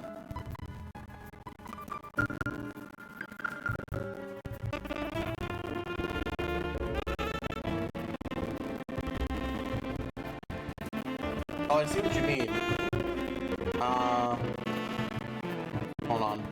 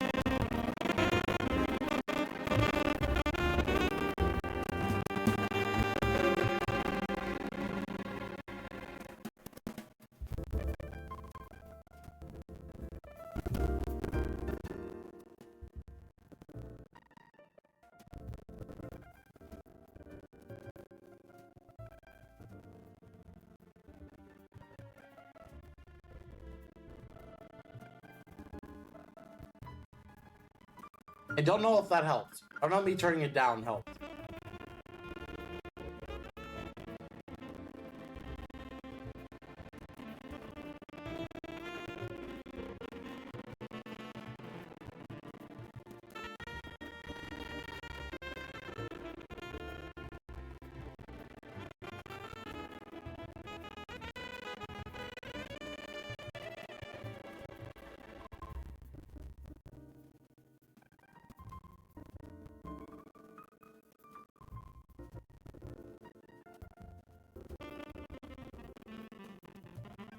Let me try this.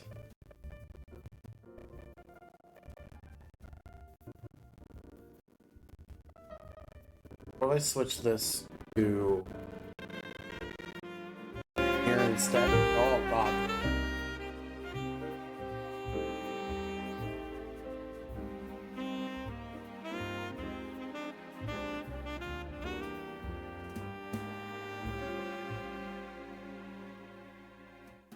Whatever I just switched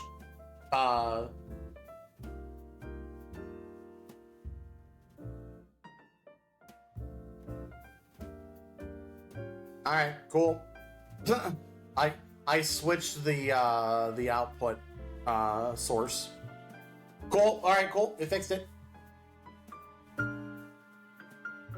We'll keep it there. Alright. Anyway, what were we doing? Yes, of course. Streaming audio was fun. Yeah! I have a pending Windows update, so I'm going to assume that's part of the problem. I got some murders, of course. You take a seat inside the office, but you can't really think of anything to say. And the knights really aren't helping to lead attention. Hey, Celeste, could you take the knights outside and do a perimeter of the building? What? But are you sure? I am. But what if something happens? Celeste, we're in a populated building in the capital of Wyverngard. I think I'll be fine. No, but sorry, you're right. I'll just And motion of her hand, the knights follow her out of the office. Right before she leaves, she waits at the door and looks at you for a while. But after a while, she realizes how long she's been staring and quickly closes the door. Let's get this over with. Is Celeste okay? She seems a bit on edge right now. Yeah, I think she's just been overprotective lately. I don't really blame her. I did almost die a few times in the last few days. What? It's a long story, and I don't think I'm even allowed to talk about it, especially not with you. The best part came out with a little more disdain than you intended. I received your letters. Oh, did you? I haven't gotten a chance to read them yet, of course. Whenever you're not busy. This is really awkward, but you weren't going to have this conversation. You were going to have this conversation sooner or later. Just perhaps it would be best to just be direct. Tamora, I trusted you. I know. I trusted you. I told you everything about myself. I put all my hopes into you. And you lied to me. I told a criminal about the Eye of Horus. It took me years before I was comfortable to tell you about it, and you knew that. Why did you even adopt me? You could have just left me in Arnox and moved on with your life. Why would you pull me into them? Sounds like she's trying to look for an answer, but nothing comes to her. I've started thinking about what my life could have been like. I could have done so many things. I might have been able to move on from losing my mother. But you adopted me. You made my entire life focused around that one moment. I had a son once. Before you, I mean. What? I wasn't always a city person. I used to live in an old farm town just like the McCoys. My son and I used to run an old tea shop, just the two of us. Wait, you ran a tea shop? I know, it's ridiculous now that I think about it. But I was really happy back then. What happened? One night a local nobleman had too much to drink at the local tavern. He barged into our shop and started destroying it with his magic. My son tried to stop him, but the Inquisition swept that entire case under the rug, obviously. So the nobleman felt threatened and acted in self-defense. She never told you about this before. What was his name? Brian. Oh. What did you do after Ryan died? I thought long and hard about what I wanted to do. I was hurt and blinded by rage, so I decided I would take justice into my own hands. Wait, you didn't? No. At the time, I thought that killing him would be easy. I broke into his manor and found every incriminating document I could find. I found everything from records of illegitimate children to plots he was making against other noble houses. I released everything to the public. It absolutely ruined him. That's when I realized there was a way to make them pay. You didn't have to harm or kill anyone, you could just put them at their own game. You could use the rules and laws they made against them. Like an attorney. Yeah, like an attorney.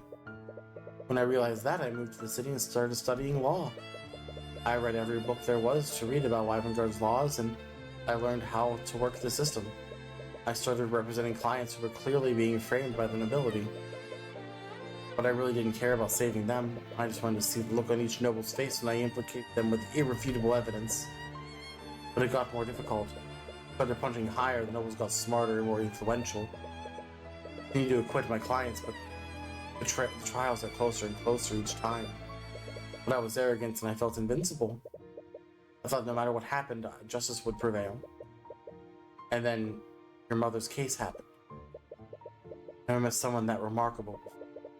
This way of making you feel happy no matter what kind of mood you were in. Yeah, I remember. But I failed her, and I failed you. Miss Tamora, I never once blamed you for what happened. I know, but that doesn't change the fact that I couldn't acquit her. She was executed because I didn't do enough. When you asked me to train you to be an attorney, I was blinded by my desperation. I felt so alone and helpless. I wanted anyone to carry this burden with me. How pathetic must I have been that I looked for that in a grieving 10-year-old child. When I looked at you, all I wanted to see was myself. I saw a hurt and broken person who wanted revenge on the nobility. But I was too self-centered to realize that you were nothing like me. You care about people, and you cared about saving your clients than you cared more about saving your clients than harming the nobility. I think I knew all along, but I just refused to see it. Maybe you were right about me. What?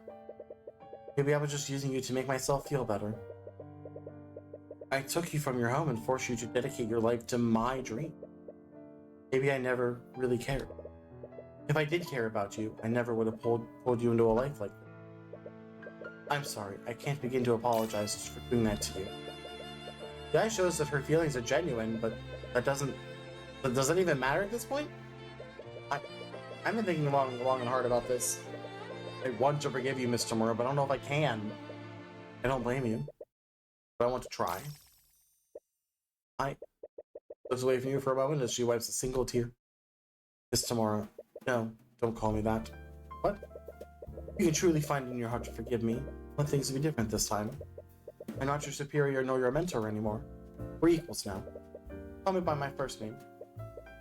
Oh, okay. Ruby. I think it feels really strange after all these years, but you hope you can get used to it. That's the second time someone has told me to call them by their first name in this case. Oh, right. I almost forgot the entire reason why I came here. What is it? I didn't just come here to reconcile. I actually need your help with something. Oh, okay. I need you to help me speak with the Eye Taker. Tyrion, I know. Considering the circumstances, it would probably strain your partnership with him even more. Tyrion. But if you just tell me where he is, I'll do my best to make sure it doesn't get traced back to you. Tyrion. The Eye Taker is dead. What?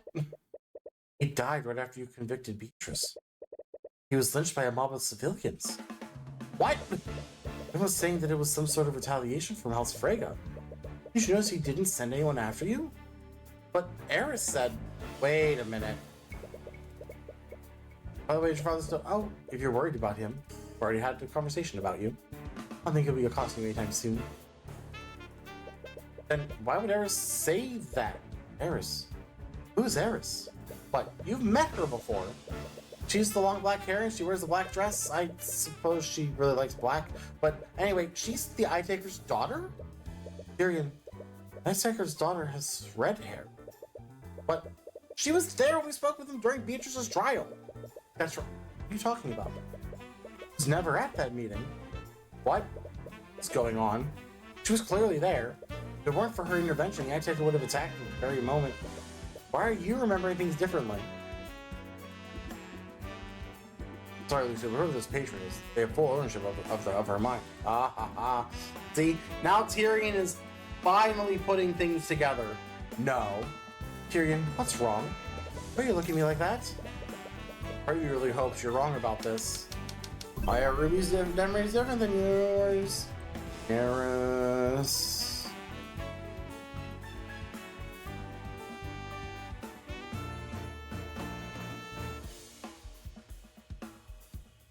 No. Oh, God. No explanation you can think of, but why? Her memories seem intact, except her memories of Eris. It's her disappearance. You highly suspected that she was involved in this. Only was she at the scene of the crime, she went missing at the same time that Beatrice did. Never thought to ask one question. Who is Eris Ilmater? Eris Ilmater is the Empress of Discord. Ah, I called it 4 hours ago. A flood of memories come back to you. Yep.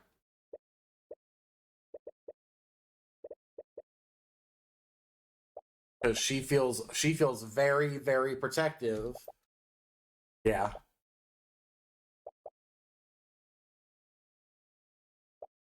Everyone hates how she smells or how she looks. Everyone hates everything about her. There's still very little you know about demons, so what's to say one can't take the appearance of a human? Still a long shot, but there's one way to find out for sure. Tyrion, talk to me. What's wrong? Ruby, I'm about to do something stupid. If I fall unconscious, I need you to call Celeste and tell her to contact Lord Decephalus of the Arch. What? If you're wrong about this, there's no way either of them will get here in time. It's already late and the trial resumes tomorrow. Can't waste any more time traveling to either of their locations. Aristomater, wherever and whatever you are, by the Eye of Horus, I issue upon you a divine edict. These thy guards and manifest your blood contract with Ruby Tamura. Ah, so you finally figured out, my dearest Tyrion. The entire time I've been chasing you? You have. It's been so entertaining watching you scramble around. You're making contracts with people across Wyrengard. You took control of Arya and Beatrice? But why? Why would you want to do any of this? Oh, I can't possibly reveal all of my secrets. This isn't the proper stage to have our final battle. I suppose that you've come this far. How about I give you a little gift? Upon signing this contract, Ruby Tamura grants the Empress of Discord access to her memories. Anytime the Empress may view any of all Tamura's memories, in addition to that, Empress may instantaneously change and alter her memories. What was that? Ruby, Aristomater is a demon, and she's not just any demon, she's the Empress of Discord. And you signed a blood contract with her. That's why you can't remember anything about her. What? Tyrion, I swear on my life I did not know anything about this. I know, she probably tricked you into signing this. Just like she tricked Arya. Arya? What does that prosecutor have to do with this? Come on, you two. I know things are kind of tense, but there's no need to... What are you holding? Is that a blood contract? Celeste, Eris is the Empress of Discord. What? It was her the entire time? She tricked Arya into signing a blood contract with her. She probably controlled her and Beatrice to orchestrate the entire massacre. What? Tyrion, this is crazy. I know I'm scared of her. I know I was scared of that one time, but how could Eris be a demon? It looks nothing like Marinov. I know how unbelievable it is, but I use my divine edict with her name. That wouldn't have worked unless she was a demon. Yeah, I guess I can't disagree with that.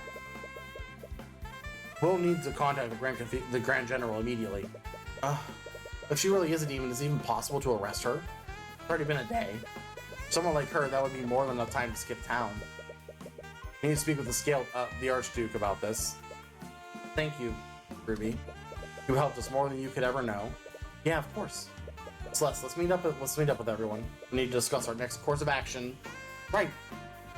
Ooh. Better leave Ruby's office when she stops you. Tyrion. You've been using the Eye of Horus lately. Yeah. Can't say much about what I'm doing right now, but I am in the middle of a case. Just that... What's wrong? Never mind. I don't think it's my place to say anything. I think I'm just being my usual paranoid self. I'm not the one with the ability to read minds anyway. So if you're not seeing it, it's probably nothing. Okay. I know you can't tell me about what you're doing. I have no idea what could possibly involve the Kingsguard, the Owen, and the Empress of Discord, but just stay safe, okay? You're the only family I have left. I will. Promise. You finally found the lead you've been looking for, but you're not sure where this will take you. Knowing what you know now, you're almost a little afraid of what might happen. Who is Eris? Why would she go through the trouble of orchestrating any of this? She's not only impersonating the Eye Taker's daughter, she's also pretending to be your friend. It's her goal and all. Hopefully, tomorrow will finally bring you the answers you're looking for. Oh boy! Is something wrong, Commander? Don't play dumb with me. Hey, tell me what you really are. What's your game, demon? Why would you just deliver yourself to our doorstep? Oh, Orin, I put far too much work into the story to miss the final act. I can't wait to see how this ends. You killed 3 people and enslaved an innocent girl. Is this all some kind of game to you? Oh, that's exactly what this is to me. I'll admit, looking back, it does feel a bit derivative. But I think I've done enough to differentiate myself from those that came before. It's a shame about the timing of it all, though. You're goddamn insane. Oh, that took you long enough to notice. I guess the Oafish Inquisition Commander does have some observation skills after all. Whatever, you just better not try anything. Oh, you know I can't lie, so I'll reassure you. I promise. I won't harm anyone while I'm in this prison. You're finally approaching the climax, Tyrion. No more deductions, no more talking, no more god-awful teasing. We both know who is really behind this. Just me and you. Oh, I hate her so much. I hate her so much.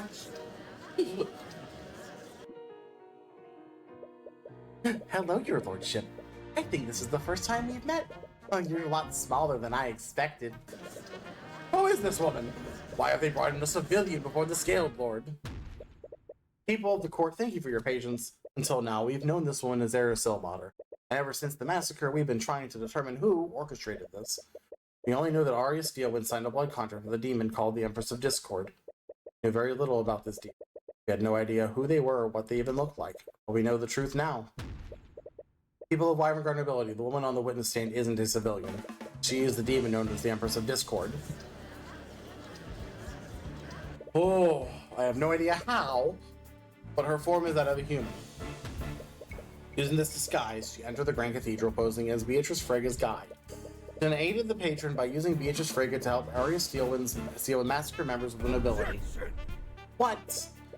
Why are we continuing with this? She's already admitted to taking part in the massacre.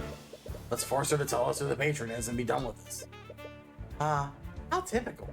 The Grand General thinks he can solve all of his problems with violence. But let me ask you this. Why are you assuming the patron is a human? What? In Arya's contract, it says that the patron is the individual who gives the contract to her. How do you know that I'm not that individual? I go by many names. The Empress of Discord is only one of them. What you're saying is true. That makes it a simpler matter. So we need to execute you for your crimes against the kingdom. Haven't you forgotten what my underling said during Frega's trial? As a demon, I can never truly die. You destroy my body, you'll simply reform in the abyssal hells. I wonder, what might happen to your daughter if you were to draw my ire? You're prosecuting her and playing the villain. But I know the truth. You secretly care for her, don't you? What nonsense are you spouting? You thought she had mage bite. You had to prosecute her. Held on to what little hope, that you picked her and convinced her to take a plea deal. As the king's wife, her position might have been salvageable. Did all this? She could be with her beloved Aster. What? But then it was revealed that she signed a blood contract with me. That changed everything. Magebite is one thing, but a demon owning her soul? She can't very well be a queen like this, now can she? Just had to find out who the patron was before her trial ended, didn't you, Lucy? Otherwise your beloved daughter would never be free. And you did all of this because you feel bad for what you did to her. Everything I've done is for the good of House Steelwind. What you were doing? That's the way I see it. You abandoned her for her entire you abandoned her entire childhood. You felt so guilty about killing her mother you couldn't bear to face her. No, Eris, stop this. And you know what you did to her. You didn't just take away her mother, you took away her father too. You starved her of any affection. Couldn't help but latch onto the first person to show her any kind of superficial kindness. Eris, she didn't fall in love with Aster. She became obsessed with him. She stopped being her own person and she clings to him like a parasite. She changed everything about herself to suit his likes and desires. You know deep down in your heart, you know that if she ever taken away from her, or if he is ever taken away from her, she will fall apart. Since I pity you so much, I'll let you in a little secret. Killing me won't save your daughter, and you don't have the means to confine me. And even if you know who I am, your daughter will never be safe from my influence. What? But I suppose there's one possible way to break my contract. What is it? My contract will bind Arya Steelwind to the patron as so long as they both live. If you truly want to free your daughter from my control, you have to just kill her. Do the poor thing a favor and put her out of her misery. You little wretch, I will hunt you to the end of... Sure. Enough. Cannot antagonize her. I want to find out how this happened. Is she right? Is Arya's fate truly doomed? There has to be something you can do. I also understand, Eris. Why are you doing this? You're not a noble. You're not even a citizen of Wyverngard. Why would you go through all the trouble of doing any of this? Tyrion, why are you here? What? Why do you constantly risk your life for the sake of others? Why do you seek justice in a clearly unjust world? I don't know, honestly. I think you do know. The answer is simple. You do it because it satisfies you. You save people, you fight the system. You just love indulging in your own heroics, don't you? That's not... It feels good, doesn't it, Tyrion? You know that you're the only righteous person in an unjust society. When you succeed, you're hailed as a hero. And if you fail, it's society's fault, not yours. No matter what happens, you can take solace in the knowledge that you're so much better than everyone else. That superiority you feel over them must be intoxicating. Your divine blood makes it so. You just can't resist giving into it. But as your divine blood compels you to do good, my hellish blood compels me to do the opposite. I just can't help but to take every opportunity to make you all suffer. My entire purpose is to see each and every one of their faces contorted in agony and despair. Humanity is a stain on the world. They're worthless parasites who steal, maim, and kill to get what they want. That's all they are, and I despise those. And they're anything different. You're wrong, Eris. Humanity is so much more than you realize. I truly pity you if that's all you see in us. Oh, so now it's us? That actually just reminded me of something I hate even more than humanity. I despise the celestials of the upper planes who go against the natural order. They condemn and admonish beings like me, all while watching humanity suffer from their secluded little heaven. They realize that humanity would never willingly choose good over evil. They created the Heavensborn to tip the balance in their favor. It's so self-indulgent that it makes me want to pee. That's what the Heavensborn are? It is. I made it quite a hobby of breaking them and sending them back to their creators. I'll throw them into the deepest pit of despair before extinguishing their lives. There's been no greater joy in my eternal life. It took a lot of work to get you where I need you, Tyrion. Wait, are you saying... You asked me why I did this, didn't you? My actions that day were all for you, my dearest Tyrion. Also, I can see the despair on your face and you realize the truth. Tyrion. But no. Objection! That's enough out of you, witch. Lucio? Cuthbert, you promised me that we would save my daughter together. I'm sorry, you said these words to me with such conviction. Yet here you stand quivering like a grunt in his first battle. Are a few meager doubts enough to force a retreat from you? Is that all it takes to defeat the infamous Tyrion Cuthbert? He's probably desperate at this point. If Eris is the patron, there's very little hope for Arya. Unlike Beatrice, her blood contract was short and concise. There's very little room for interpretation, so you probably can't dispute it either. What kind of attorney would you be? What kind of friend would you be if you didn't see this through? Eris, we didn't call you here today to wax poetic with you. People you've harmed have a right to know what you did that day. So either give us your testimony or get out.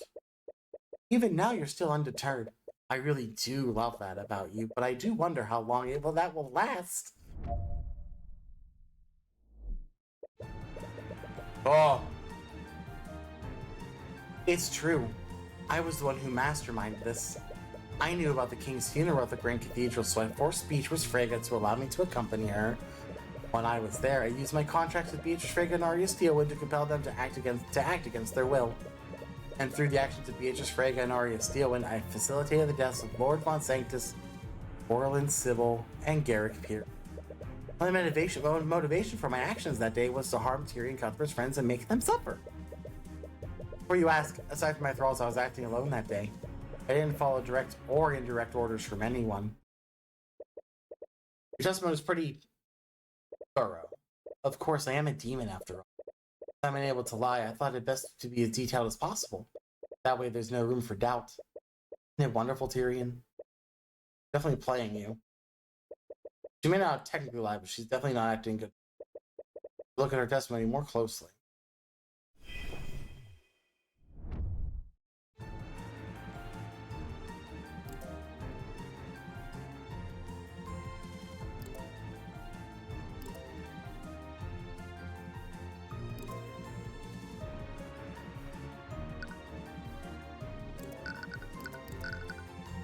Objection!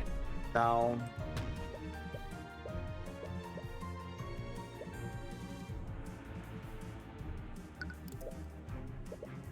There's something wrong, Tyrion. Go through all this trouble to get your attention. At least you can do is appreciate it. Objection! Enough. Stay on subject, witness. I'm not complaining about this. If you really want to make me suffer, why wouldn't you just go after the people close to me? Oh. Well, what would be the fun in that? Killing people is such an easy task to accomplish. Even a child can do it. There are much more effective ways to make someone suffer. Hmm.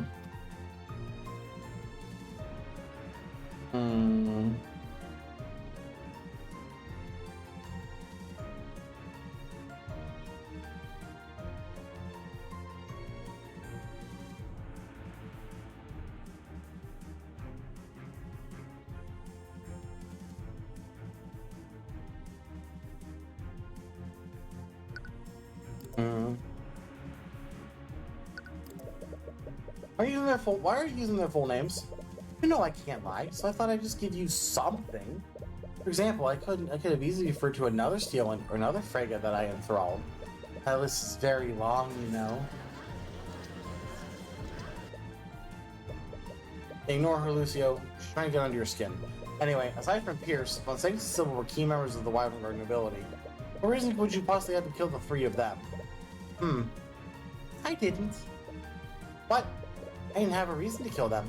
I just happened to facilitate their deaths. No, but specifically went after them. I did. Didn't have any particular reason to do so. Doesn't make any sense. I suppose it doesn't. Anyway, would you like me to add that to my testimony?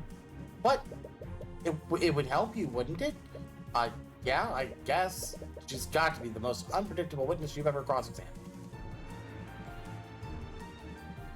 I didn't really have reason to kill them specifically. I need Arya to kill my victims as quickly as... But, okay, maybe I was a step ahead, because, like...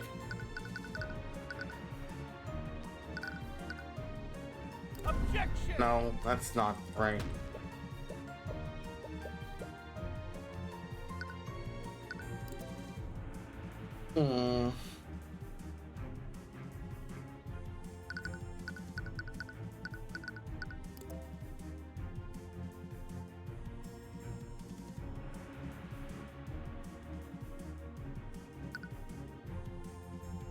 Yeah, there was very little, like, evidence for killing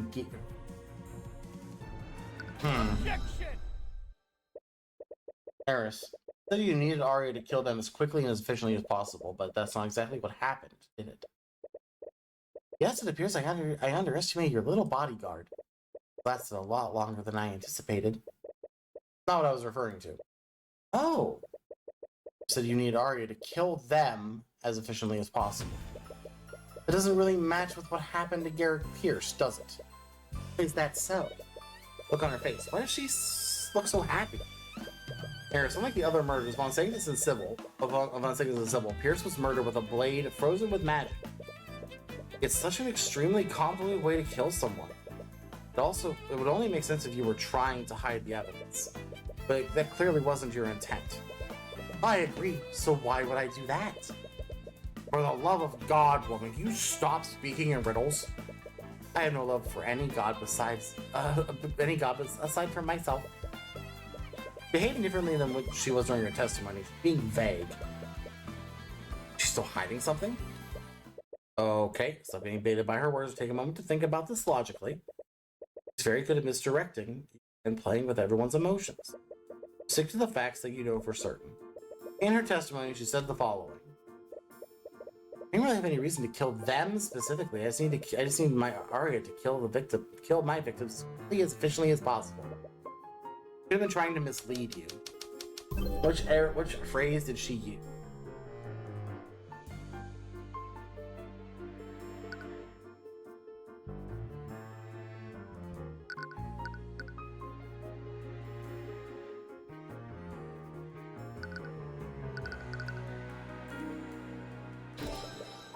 She said her victims instead of the victims.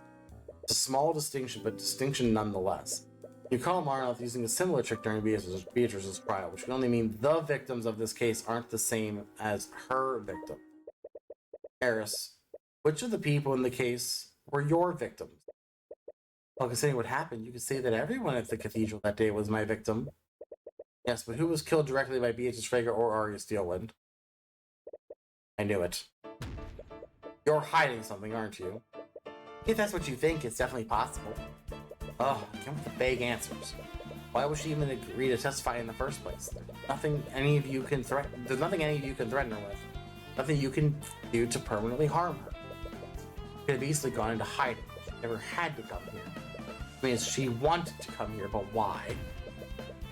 Just tell me, Eris, who killed Lord Von Sanctus? Arya Steelwind. And who killed Corlin Sybil? Arya Steelwind. And who killed Garrick Pierce? Why are you staying silent? Out with it, demon! Who killed Garrick Pierce? I refuse to answer. Doing this on purpose. In her obnoxious way, she's trying to guide you to the truth. But for what purpose? Who killed Garrick Pierce? If she's refusing to answer the question, that must mean the answer is different from her previous answers.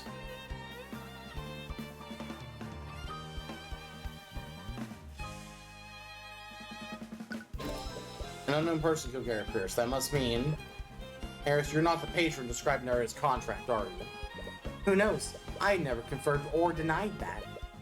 Are you serious? I grow sick of your games, demon. Knew it. The murders were too politically motivated to be completely random. You can unequivocally prove the patron's identity by issuing a divine edict, but because of the risk of getting it wrong, that just leaves you right where you started. Who is the patron, Eris? Who is responsible for all of this? You want me to find the truth? So why are you staying silent? Because it will be so much better when you discover it for yourself. It means you already have the evidence you need to do so. You felt it, haven't you? Ever since the investigation started, you've had a nagging feeling in the back of your mind, haven't you? What? How did you... It's right in front of you, Tyrion. Just refusing to see it. Refusing to see who I made a contract with that day. You made your contract with the patron on that day? Even with the eye of a god, you're still blinded by your human sentiments. So think through it carefully. Who killed Garrett Pierce that day? Okay, think through this. Everything else disappeared from the world. Think of the facts. Eris wasn't the patron, that means someone else was controlling Arya's actions. They still coordinated with Eris, who had control of Beatrice. In an extremely roundabout way, Eris admitted that Arya was used to kill Von Sanctus and Sybil. When the patron killed those two, they were able to effectively counter every magical defense they brought up. So what do we know about the patron through the first two murders? They knew Von Sanctus still needed oxygen, and they knew Sybil could still drown if she was frozen by whole creature, affected by stone skin. This is just money laundering through a bunch of shell corporations, but for murder, right?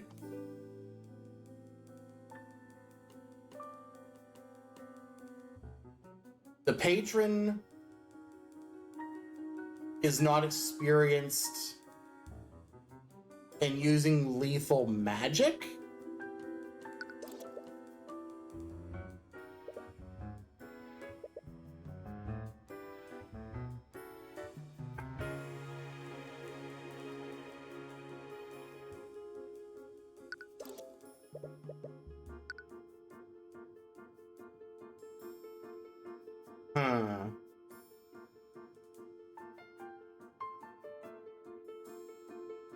Or is it the opposite? Are they experienced in using? I guess this makes this. I was thinking ignorant, as in we used non-violent spells to perform the murders, but in the opposite, they're very experienced in using lethal magic because they're using non-lethal spells to commit the murders. So they're more experienced. Maybe that's the end. Okay. So I had the right thought, just reversed. They're well versed in using magic lethally. Yeah. But things changed when they murdered Pierce. Eris implied that neither Arya nor Beatrice killed Pierce. So did the patron kill him personally? But why? They already had control of Arya. Imagine the entire point of enthralling her would be to hide their own involvement. They become impatient because Celeste was holding her ground against Daria. No, because Beatrice was already able to slip past them. That's how she was able to knock you and Pierce out with a sleep spell at 2:30. Why didn't Eris use Beatrice to kill Pierce? If Beatrice was coordinating with Eris, she would have easily had Beatrice killed.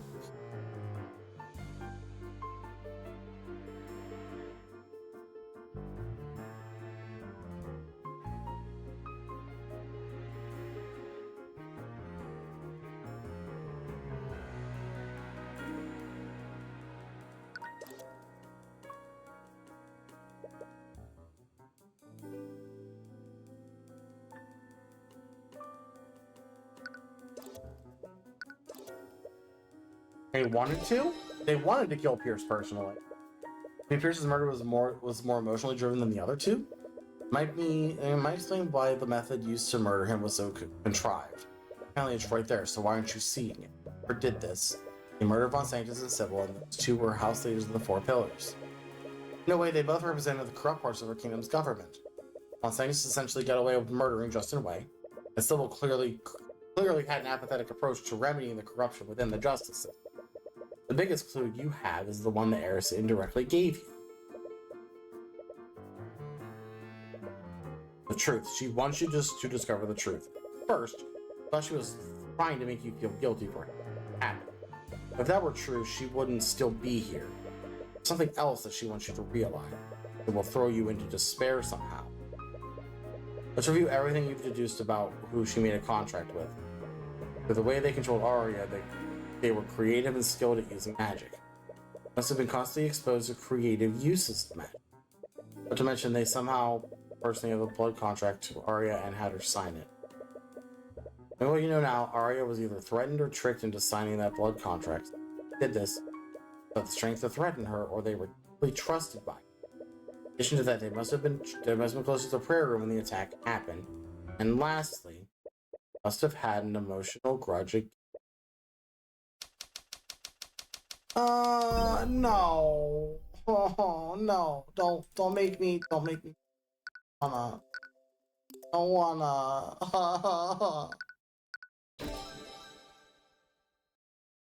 Now I'm sad. Oh. No, that's not. It's the most logical conclusion with what you know so far.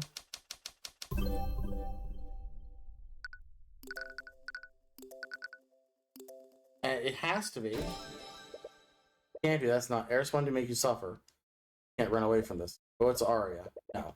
It's everyone with them. Why we're going to see them. Need to follow through, no matter how painful it is. Who did Eris make a blood contract with? Celeste. Stop it. It has to be someone else. She would never. And give anyone else, who could Eris have chosen?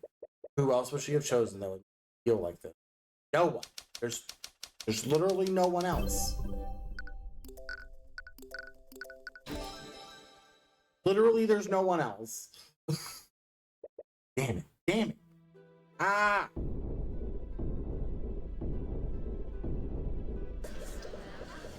Your scream of anguish echoes through the ruins. Everyone's caught off guard and stares at you with confusion. What? What is it? Is everything okay, Mr. Cuthbert? Tyrion, are you? You feel your eyes well up as you look at her. One look at your expression tells her everything she needs to know. There it is. You've realized it, haven't you? I've been waiting for this moment for so long. What are you talking about? I demand an explanation. Mr. Cuthbert, what have you discovered? Tell them, Tyrion. Tell them who did this. Issue your divine edict right now. You want to be wrong. You never wanted anything more in your entire life. Nothing would make you happier than have this edict fail, even if it would cost you your own life. But you know the truth. Eris Mater, Empress of Discord. Tyrion Cuthbert, Attorney of the Arcane. Ah, we said it. We said the name. By the eye of Horus, I issue a divine edict. Release thy guards and manifest your blood contract with. Say it. Say her name so everyone can hear it. Release thy guards and manifest your blood contract with Celeste McCoy. With the apparent death of Tyrion Cuthbert, the Empress' discord shall revive her, contingent upon the eternal servitude of Celeste McCoy. Henceforth, Celeste McCoy's soul shall eternally be bound to the abyssal hells. Forever servitude, Celeste McCoy shall engage in actions deemed necessary to secure the compliance and cooperation of Arya Steelwind in the Empress' endeavors. And lastly, it is stipulated that Celeste McCoy, of her own volition and agency, bring out the demise of Garrick Pierce by her own hand. Afterwards, Tyrion Cuthbert's consciousness will be restored.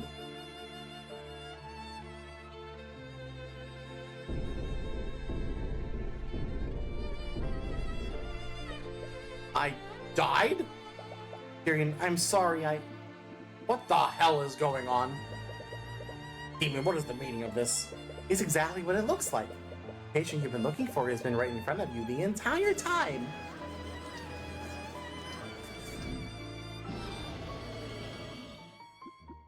Ms. McCoy, did you sign a blood contract with the Emperor's Discord? I did. It's the only thing that would save Tyrion. What? I never fought Arya. I fought Beatrice and Eris. They broke past me and into the prayer room. The person they killed wasn't Pierce. It was you. Tyrion, you. She can't even bring herself to say it. Do you realize now, Tyrion? Stop it. Celeste McCoy is the most important person in your life. She was the last person that hadn't betrayed you. And she signed away her soul to me, also she could save you. Why the somber look, Lucio? Weren't you going to execute the patron the moment you knew you were? McCoy, does that mean what I think it means? Yes. I'm the one who tricked Arya into signing that blood contract. But how could you? I was so stupid. When I made that deal with her, I didn't expect her to... She used that contract to make you act against your will. So it wasn't just Miss Steelwind and Miss Frege who were controlled that day. You realize it, don't you, Lucio? As long as the contract with the patron exists, your daughter will always be vulnerable to my influence. You can't kill me, so there's one solution for your daughter. I must execute Celeste McCoy. What? Understand one thing, Cuthbert. After what you've done for my daughter, I have nothing but the utmost respect for you. I will do whatever's necessary to protect her. What a whore. Dragon! Lucio, we can't act rashly. I'll let you all in one little demonic secret. Doesn't matter if you confine her within a prison, the patron will be able to take control of Arya, no matter where she is. But if you kill her, Arya will be finally free of my control. Do it. What? What are you saying? I should have done this from the beginning. When I realized what happened, I should have just come forward and admitted to what I did. But I kept holding on to the hope that it was all some kind of trick. I prayed and prayed for the patron to be someone else. Tyrion, I was hoping you'd find something that would prove all this wasn't my fault. Finally found the culprit you've been looking for. It absolutely breaks your heart. That nagging feeling you've been experiencing, it's been because you constantly refuse to believe that she would betray you like that. Actually, it still hasn't gone away. That uneasiness is still there. Are you still in denial? No, this is different. Suppose there's no reason to continue this. What?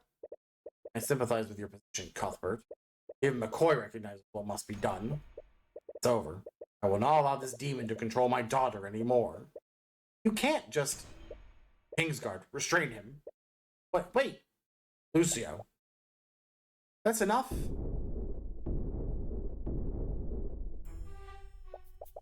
What kind of court is this? Everyone's surprised. Arya leaped from the platforms above and landed right on the witness stand. She forcibly pushed Eris out of the way, something that catches even her off guard. Arya, I'm so sorry. Celeste, you are innocent until you are proven guilty. I won't let anyone pass judgment on you until that is unequivocally proven. But Arya, I did this. Arya, what are you doing? How dare you, father? What? How could you possibly think that you have the right to decide who lives and who dies? You are actually a prosecutor and would file for your immediate disbarment. And you, Mr. Cuthbert, how can you just stand there? Me? You're Celeste's attorney. Isn't your job to defend her until her last breath? I didn't see the truth because I didn't want to believe it. I almost let it slip away because of my own personal feelings. I almost put you at risk. As much as it pains me to do so, I need to approach this objectively. Tyrion, to hell with that. What? Justice may be blind, but it is not heartless. I see it in her eyes whenever she's with you, Tyrion. You mean the world to her. She's consigned her very soul to hell to protect you. You abandon her when she needs you most. I will never forgive you. Tyrion, Celeste, can you testify about what happened? What? But Arya's right. We need to do this properly. I agree, and I will not pass judgment until we have determined exactly what happened. Obviously, he wants to be done with as soon as possible. But even if he controls the Kingsguard, the rest of the room is clearly against him. Fine, do as you wish. Moment for certain of the truth. I will do what is necessary. Very well, Miss McCoy, please take the stand. Celeste, Tyrion, can you testify about what you did that day? Yeah.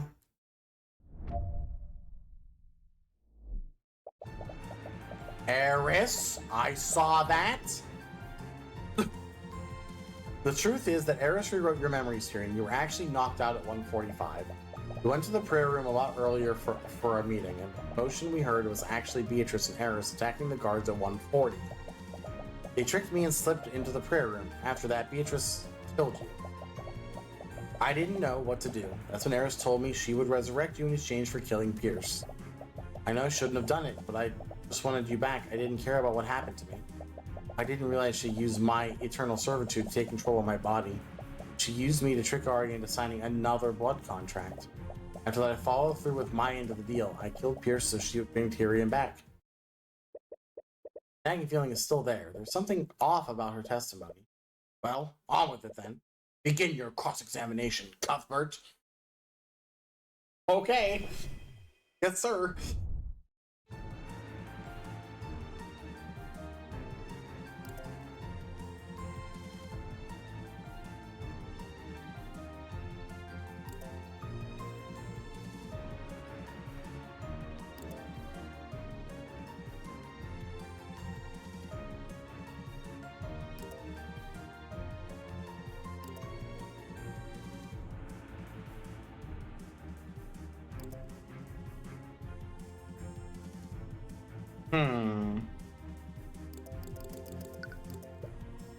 She rewrote my memories? I didn't realize until after you woke up and gave your statement to the Inquisition. She must have changed your memories when she resurrected you. Hers has the power to take control of people against their will, and she clearly has the power to bring people back from the dead. If that's true, you can't even trust your own memory. We went to the prayer room a lot earlier for our meeting, and the commotion we heard was actually Beatrice and Eris attacking the guards at 1:40. Suppose you didn't have control of Arya until then. Does that mean you never even fought her? Clarify, I had to create an alibi. The Inquisition arrested her because of your testimony. The suspects of Alaric and High Speaker also implicated her, but Steel Windows also already knew she was compromised and finding the purple mark in her pocket. But things would have been the same regardless of her testimony.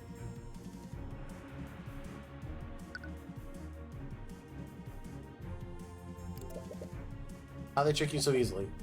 When I went to see what was going on, I only saw Eris and Beatrice standing over the guards' bodies. It felt like someone else had killed them. And they lied to me and said that they wanted to go to the prayer room for protection. That's when Beatrice, how did she kill me? It was some kind of necromancy spell but it didn't visibly wound you. Checked your body, it was already cold. Your heart was stopped. I think she used necrotic blight. No. No. Wait, hold on. I'm going back. Hold on. No. No. We have this feigned death spell. Objection! Damn it.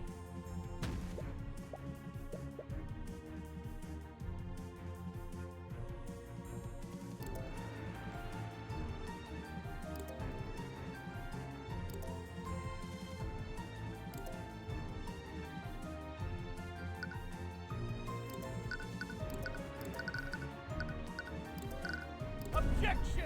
It's gotta be this.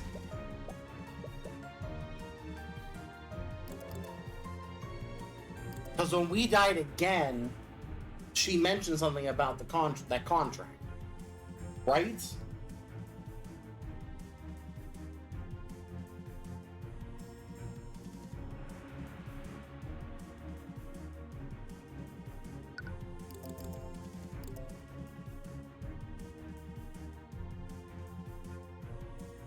All right, let's look at this from another direction, because I'm thinking our memories were affected, but not everyone else's. Right? So what if we look at other people's testimonies?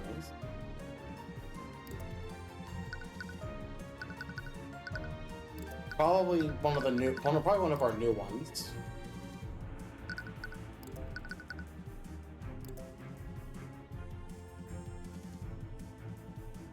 Break and errors were accounted for in the garden until 2. So how would she have seen them before that? Hold on. Objection! That seems wrong. So according to you, we heard a commotion at 140. Went out to investigate, and that's when you saw Eris and Beatrice. Yeah, I lied about my fight against Arya. Never even fought her. That's true. How do you explain the discrepancy? Can't trust your own memories, but thieves shouldn't have been affected. Thing is, Celeste, think about your timeline doesn't match the evidence. Really, but I was pretty sure of the time. Supposed to be at the meeting at 1:45. Wait, did you just say? Meeting with Pierce was scheduled for 1:45, right? What's wrong, Mr. Cuthbert? Celeste, there's something fundamentally off about your testimony. What? But I swear I'm not lying. Your timeline of what happened is completely off. A lot of your testimony doesn't match with what we've learned thus far. Firstly, it's about the exact time you saw Eris and Beatrice. According to you, you saw them at 1:40. But Leif, Miriam, and Asipolis didn't lose track of them until 2. What? When did they say that? What are you talking about? You were there with me when we spoke to them. I know, I was paying really close attention. I need to see how close you were to finding me out. Why can't I remember? She can't remember. Cuthbert, judging by what happened to you, Eris clearly doesn't need a contract to affect people's memories. It's possible she changed memories of Leif Frege in her entourage. Not just that, Lucio. There's something else that Celeste is clearly remembering differently than what contradicts that contradicts a physical piece of evidence. What?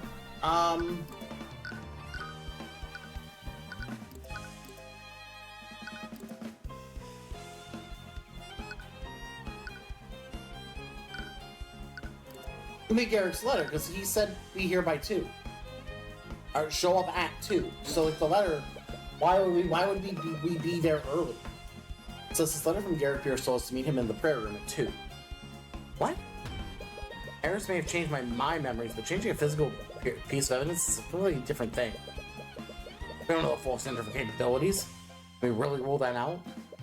You were unconscious. Ilmater had plenty of time to access your body and your belongings. At this point, anything is possible. Eris is far too unpredictable to say for sure. But if Lucio is right, Eris could have gone around and doing whatever she wanted. She could have wiped the memories of every witness who saw the crimes, and she could have manipulated the crime scenes however she wished. But if she had done so, there would have been logical inconsistencies. Until Celeste was revealed as the patron, every piece of evidence she found or deduced had been largely consistent. Contradictions in what Celeste is saying could be explained by Eris changing several elements of the crime. What explains Celeste's contradicting memories of what happened? Or simpler explanation.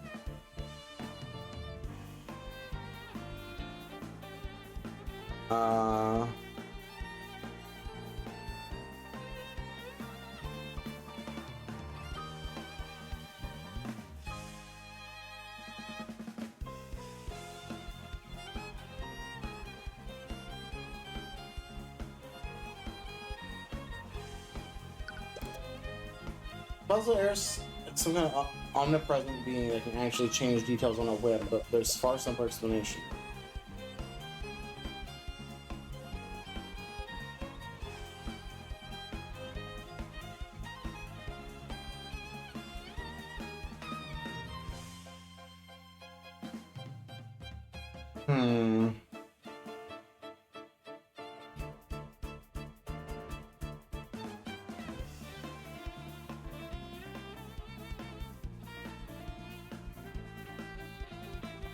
Eris changed Celeste's memories? Eris currently has your eternal servitude. If she can manipulate my memories, let's say she's not manipulating your memories right now. I guess it's possible, but why would she even bother doing that? She wouldn't need to do that unless she still had something to hide. Are you serious? What more is there left for her to hide? Whatever it is, it's important enough to make drastic changes to Celeste's memories. Wait, if that's true, that means that Celeste's true memories will tell us exactly what we need to know. Alright, so how do we pull those out? Even if you're right, I can't remember what really happened. She has full control of my mind. It doesn't matter. It's like every cross-examination we've ever done. If you keep testifying, she'll keep changing your memories to tell more lies. Keep pointing them out, will eventually arrive at the truth. Celeste? It really is obnoxious how resilient you are. What? Why can't you all just give up already? Eris, is that you? What are you... Unfortunately, your little interrogation ends here. Kingsgirl, what are you doing? Destroy Elmater's body. Too late, Lucio. I win. Oh. Celeste? Damn it. Eris, what did you do to her? I put her to sleep, just as I did with Beatrice. You... Why would you do such a thing, Elmater? What do you mean? I did it for the same reason I do anything. What would make Tyrion suffer more than putting his love in an eternal sleep? If you wanted to do that, you would have just done that from the beginning. You're hiding something. I know it. Damn it, we can't extract any information from her like this. The only person who can tell us what we need to know is Celeste. Well, but getting anything out of her like this? Ever since you discovered the truth about what she did, one possibility has been floating around your mind. Is this even possible? No, it doesn't matter if it's possible. Eris Elmater, what is it? What happened if I nullified Celeste's blood contract? If there's anything even to dispute, everything granted by the contract will be reversed. I don't think you fully understand what that means. Lucio, what is it? Your men know where Ruby Tomorrow's law office is, right? Where are you going with this? You'll need an attorney to cross-examine Celeste's testimony. She owes me, and she'll be able to finish this on my behalf. Wait, and tell her I'm sorry I couldn't keep my promise. You're not serious, are you? I'm one of the eldest evils that ever lived. I would never create a faulty contract. Eris Elmater, Empress of Discord. Well, wait, you know I can't speak lies, correct? By the Eye of Horus, I demand the opportunity to dispute Celeste McCoy's blood contract. I'll state it plainly then. There will be no room for doubt. Celeste McCoy's contract was written without flaw. I don't care. What? Celeste sacrificed her life to save mine. How could I ever face her again if I didn't do the same for her? You're insane. You're just risking death for nothing? Why are you so nervous? Maybe this is pointless, but I will never stop fighting for her. Stop this! Uh-oh. Uh-oh. I can't help myself. I'm only human after all. Once you pass this point, you would not be able to save your game for a while. We recommend that you make a save file now. Okay. Excuse me for a moment. The game is telling me to save. We'll just save. Oh, good. We're going to Azathoth, apparently. Oh, okay. Yep. How foolish of me to think we were going to get through this in a timely manner. We're in part 7. I've killed people. They were usually criminals or bandits, but it still frightened me how unaffected I was by their deaths. It always came to me so easily. Good at it. A little too good. People told me that taking lives of others would be hard, but I never felt that uneasy. Not even once. It made me think that I was some kind of unfeeling monster. And maybe I am. By the time I spent with you, it filled me with more happiness than I could ever dream of. Instead of taking lives, I could save them alongside you. It felt good to protect you. I felt needed when I knew you were relying on me. It made me feel like I was actually worth something to someone. And whenever I saw the light in your eyes, it filled my heart with a warm feeling that I never felt before. But it was too good to be true, wasn't it? In the end, I failed you. I couldn't protect you, just like I couldn't protect my father. I don't understand. Ever see in someone like me? High tech. I really don't understand. Why would you go this far for me? Good to see you. Ow, what was that for? You know what it's for, you jerk. I literally had to sign my soul away to hell to keep you alive, and you just threw your life away? What else was I supposed to do? I should just let Lucio kill you? Yes, that's exactly what you should have done. A lot better than gambling away your life. Never going along with that. You even know me? Oh my god, this is why I couldn't tell you the truth. I knew you would do something stupid like this. You know I always get to the truth in the end. What you did was make that process extremely frustrating. I could have gotten away with it. You can't even beat me at chess. Are you gonna get a murder from me? Oh, you... Tyrion, I killed Pierce. I know. At first I tried to justify it by saying he would die in 1 month anyway. It's his life compared to yours, right? But when I look at him just lying there unconscious, I got so angry. So I woke him up. What? I wanted him to experience a fraction of the pain that my dad felt. Someone like him deserved a peaceful death. So I... Celeste. You hate me, don't you? This time I'm the disgusting murderer you've been looking for. So why couldn't you just let me die? You honestly think I care for you that little? What? You are and always will be extremely important. One betrayal won't change how I feel about you. Tyrion, you're not getting rid of me that easy. I'll always be there when you need me. No matter where you go, we're going there together. Well, you might be heading to a pretty bad place. Well, I'm not one to celebrate a victory prematurely, but you're already admitting defeat. I won't look a gift horse in the mouth. Eris, I can't believe you brought me here. I will never hear the end of this from my father. Where are we? The courtroom of the gods, the place where truth and reality are determined. The court of Azathoth. I'll give you one last chance, Tyrion. You made a rash decision, but I can still send you back. Even now, she's still trying to dissuade you. Why is she so intent on making you give up? You're nervous, aren't you? Is that so? There's a reason why you didn't want to bring me to bring you here. I'm gonna find out what. Your persistence was endearing at first, but now it's honestly you're really annoying. I suppose we'll have to do this the hard way then. Don't say I didn't warn you. Oh, we're doing an argument. Alright. You should have taken my offer when you had the chance.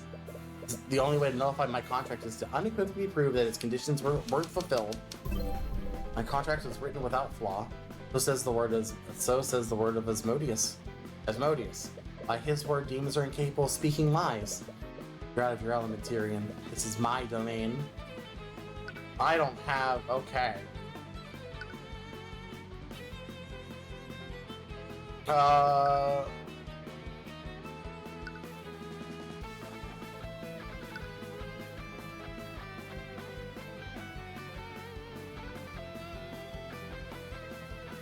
Assuming a blood contract was truly impossible, there would be no need for this court to exist. Humans are powerful, they aren't omniscient. They can't possibly be aware of contracting circumstances that may be created when they make a contract. You're hiding something you desperately need to keep hidden. You went as far as to knock Celeste out before we could get the information from her. Oh, really now? You tried to confound the investigation by manipulating Celeste's memories. The contradiction in her testimony proves one thing. She didn't see you and Beatrice enter the prayer room until 2 p.m. at the earliest. Your so-called contradiction is based on the testimony of Leith Rhaega. How are you so sure that her testimony is reliable? It's supported by the testimonies of Miriam and Lord Asepens. They were all together at the time. Their testimony is sound. Oh, really? It looks like you've made a contradiction. What? Leith, Miriam, and Lazarick all encountered an illusion, and that illusion makes their testimonies unreliable, so says the word of Asmodeus. What? An illusion? What kind of illusion? Who knows? My statement still stands. You can't expect us to just accept your claims without any evidence. I can't speak lies, Tyrion. Every statement that comes from my mouth has to be true. I don't need proof. In this court, the only thing that matters is what's true and what's false. And the word of Asmodeus says that Leith's testimony is unreliable. Damn it, she can't just say whatever she wants without having to provide any context. But she only said that Leaf was tricked. She didn't specify an exact time. What else proves that Beatrice didn't disappear until 2? Is there something else that proves that Leaf didn't begin her search until 2?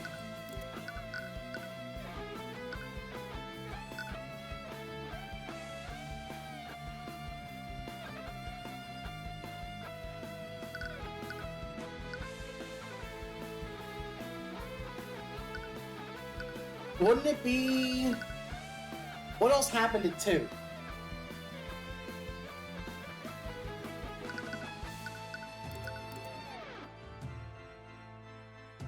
Of course, Aster was trapped at 2. First, when it happened, Leaf and her party went to search for Beatrice after you two went missing. You confirm or deny that? You won't deny that. Perfect. Whoever set that trap, they said it triggered whenever Aster approached his father's body, and that didn't trigger until 2. Leaf and her party were about to search for Beatrice when the Kingsguard informed them of what happened. And mind you, Kingsguard did this immediately after the trap was sprung. As Leaf was about to begin her search when this happened, Beatrice couldn't have gone missing until that time. And once again, you're predicating that on Aster's testimony. Not just him matters, so remember that the Kingsguard witnessed this. True. That's why I'll respond with this.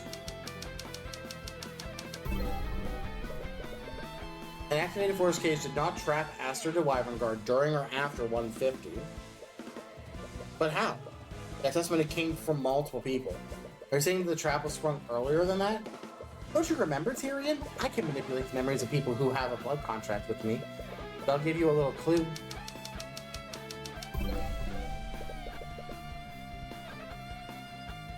Great. Okay. I tampered with their memories.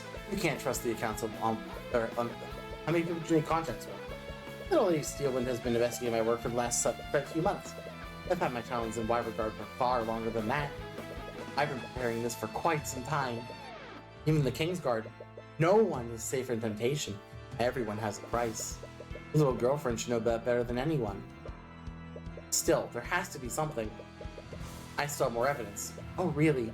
Whose testimony will you be relying on this time? You can present all the evidence you want. Most of what you have is based on eyewitness accounts. Even so, you can't possibly have made a contract with everyone there. Check that again, shall we?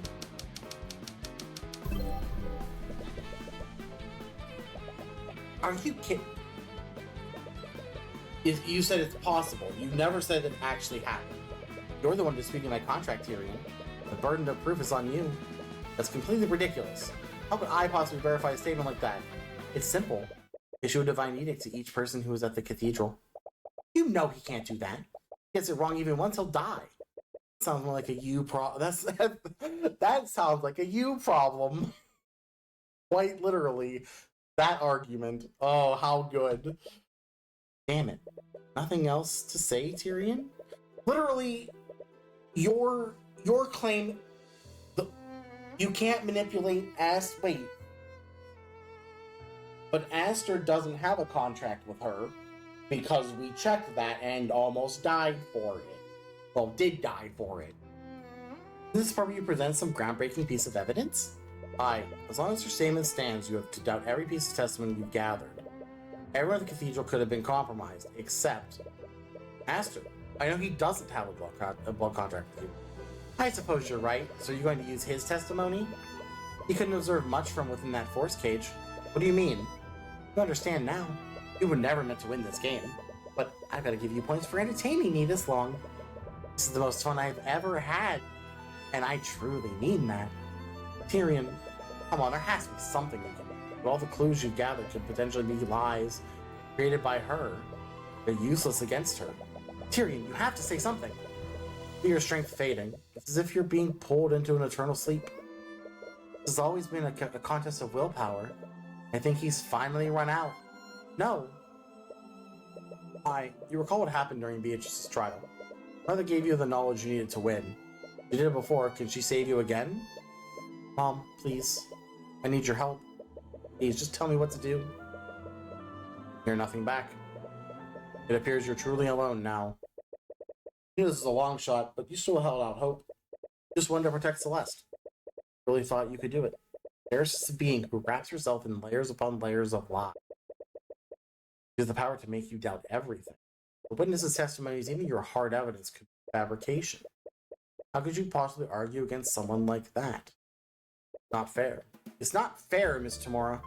They're not even bothering to investigate a crime properly. Well, of course they're not.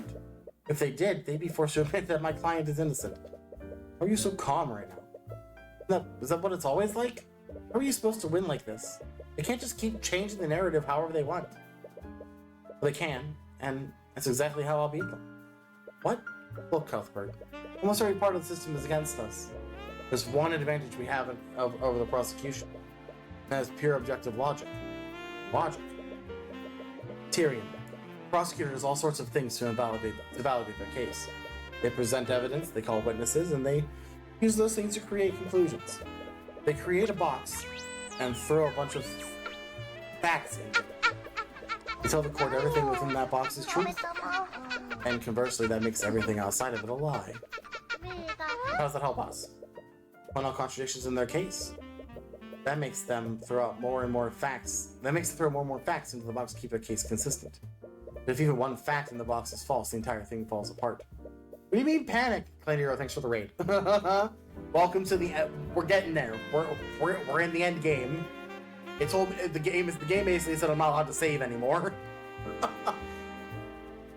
But surely they'll realize what you're doing. Don't they play dumb or refuse to add anything to the box? Well, you can force them to. What? You can present your own truth and force the prosecution to either accept or deny them. By doing that, you can control what goes into the box. Also, this house sounds so complicated. I don't know if I'll ever get the hang of it. Don't worry. You've always been a sharp kid. I know you'll do great things. Don't give up. I can present my own truths. Eris's case hinges on when Beatrice disappeared. Change Celeste's memories to make her think everything happened earlier, which can only mean Beatrice Frege did not go missing before 2. What was that? We reached the do you wish to proceed section of the game. Yes, I said. This is far from over. Oh, we have wings now. Beatrice Frege did not go missing before 2 p.m. So says the words of Horus. What the hell?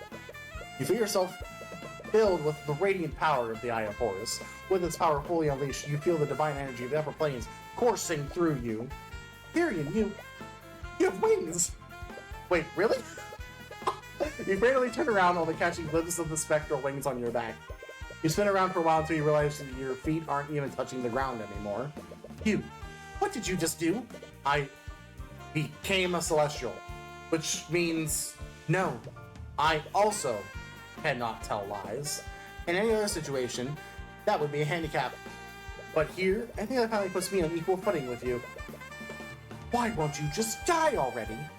You've tried everything you could to break me. You've drove a wedge between me and Ruby. You even manipulated Celeste into betraying me. But I'm still standing, Eris. I think you might be a little out of your depth right now. I have lived a million of your pathetic lifetimes. Think I am out of my depth? I am the Empress of Discord, ruler of the Sixth Circle of Hell. I am a god. She doesn't know, Tyrion. What the hell are you laughing about? Whoever you are, man, king, or god, I won't let anyone stop me from reaching the truth. Did you so graciously barred your soul to me? I guess I should do the same. I wanted to break your spirit in this form, also to keep things fair and interesting. But you know what? Right now, I just want to see you die. What? Wait, what just happened? Celeste? I'm here. I can't wait to tear you both apart.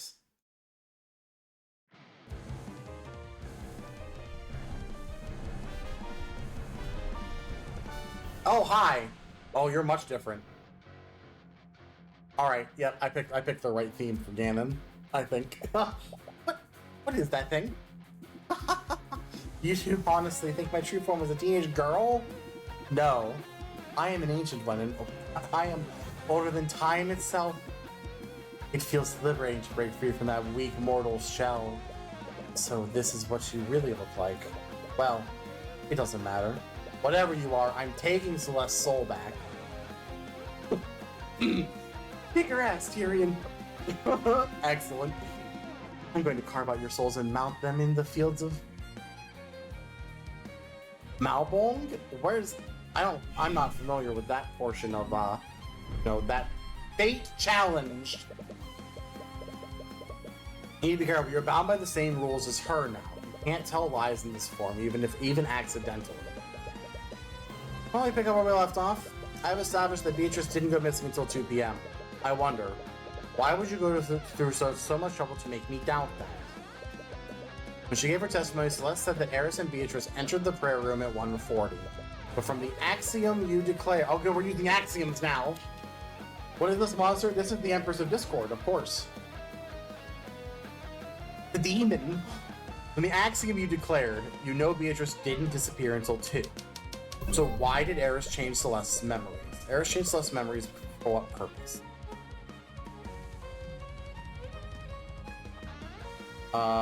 Let's see.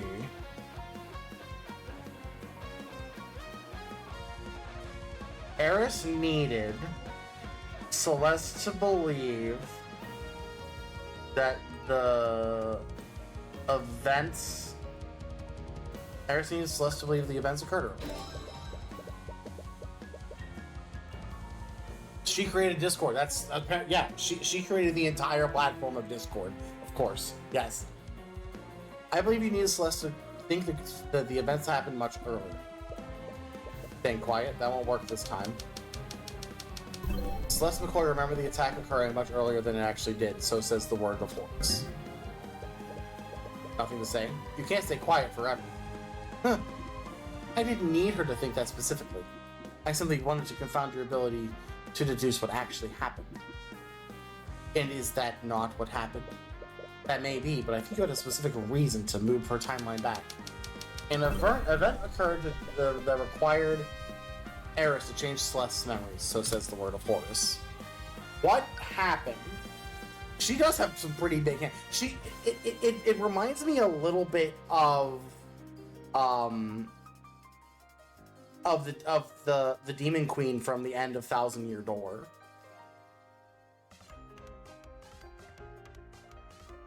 An event occurred that required Eris to change Celeste's memories.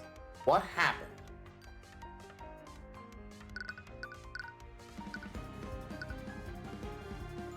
What happened?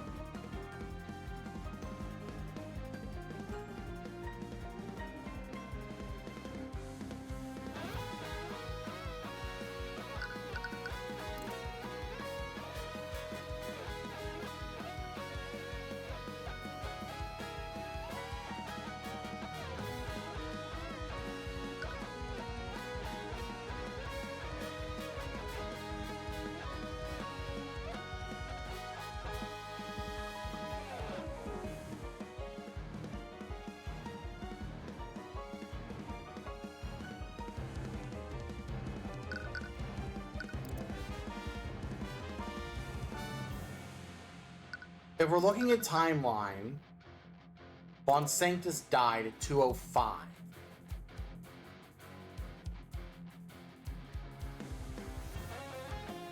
So she needed to change Celeste's memories so that all of these happened after they visited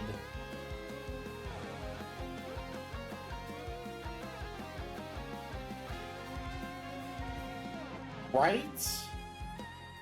So then would the first thing that happened be Von Sanctus dying?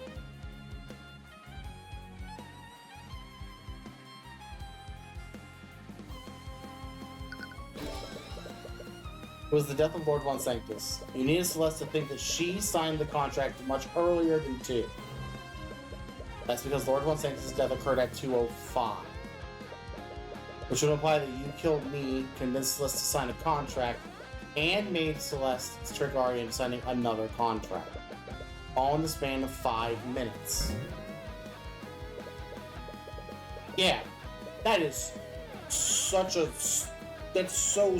small amount of time to do all of that. My goth girlfriend be okay, listen, Faze.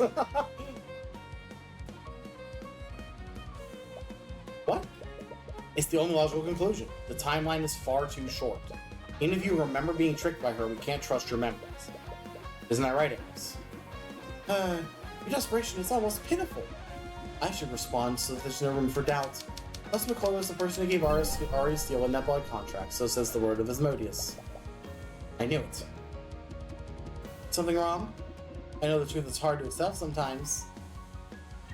But Celeste did betray Arya's trust. She always speaks in technicalities. You can't take that at face value, but it's also be a trick. You could declare outright Celeste is not the patron. But if you're wrong about that, you'll most definitely die. You need to be certain before you decide to declare it. Okay. As soon as Celeste isn't the patron. So why would Celeste hand Arya a blood contract? Celeste isn't the patron, the contract would have already been signed. You already concluded that the blood contract was disguised as a normal legal document. You recall something happening, but it's still muddled. What was it?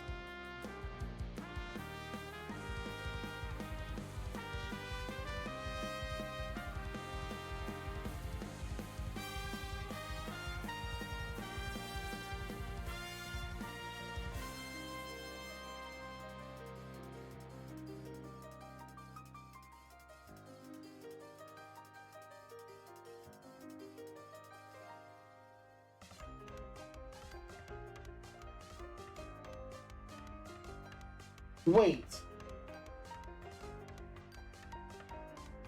Arya dropped a piece of paper, like super early, like as soon as when we rushed in to, like when we first went in to meet Pierce, Arya dropped a piece of paper. Celeste saw it and then handed it back to her, didn't want to say a single word about it. Was that the contract?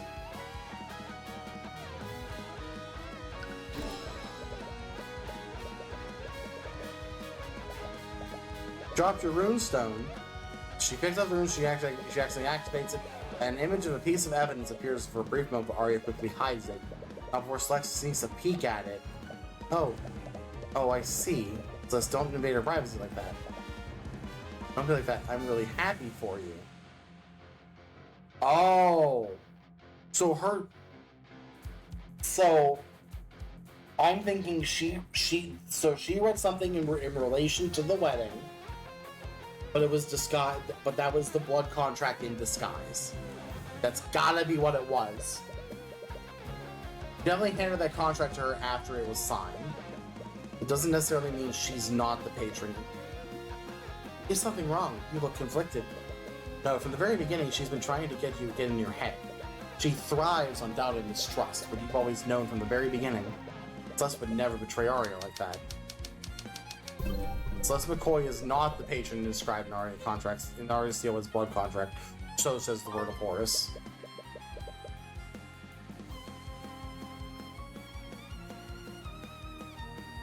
Celeste McCoy saw Arya drop this contract before she entered the prayer room with Tyrion. Due to the Empress of Discord changing her memory, she can't remember what was written on the contract. Correct. Even now, you trust her that much? Wait, but that means you didn't betray Arya, Celeste. You only manipulated memories after the fact. She wanted to make you think. She wanted to make you think that you did. So it's not my fault. It is. That's far more unsettling implication. Someone else, the patron, but who? No, that's not important right now. You need to focus on saving Celeste for now. Celeste wasn't the one who secured Arya's compliance and cooperation. Doesn't that make your contract flawed? Please, I thought you wouldn't turn. Contract states that Celeste would engage in actions deemed necessary to secure the compliance and cooperation of Arya Steele. No further actions were necessary. She was already under my influence by then. But that means none of this is her fault. I wouldn't go that far.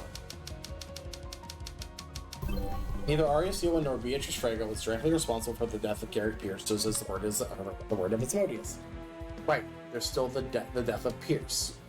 Doesn't matter who's responsible for the massacre as a whole. All that matters is the validity of my contract. You act like you're in control of the situation. I've been nervous ever since I began disputing your contract. You're hiding something, aren't you? Who can say for sure? The second paragraph is vague, but what about the first and third?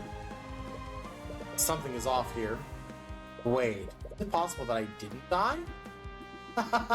You still don't deny it. I thought you were ready to die to save your beloved Celeste. Answer the question, Eris. We can't trust Celeste's memories. The memory where she confirmed my death could all be a fabrication. Huh. Still holding on to the hope you'll survive this, let me state it plainly for you. Celeste McCoy did, in fact, observe that Tyrion Cuthbert was dead. I did not alter that memory. So says the word of Asmodeus. Sorry, Tyrion. How did you revive me, Eris? You even have the power to resurrect people from the dead? Who do you think you're talking to? Of course I do. Doubt me, why don't you declare that Tyrion Cuthbert never died? Knowing her, she could be baiting you into telling a lie. But it's equally likely she's bluffing. If you still doubt that I resurrected you, I'll state this. Means of my power, you're able to resurrect people from the dead. So says the word of Asmodeus.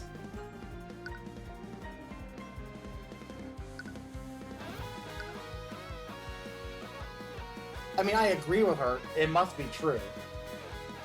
Right? But why would she have to be that specific? That doesn't seem right. How would you specify that beings of your power can do that? It's possible that it's not a simple, easy feat to accomplish. For example, would Arnoth be able to resurrect people from the dead using your contract? Let me save you some trouble. I'll say it for you. The Empress of Discord can't resurrect people easily, so says the words of Horus. It's not the same thing as saying it was impossible for me to do, but it would require a large amount of effort on your part. Perhaps. Recall my previous declaration, Celeste was there, and by accounts she concluded you were dead. How thoroughly did you check me? I have experienced a first aid and it was pretty bad. You weren't breathing and your heart was stopped. We tried to resuscitate you for several minutes, but to no avail. Right, there's no way your body can survive that long without oxygen and blood flow. It's coming back to that spell that I tried. Listen, I was just so far. As usual, I'm just way too far ahead. Eris just confirmed Celeste spent several minutes trying to resuscitate you, but there has to be more to it than you're seeing. What could have created this scenario? I'm presenting this fucking spell. Oh, god damn it. You may have been able to resurrect them, but you had a far easier way to create that scenario. Luckily for you, Beatrice was there and under your control. You saying that Beatrice can resurrect people from the dead? No, the opposite is actually true. Beatrice Freyga cast Feign Death on Tyrion Cuthbert, so says the word of Horus. What? I'm sorry, Celeste, but I was never dead. She just used a spell to trick you. No. So everything I did, it was for nothing. But that means you never resurrected him. He was never dead in the first place. The contract only said that he was apparently dead. All I did was revive him by making Beatrice release her spell, which allowed him to wake up. Well, I'll admit the first paragraph is a possible weak point, and only that leaves the death of Garrett Pierce in Celeste's hand. Something happened with Pierce, didn't it? What are you hiding? Whatever could you be talking about? Your contract says Celeste must bring about the demise of Garrett Pierce by her own hand. Since you wrote that contract, that must have been your intent from the beginning. So why are you so nervous? Something went wrong, didn't it? You want to stay quiet, I'll just... This could be a laboratory to bait you into making a false statement. You need to be careful. Find out exactly what went wrong. Is it possible Celeste didn't kill Garrett Pierce? Are you serious? He's the man who killed her adoptive father, and he was slated to be executed next month. She didn't have the rational reason to not trade his life for yours. As bad as it sounds, that wouldn't be a hard choice for me. There's no certain reason why I wouldn't take a deal like that. She may have wanted to, but something else might have happened. Perhaps Beatrice or Ari had misinterpreted one of your commands and killed him against your wishes. You're making this so tedious. Neither the Empress of Discord, Arya Steelwood, nor Beatrice Freyga killed Garrett Pierce, so says the word Asmodeus. Well, what if you forced Celeste to kill him? You signed that contract already, so you had control of her. The contract states that she needed to kill Pierce of her own volition and agency. I honestly think I would make such a foolish mistake like that. Celeste McCoy had complete control of her actions when Pierce died, so says the word of Asmodeus. But if someone else killed Garrett Pierce on the accident, maybe a member of the Kingsguard who survived and entered the prayer room. Try again, Tyrion. Garrett Pierce's death was not an accident, it was intentional and committed with malice. Well, Cool. Games discourse, Les McCoy, Tyrion, Cuthbert, Pierce Strega, and Arya Steele were the only people in the prayer room with Garrett Pierce when he died. So says the word of his emergence. Understand now? Did we kill him? Was it us? Is that how we get through this? We are the murderer? For real? I can refute any possible it was me. Surprise twist. I can refute any possible explanation you may have for Pierce's death, but the truth is, Tyrion, Derek Pierce's death occurred because of Celeste McCoy's action. So says the word of Asmodeus. Given up? I finally extinguished the light of hope within you. Can't believe it. I can't believe you fell for that. What? You've never thrown consecutive declarations at me like that before. Because I'm getting close, isn't it? Are you sure Tyrion's last name isn't Mon Karma? Ooh, it might be.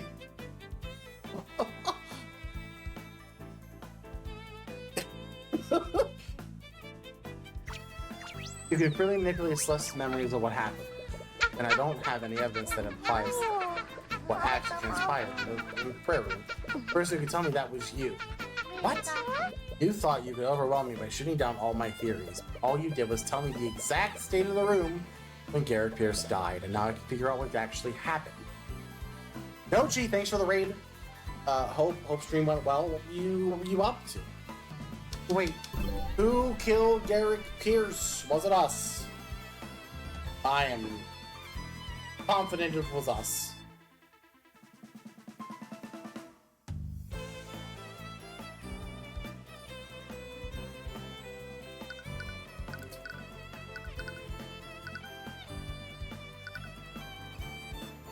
Team Flukies versus underscore. Oh.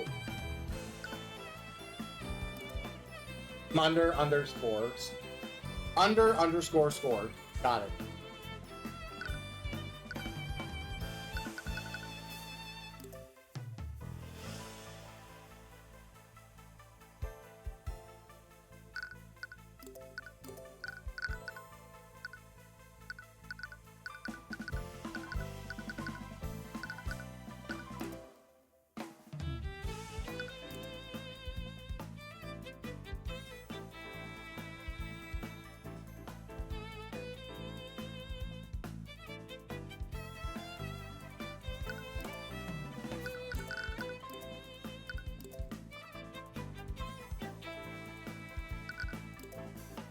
What are the chances?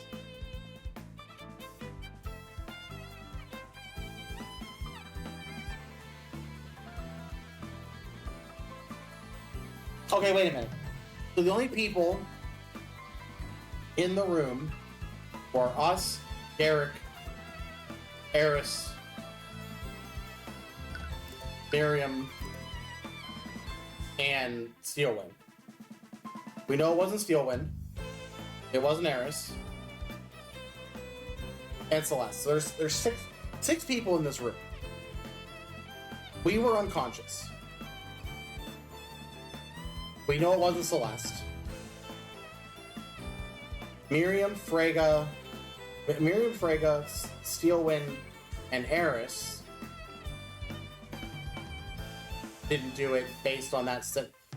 The only other option is Garrick himself. There's no way.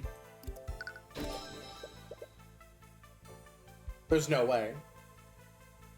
Did you know that inverted routing sucks with no hammer and 12 for 75 minutes? Yeah. Sure does. Aerosol Modder, Empress of Discord. No. Stop this. I'm not sure what would possibly drive him to do something like that. When he was in the prayer room, Garrett Pierce chose to take his own life. What? You know what that means, don't you? But for the sake of it, I'll state it the way that makes it abundantly clear. Stop this! Stop this right now! Celeste McCoy did not bring about the demise of Garrett Pierce by her own hand. So says the word of Horus. The conditions of your contract were impossible for Celeste to fulfill. That renders it logically invalid. Checkmate, Eris. You filthy little... Oh. I think we won.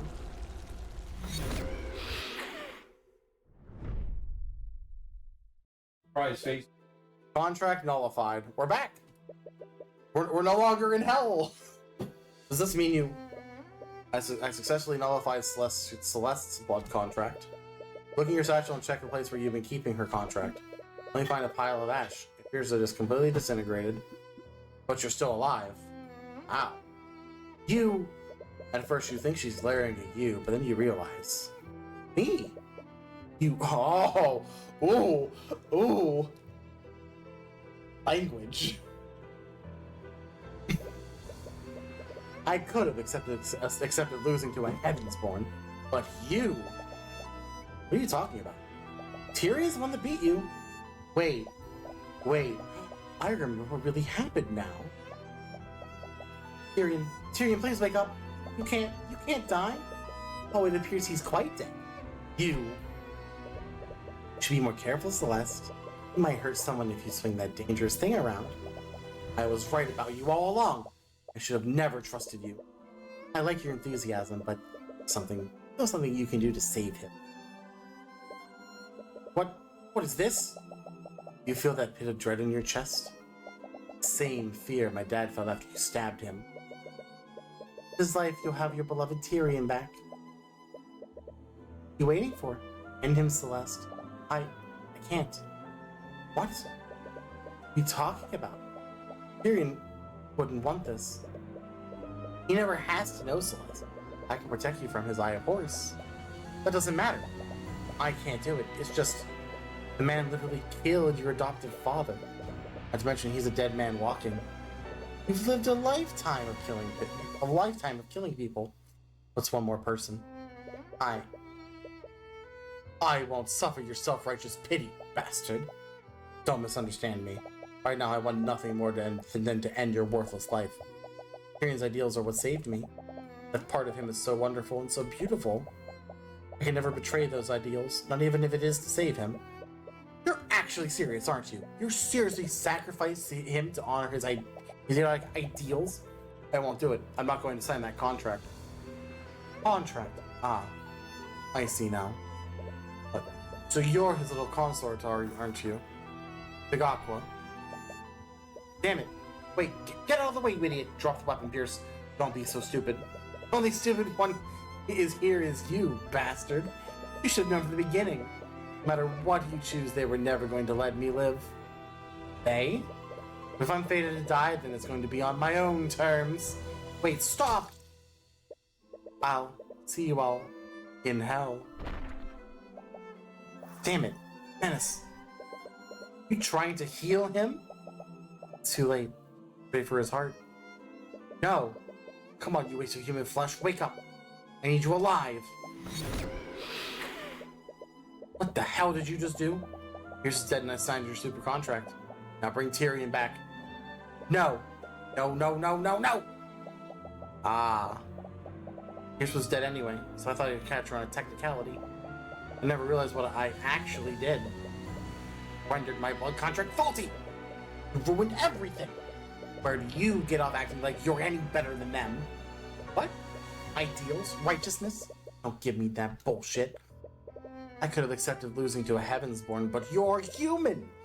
You're a goddamn killer! All of you are rotten to your disgusting cores. All you would tear out each other's throats if I gave you the smallest reason to.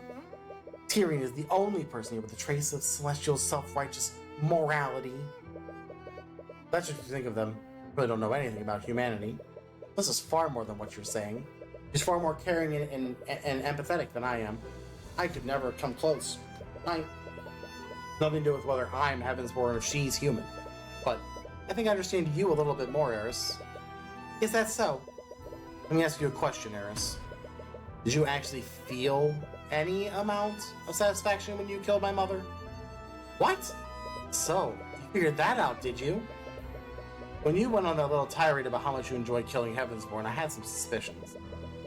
How does it feel, Tyrion? The person who killed your mother, the person who ruined your entire life, is standing here right in front of you. What do you have to say?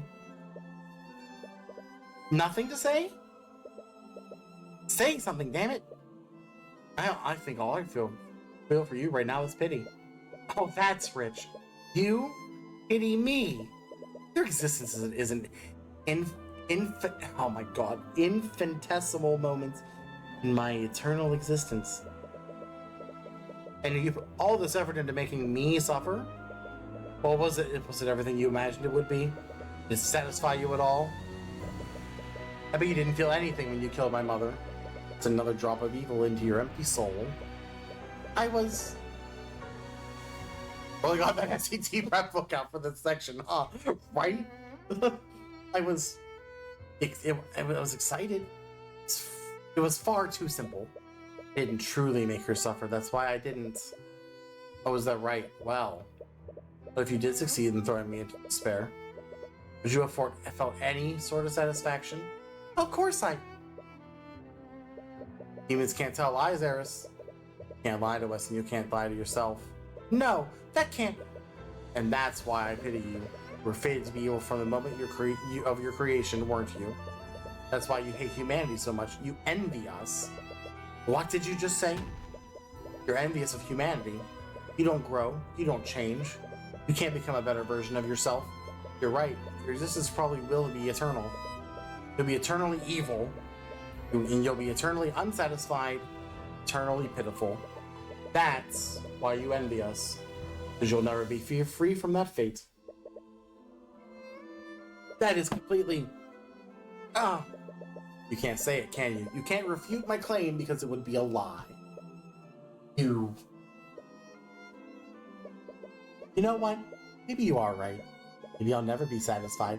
Maybe I won't feel any satisfaction from killing you. I'm still going to try. Oh.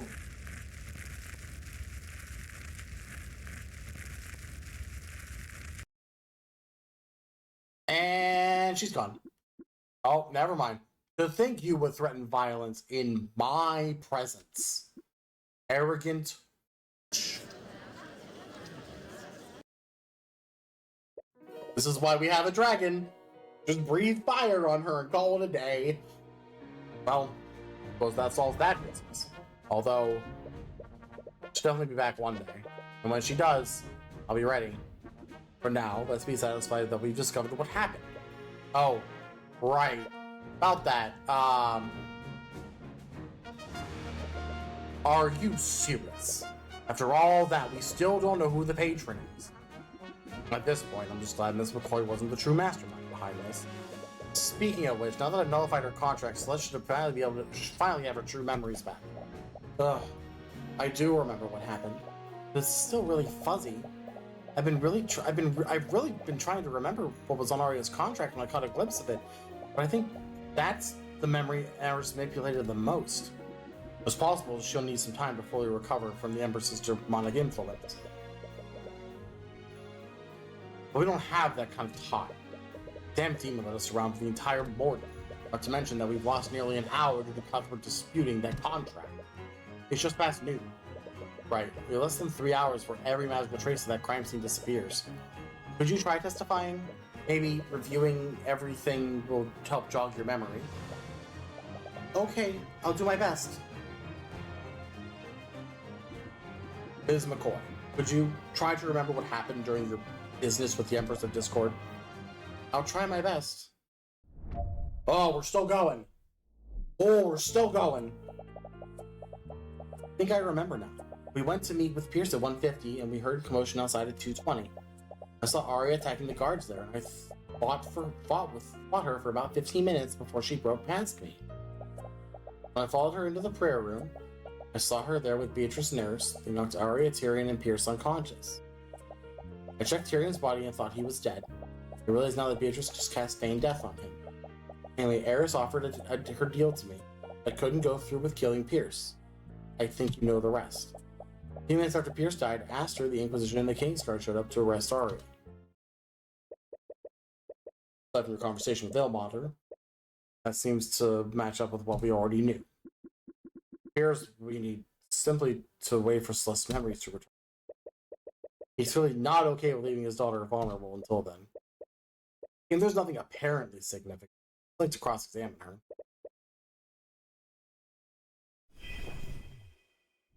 Oh.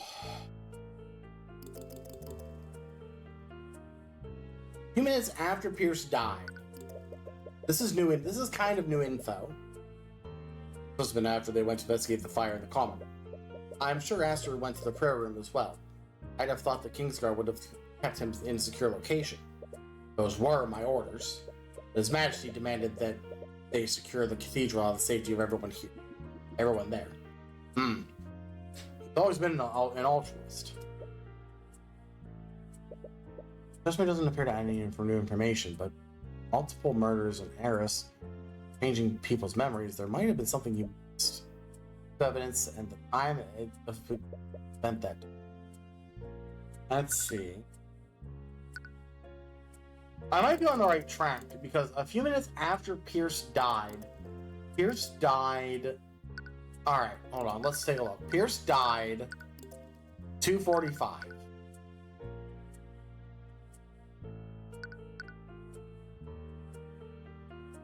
Something still feels wrong with them.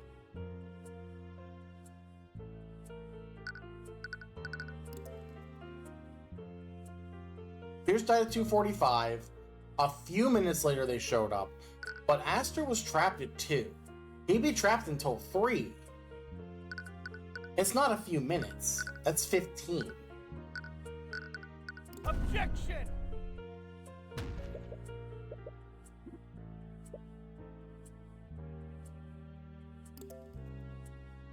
Oh, I was on the wrong thing. Objection! Yeah, okay. Yeah, the time is still wrong. Wait, what? What is it, Mr. Cuthbert? Celeste, are you sure Aster showed up only a few minutes after Pierce died? Yeah? I remember that part pretty well. Eris seemed really worried about being seen by them. Have you figured something out, Mr. Cuthbert? It's just that... May I remind you we are extremely pressed for time? Stop wasting our time and just say what you want to say? Celeste, Garrett Pierce died at 2:45 and Aster showed up in the prayer room only a few minutes after? Yeah, where are you? Wait. There is a big question. How did Aster enter the prayer room at around 2:45? He should have been trapped in a force cage until 3? Wait, you're not serious, are you? McCoy's memories are clearly unreliable. It meant all reported His Majesty led him to the prayer room after he exited the force cage. Normally that would be more concrete when compared to Celeste's testimony. We can't trust their testimony. What are you talking about? While I was disputing Celeste's contract, Eris declared that she made contracts with multiple members of the Kingsguard. What? They were working together with her. And with these contracts, if these contracts are structured similar to Celeste's, she must have had the ability to manipulate their memories. This means they could have intentionally or unintentionally lied during questioning. I think even the Kingsguard have been compromised. How could I have let this happen? And even if we are to assume that he somehow escaped the inescapable horse cage, how did Aster know to head to the prayer room? I understand your point, but you understand what you're implying? I'm not trying to imply anything. I'm just saying the facts we know. Know that a human, whether willingly or otherwise, worked with the Empress of Discord to orchestrate this massacre. He was deeply trusted by Arya's Steelman, so much so that she didn't even think twice about signing a contract that he gave her. There's only one person who meets those criteria: Aster de Wyvern, the reigning king of our kingdom. Okay. I will have order. Mr. Cuthbert, do you understand the weight of this act? Him, the king collaborated with a demon in any capacity is no small thing. I do, but I'm hoping it's all misunderstanding. After all, Eris's goals seem to be nothing beyond sowing as much discord as possible. I made us believe that Celeste and Arya were both murderers. I want to save Arya, but I also want to believe in the people who believe in me.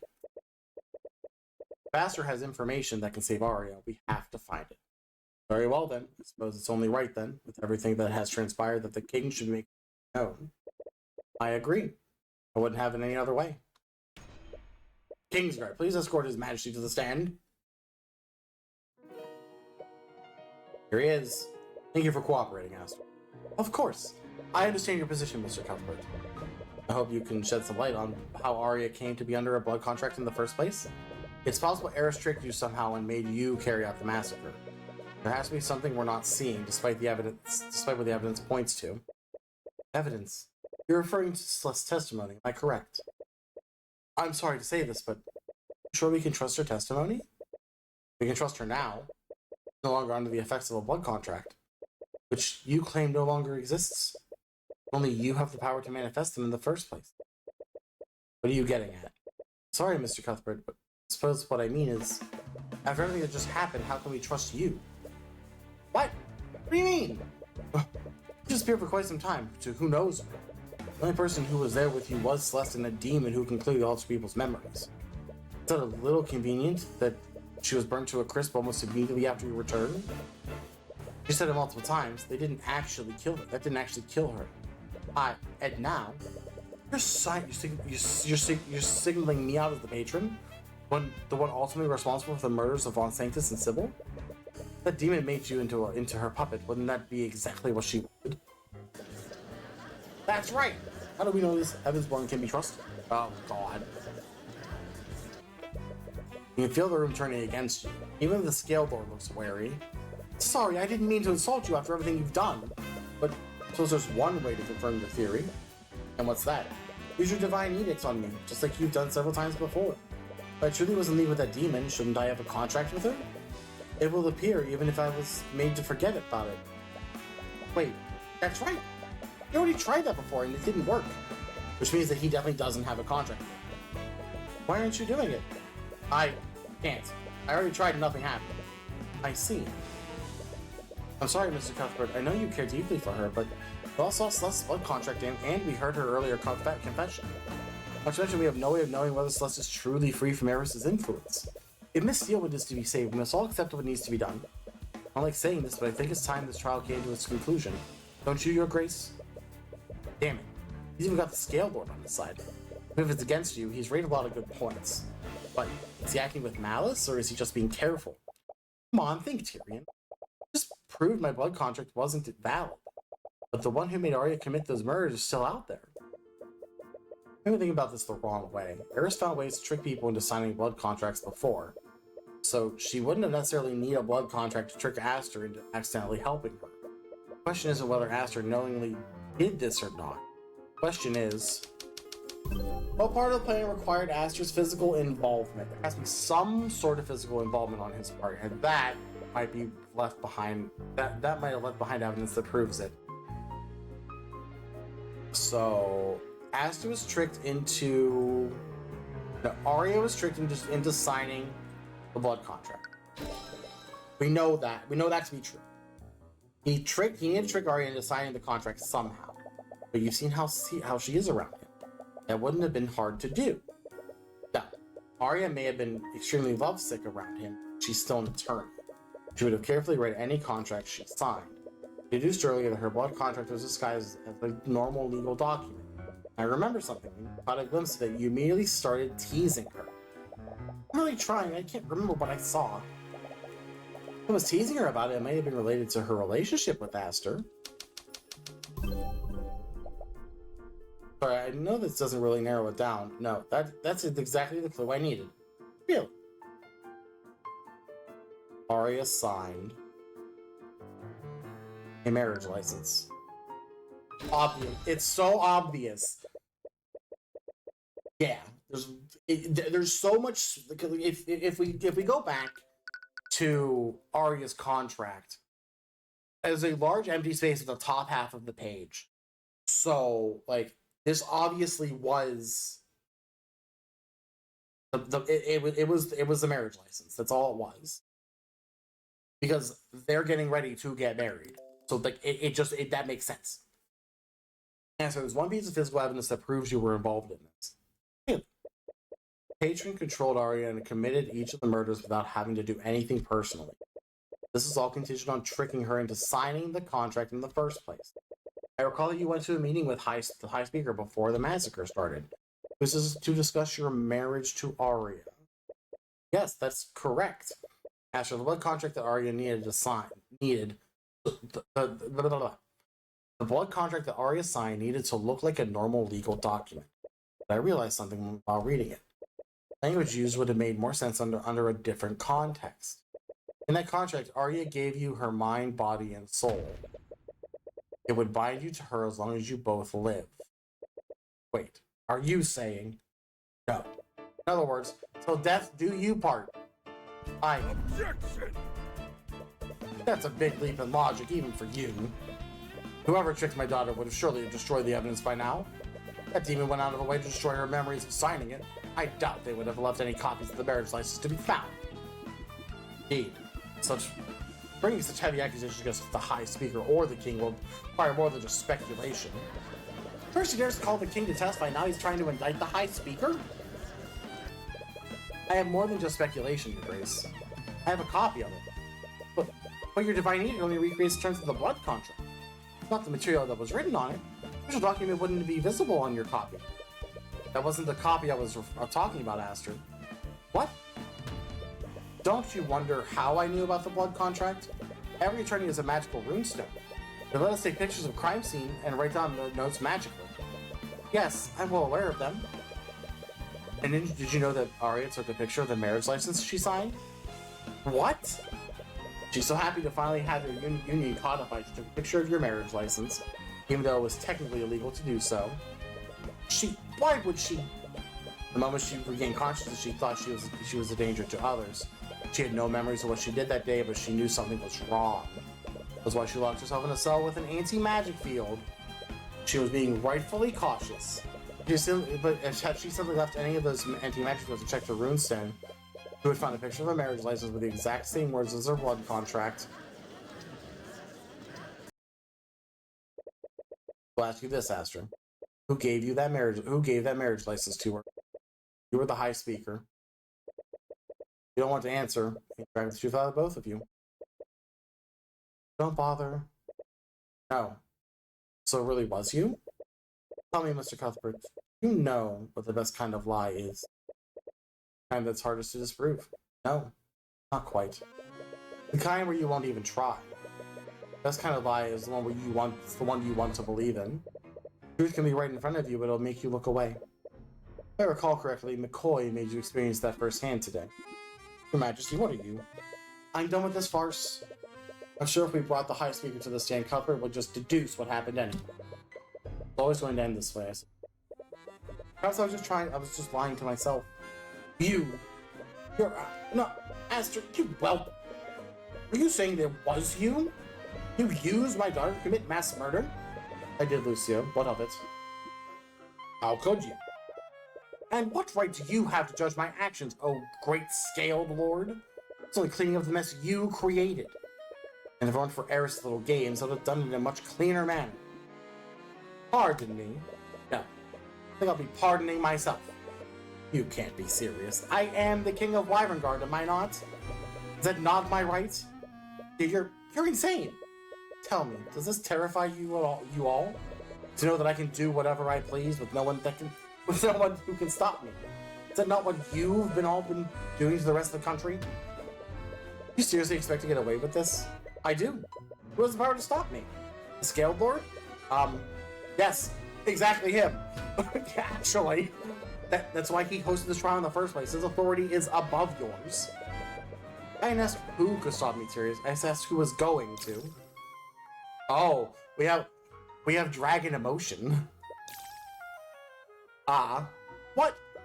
Why aren't either of you saying anything? Yes, Rathalion, have me arrested. With my 7-year-old brother on the throne. I'm sure history will tell you exactly how kingdom fares when a child sits on the throne. Would you take the throne for yourself?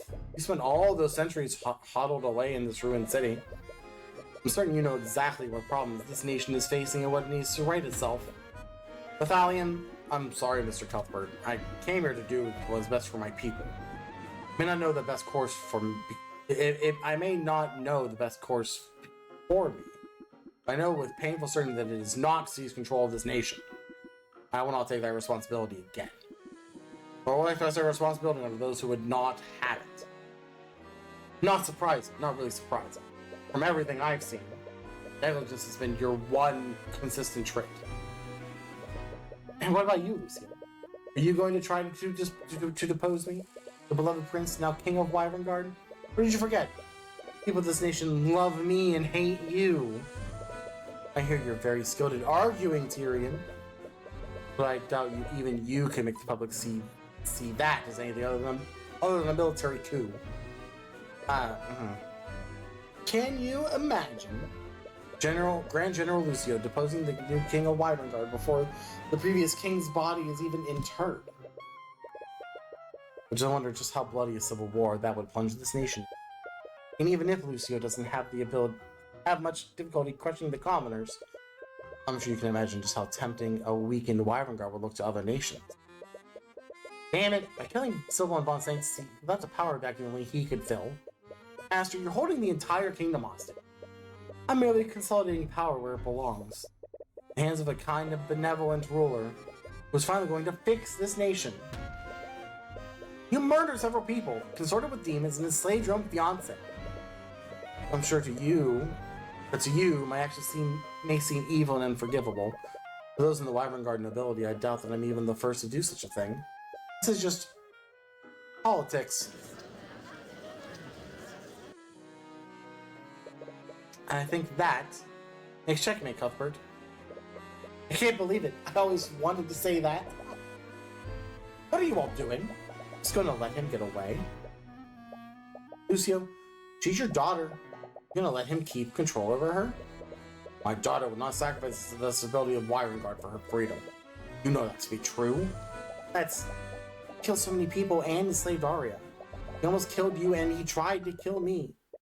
Wait a minute, that's right. Why did he try to kill you? What do you mean?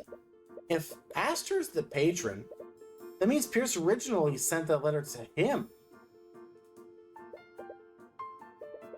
I just thought she was a threat. That could mean... Wait, so we were right!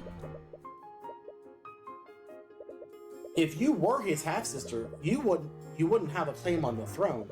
So why would he go through so much trouble to kill Pierce and you? Maybe he just wanted to make sure? But he wouldn't have Aerys kill Pierce personally. But he wouldn't have Aerys kill Pierce personally if it wasn't important. He needed both you and Pierce to die during the massacre. You two were just as important targets as Von Sanctus and Sybil.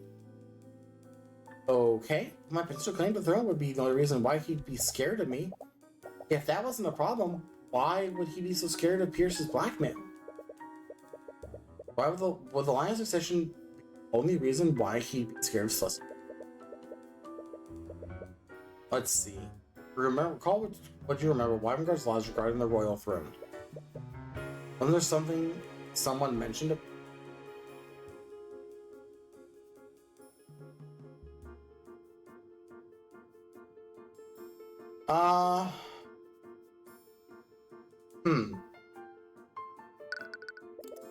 Call conversation I had with Theon Arceus. Church of Bahamut is important not only to Wyverngard's culture, but to its basis of powerful and unifying force. Is that why you revise Wyverngard's history and keep Heavensborn outside the country?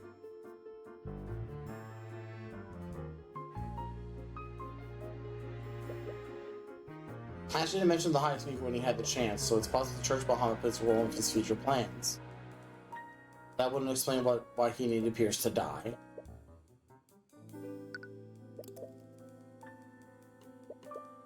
Everything in our kingdom's constitution still includes a scale lord in our government. This is like 4 chapters ago. Well, 3 chapters ago. Save our kingdom, he and his kin were given an honorary position in our political hierarchy. Ancient Dragon's authority technically rivals that of the king. Is Celeste a dragon? Wait, no.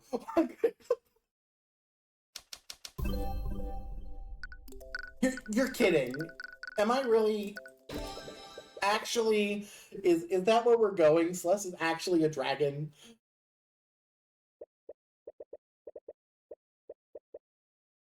Celeste McCoy, by the authority of Wyverngard's crown, you're under arrest. Knowing the commotion, the other nice rush. Wait, she screams against them, trying to break free.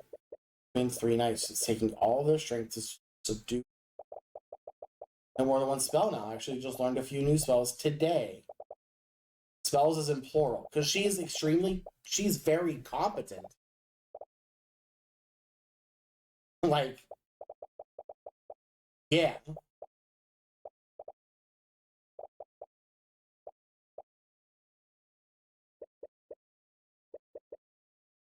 Yeah, she is very quickly picking up.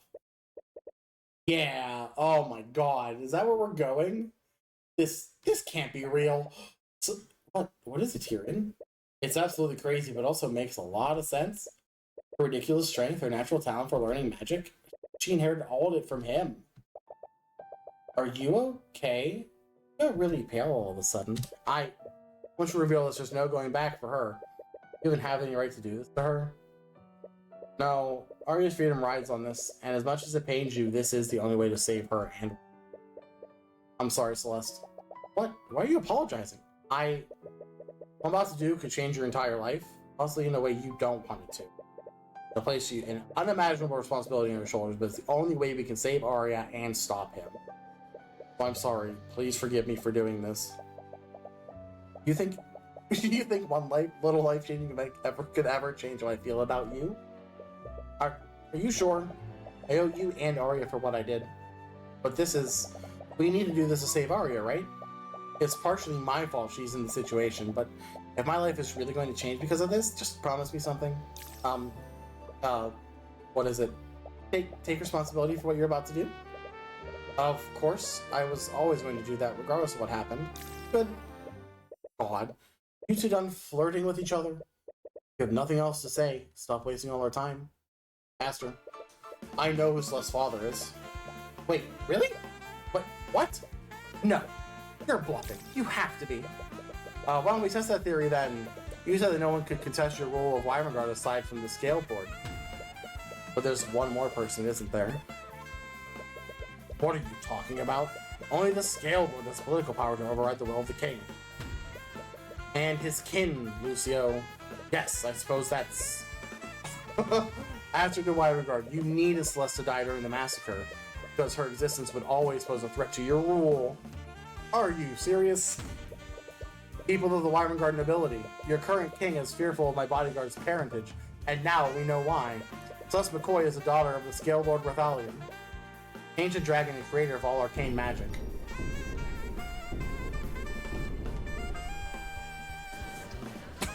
But yeah, judging from your reaction, I'm right, aren't I? I'm half dragon. Well, I'm apparently half part angel, so you're in good company.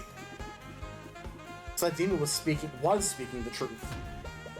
Master to Wyvern, as the Scale Lord's kin, Celeste has the authority to pass judgment on you and override your rule. And when you're gone, she will take your place as ruler of Wyvern. Ms. McCoy, think about this. You begin to grasp what it takes to lead a nation, much less a broken one? I find this crown no less binding than any blood contract. Tell me one thing, Aster. Why did you do this to Arya? She trusted you. She loved you. You could have changed Wyvern together with her. And you could have done all without having to do any of this. Is that what you really think? I suppose you would. Probably also think Tyrion is the first person to try to change this nation while still working within its laws. There's nothing wrong with having ideals and working within the law. My father was like that too. He was a man of ideals. Once. I watched for my whole life as he was forced to compromise on everything he believed in, one ideal after another. It was to keep the peace. We must maintain stability between the noble houses to uphold law and order. Who do you think paid the price every time? Not him, not me, not any of the nobles gathered here. No, the people who paid the price were the common folk. The kind of people you two are always trying to save. I'd have honestly thought you'd understand by now. A gulf exists between what is just and what is lawful in this kingdom. I'd have thought that you two, out of everyone, could have understood why I did this. We know it's not fair. We're capable of changing it. You had the power to do just that. I am changing it. You worked so hard to find the truth behind Von Sanctus Sybil's murders. Here's a little bit of truth that's evident to everyone in this room except for you two. Half the people present here today are glad that they're gone.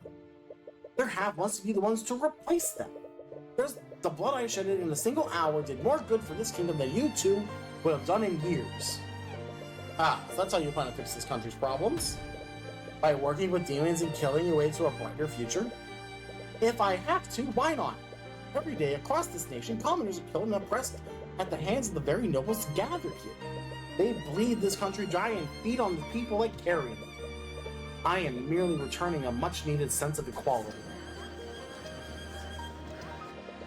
Do you really think any of you are in a position to judge me? All of you came running at the news of my father's death? Also, you'd be the first to fill my ears with your sycophantic praises? You know what the difference is between the Empress of Discord and all of you is? The demon was just a bit more honest. Arya wanted to change that. But she would have helped you. Arya's too stupid and naive to do anything. She loved you. How could you? She loved her idea of me. She loved a weak and ineffectual prince who would have borne watching his kingdom rot with a damn smile. She loved your kindness, Aster. This is kindness. The blood I will spill would be the greatest kindness this kingdom has ever known. Once I am done, Wyvern will be better and stronger for it. Aster, McCoy, I don't care what you are. Scale Lord's daughter, the rightful heir, none of that matters to me. I will save my kingdom and its people, and I will carve out the rot out of its heart. Peace by bloody peace. Nothing will stand in my way. I am Aster de Wyverngard, King of Wyverngard, and consort to the Lord of the Sixth. I am nothing but a dead man. Fullness. Luke, CO. What? No. Lucio, what have you done? The blood contract, Cuthbert. What? My daughter's blood contract still exists? Check your satchel. Sure enough, her blood contract is completely disintegrated. Its conditions have been fulfilled, haven't they? They no longer both live. Excellent. Lucio, this is not what we discussed. My daughter would never be free as long as that wretch lived. McCoy agreed to take his place. This was always how it was going to end. Lucio, you can't seriously expect to save your breath, Cuthbert. I already know. Kingsguard, what are you standing around for? Grand General just committed regicide. Arrest him at once. Quick, it's me. I did it. Well, at that then. Oh, that doesn't really feel like something to celebrate. I'm compelled to agree. His Majesty was so far gone he can consort with a demon. Also, he can save the common folk. Regardless of his actions, he did have the same goals as you. He truly wanted to make things better for the common folk. Even with the Eye of Horus, you never caught a hint of the pain he must have been feeling. He closely guarded his true emotions from everyone, including Arya. No wonder Eris was able to manipulate him. You of all people know exactly how easily she could exploit that kind of weakness. Nevertheless, it's apparent that there's no need to continue this trial, although it's clear our work is only just beginning. Court is adjourned for the time being. You are all free to return to your homes. However, I'm sure there's so much for each of us to discuss. A dragon! Yeah! Surprise! Many things have changed here today, and I'm sure many of us will need to make arrangements to adapt. Until then, please refrain from discussing the events of today outside these halls. Goes without saying, but we must keep today's events a secret from the public. At least for now. To all exit the Scale Lord's lair. Considering everything that's happened, this should feel like a victory. Arya was saved, Eris is vanquished, temporarily at least, and the patron no longer lives. Hey. Hi. We won, didn't we? So why does this feel so... Yeah, I feel the same. Yeah, there was a whole gallery there and everything. Yeah, sure was. He was a terrible person. He killed people. He tried to kill us and used Arya like a puppet. I really wish we could have changed his mind. Yeah. Sometimes people are just beyond saving. I think he made up his mind a long time ago. He knew what he was doing to Arya, and I can't think of any other way we could have truly freed her. I know, I just hope she... Hello, I'm glad I found you before you left. Freeze up when you look at her. More specifically, a little disturbed by what the Eye of Horus is showing you. Oh, Arya! I'm so sorry, Why are you apologizing? What? It is about your testimony. I'm afraid I will need to charge you with perjury. Right. Wait, seriously? Come on, I'm basically your boss now. No one's above the law. That was apparent. It was made apparent when she stops talking before she mentions his name. She doesn't trail off. Her voice doesn't even break. Simply stops. As if she were a machine that ceased functioning. Arya? Anyway, I'm sure it's nothing to worry about. You do have a talented defense counsel after all. Right. Really wanted to say something back, but you're too off put to say anything. Anyway, I wanted to thank you for your work you've done, Mr. Cuthbert. I truly mean it when I say you have my gratitude. Yeah, of course. Anyway, I have much work to get done now that the Grand General is in custody. I'm taking my leave. Yeah. What was that all about? Why didn't you say anything to her? I didn't see anything through the eye. You must be subconsciously guarding her emotions. Guess I don't really blame her. No, Celeste, I didn't see anything. What? I looked at her with the eye. She wasn't holding anything back. Even with that, I saw nothing. There's no anger, no sadness, no fear, no joy. I've used the eye to see emotions of a countless amount of people. I've never seen that before. It's like I was looking at a machine. But you're right. I should have said something. I'm going to, as you're about to chase after her, Celeste stops you. You mind if I talk to her? What? Are you sure? Yeah, we've actually hung out a lot outside the trials. I think she might respond better to me. Remember the comforting feeling of her hand in yours? Alright, I suppose I'll let you. But again, you remember the comforting feeling of her hand in yours. Just, keep it verbal. What? Never mind. I don't know what I'm saying. Just go. Alright, you weirdo. Looks like you got the acquittal of getting another client, but it didn't tie up quite so neatly as you'd hoped. What do you mean she's gone? She was just here. I'm sorry, Grace. You may not know the future has a story with the two of you. Perhaps that's okay. You have a feeling that as long as you have her, as long as you have everyone, you can begin forging your own path. A path that is completely chosen by you this time.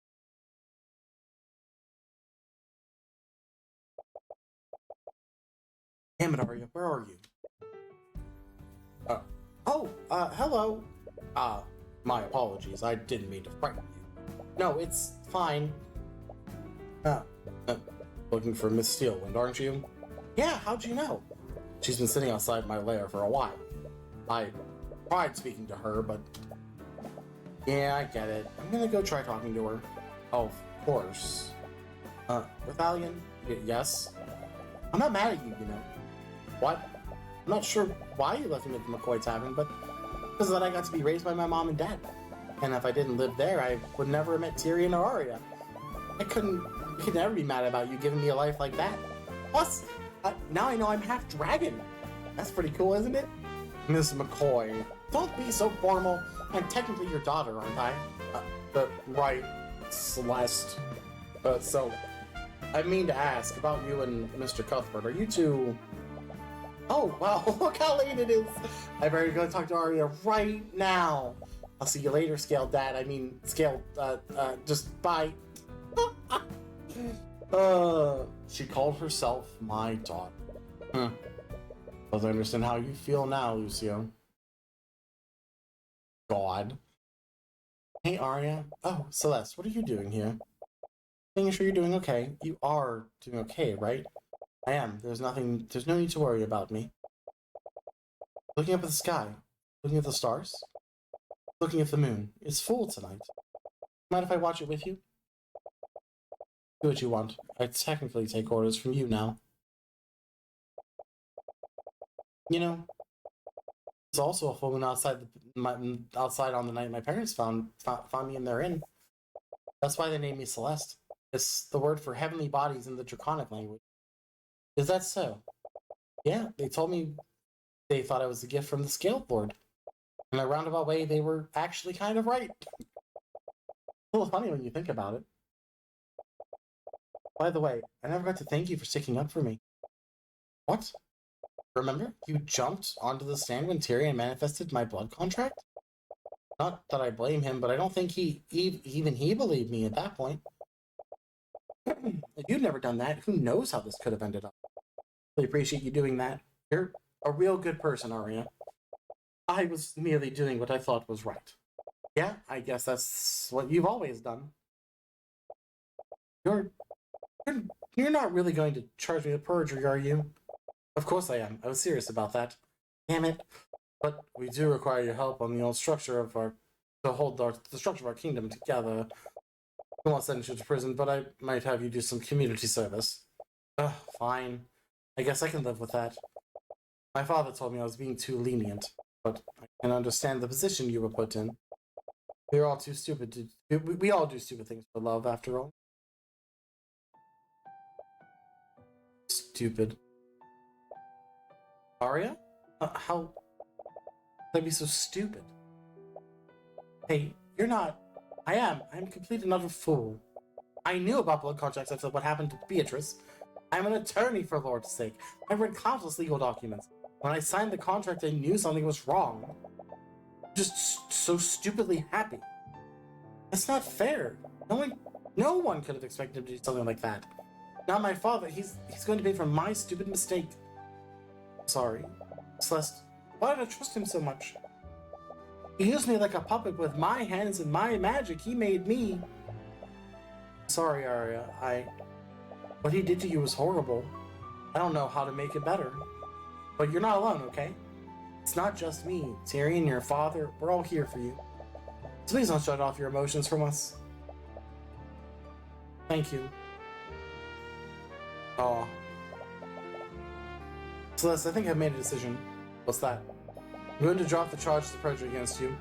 Wait, are you still on that?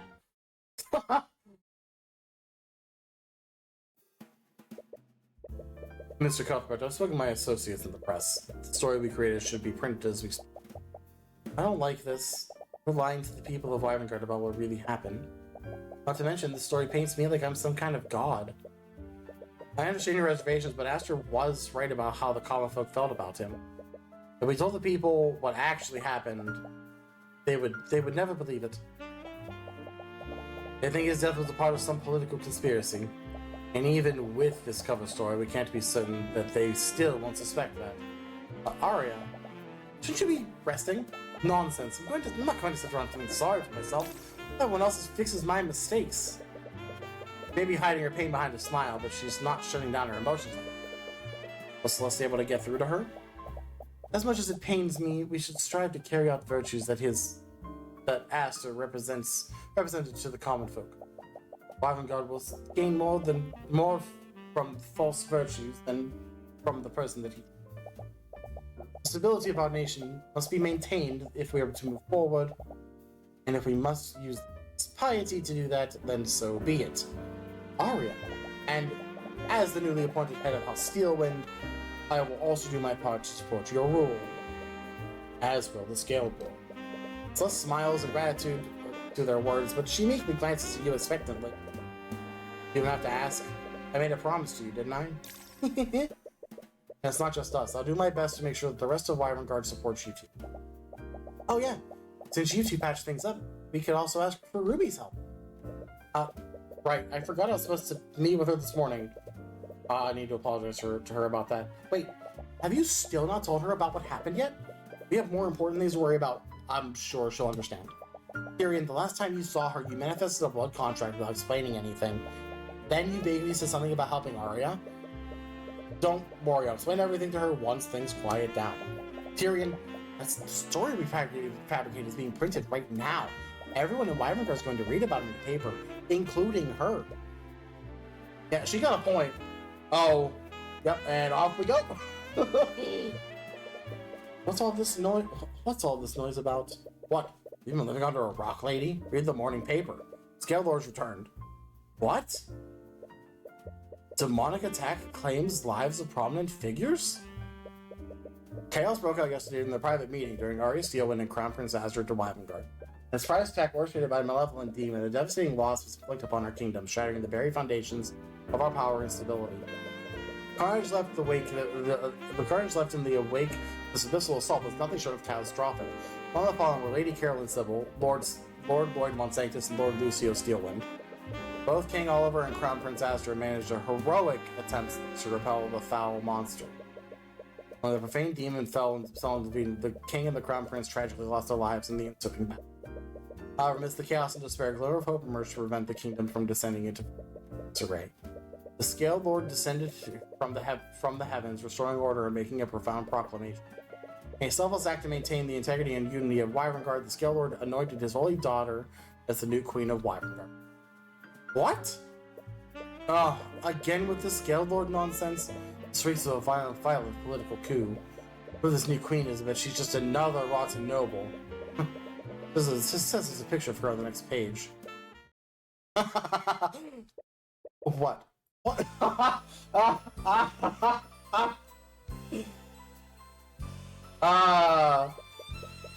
Excellent. Oh my god. What a 10 out of 10 way to cut to the credits. Right? Oh my god.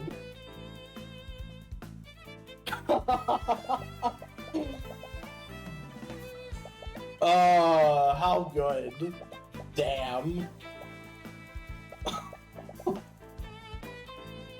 I'm not gonna lie. I know there's a sequel in the works. I'm kind of excited for it. I don't know if we would do that on stream. I might just do that off stream.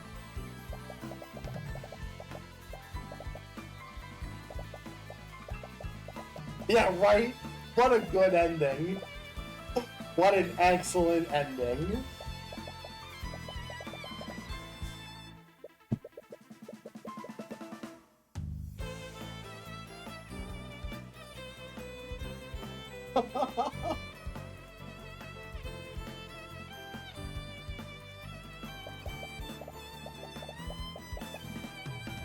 Oh, now we're in the, where are they now portion.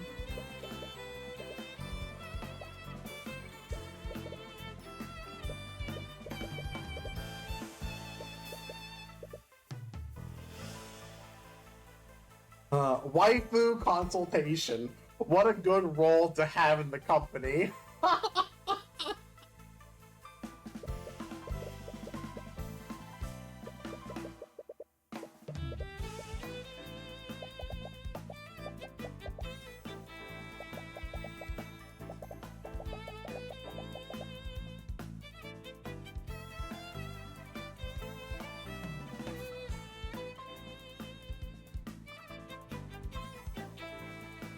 Also, I knew about the Insane. I knew about Insane in the Rain having done like a majority of this majority of the composition. Because dang, I've been listening to him on YouTube for years, and the fact that he composed this is incredible.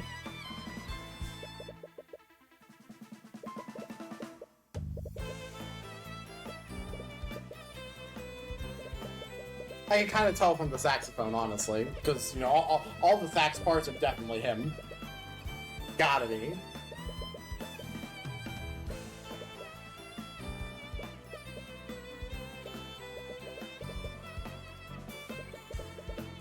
Did you miss the GGs? You just barely, yeah.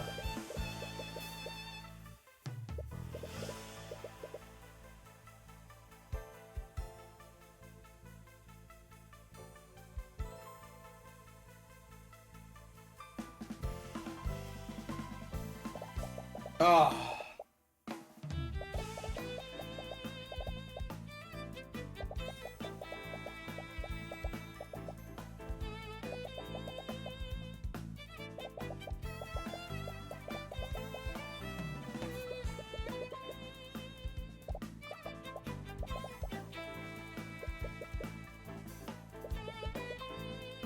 Tracker can dig for gold.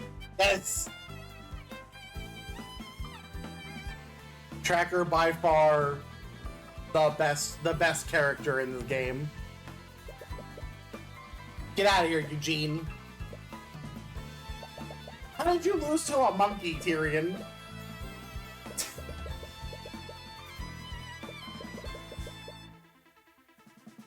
I'm glad I let him keep those armbands. Oh my god.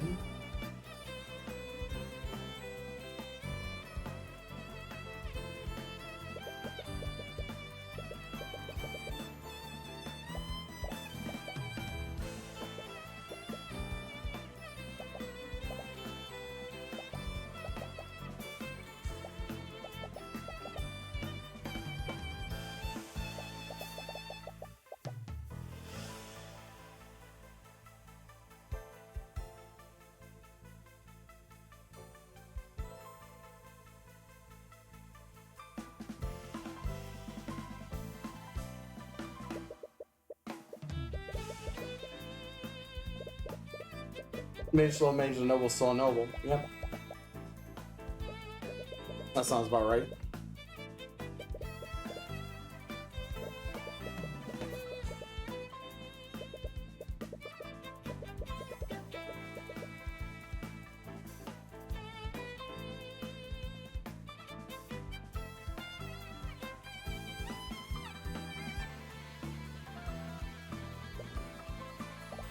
Poor Alaric. Oh man. He's lost like his entire family. You should probably hire a therapist. Yes. 100% go hire a therapist, child.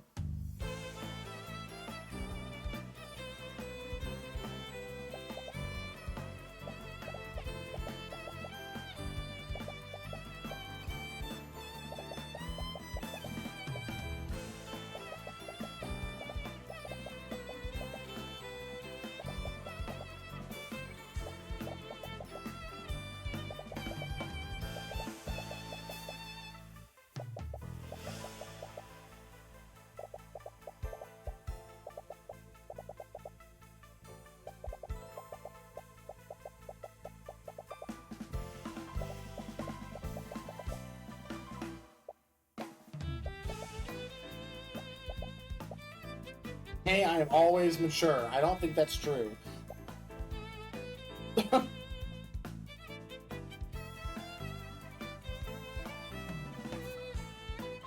All the crowdfund. Oh yeah, this was a crowdfunded game, wasn't it?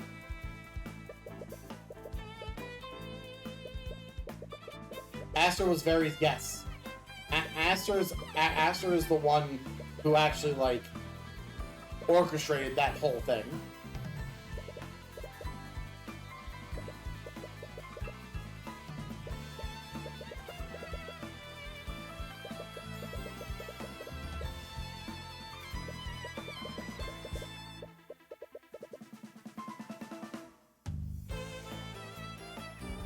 Yeah, it was the amount of twists in this case was ridiculous. It was actually crazy. I see they allowed you to keep your axe. You did. I merely chose to ignore you.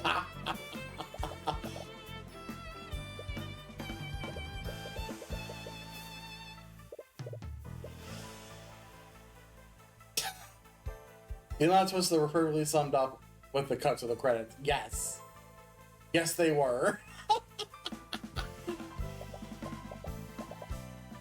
We didn't have the budget for an axeless portrait, correct.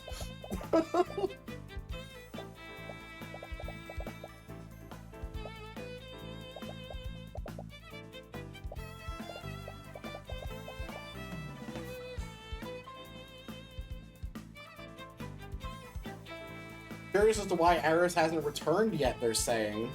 That's what the second game, that's what the sequel is for, because there she is. Well, I can't very well let you make a fool of yourself for a second time. You are not to leave. Oh, well. Are you grounding me?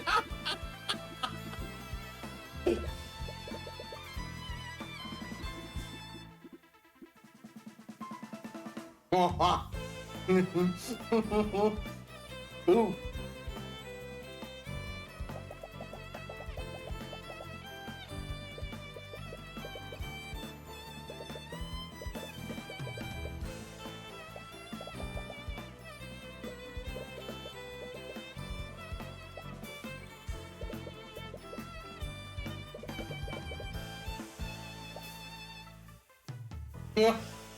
I want to live to see my grandkids. Well,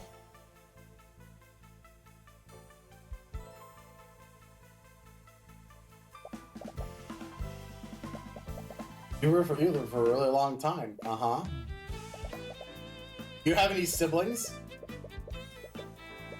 There was one many centuries ago, but I lost her.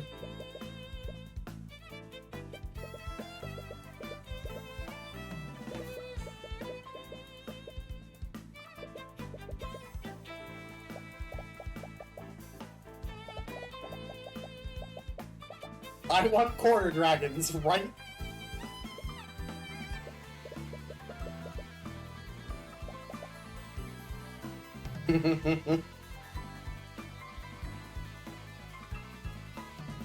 Oh, how good. How good. So we meet again. Crimson Demon.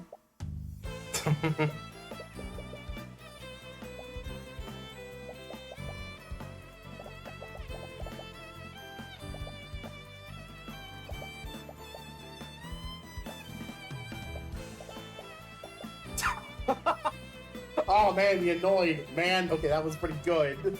Oh,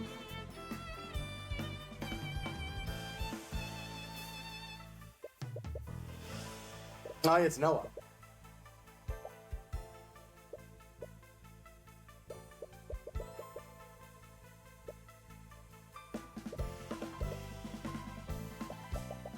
Oh.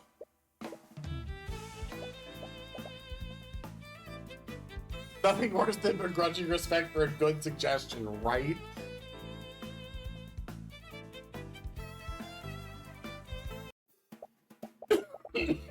Oh, I guess I have to die. I have to push buttons again. Okay. Hey, why'd you bring me out here? You're not. Oh, hold on. You're not usually this secretive. Come on, it's a surprise. Wait, is that a boat? You going to be okay? I thought you were really prone to motion sickness. Don't worry, I've done this plenty of times before. Alright, if you say so. Tyrion, it's really dark. Are you sure this is safe? Yeah, there'll be plenty of light soon. Soon? In about 3, 2, 1. Wow. Right on schedule. You knew this would happen? During certain times of the year, the ley lines around Aronux become extremely potent. A lot of the business here take advantage of this to charge the arcane power cells in their homes. And those effects are amplified when they do it simultaneously. This is what happens when they synchronize with each other. Lights up the entire city. You're such a nerd. But it's beautiful, right? Yeah, it is. My mom used to bring me out here before everything happened. The only other person I've ever shown this to. Oh. I really miss being able to spend time with you like this. Yeah, me too. So much simpler when you were just an attorney. I was just your bodyguard. Now I'm the Scale Lord's daughter, and you're the lead prosecutor. We really get to see each other. At least we're together, and you have something to remember whenever we're apart. Yeah. What? Your thoughts are leaking, Celeste. Do you? It's been so long, I forgot to... Oops, well... Something wrong? I always had a habit of teasing you. Can't help but enjoy putting her on the other end for one. I didn't really mean... wait, no, I didn't... I know this is a really rude thing to say, but I kinda hate the eye of horrors sometimes. I love you too, Celeste. Oh, okay. You try to inch closer, but she's trying her hardest to avoid eye contact with you, but it's one way to make her meet your gaze. And it's kiss time! You not want this? Of course I do. I wanted this for a long time. Oh, okay, it's a sick turn now, right? I always find myself smiling like an idiot whenever we're together. I don't think I've ever felt this happy before. Your faces inch closer together. There it is! Hey! It only took us till post-credits. Post-credit scene! You two may never be able to go back to your old lives, but moments like this make everything worth it. Always keep your promise, right? No matter what happens, no matter where each of us goes, we'll go there together. Good. Sorry, this is all a little too much. I'm feeling a little lightheaded. Time we need. Right now, we have all the time in the world.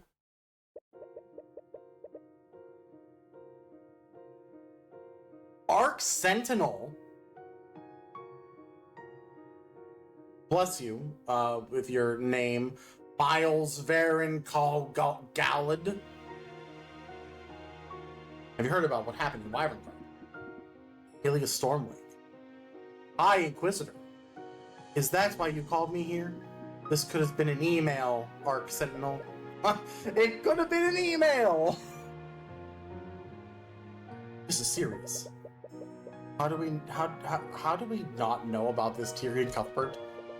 Keeping records of the Heavensborn is Illumina's responsibility, High Inquisitor. Bray Cuthbert was always a slippery one. Even you couldn't track her. And he's just one Heavensborn. Ilya, he brought the Lord of the Six to the Court of Bloody Azathoth. Do you have any idea the amount of damage they could have done to the multiverse there? You're worrying too much. We're still here, aren't we? Multiverse is intact and everything is fine. Ilya has the Eye of Odin. What? I checked the data my drones collected. These readings, they're exactly the same as the ones we gathered during our experiments with Frey. He has awakened his power, albeit briefly. And he did it in front of the Lord of the Sixth. We must assume that the Lord of the Ninth knows about it as well. Come on, that's not possible. Even you said it was impossible to manifest Odin's power on the mortal plane. The Lord of the Ninth has begun moving his forces. He knows. He's better than anyone else. Nothing is impossible when the House of Horus is involved. Alright, you win. I'll look into this. Exercise discretion. Never find out what we did with Frey. I know. In war with Wyvernguard. Ilya? We mean war with the entire Outer Planes. Oh. Ooh. Extra planar combat is coming. Oh, good. All questions though. Can Tyrion manifest wings again? Can Celeste turn into a dragon? I want Celeste to turn into a dragon. I think it'd be cool. They've done it. The planes and the plot thickens. What a good game. How good.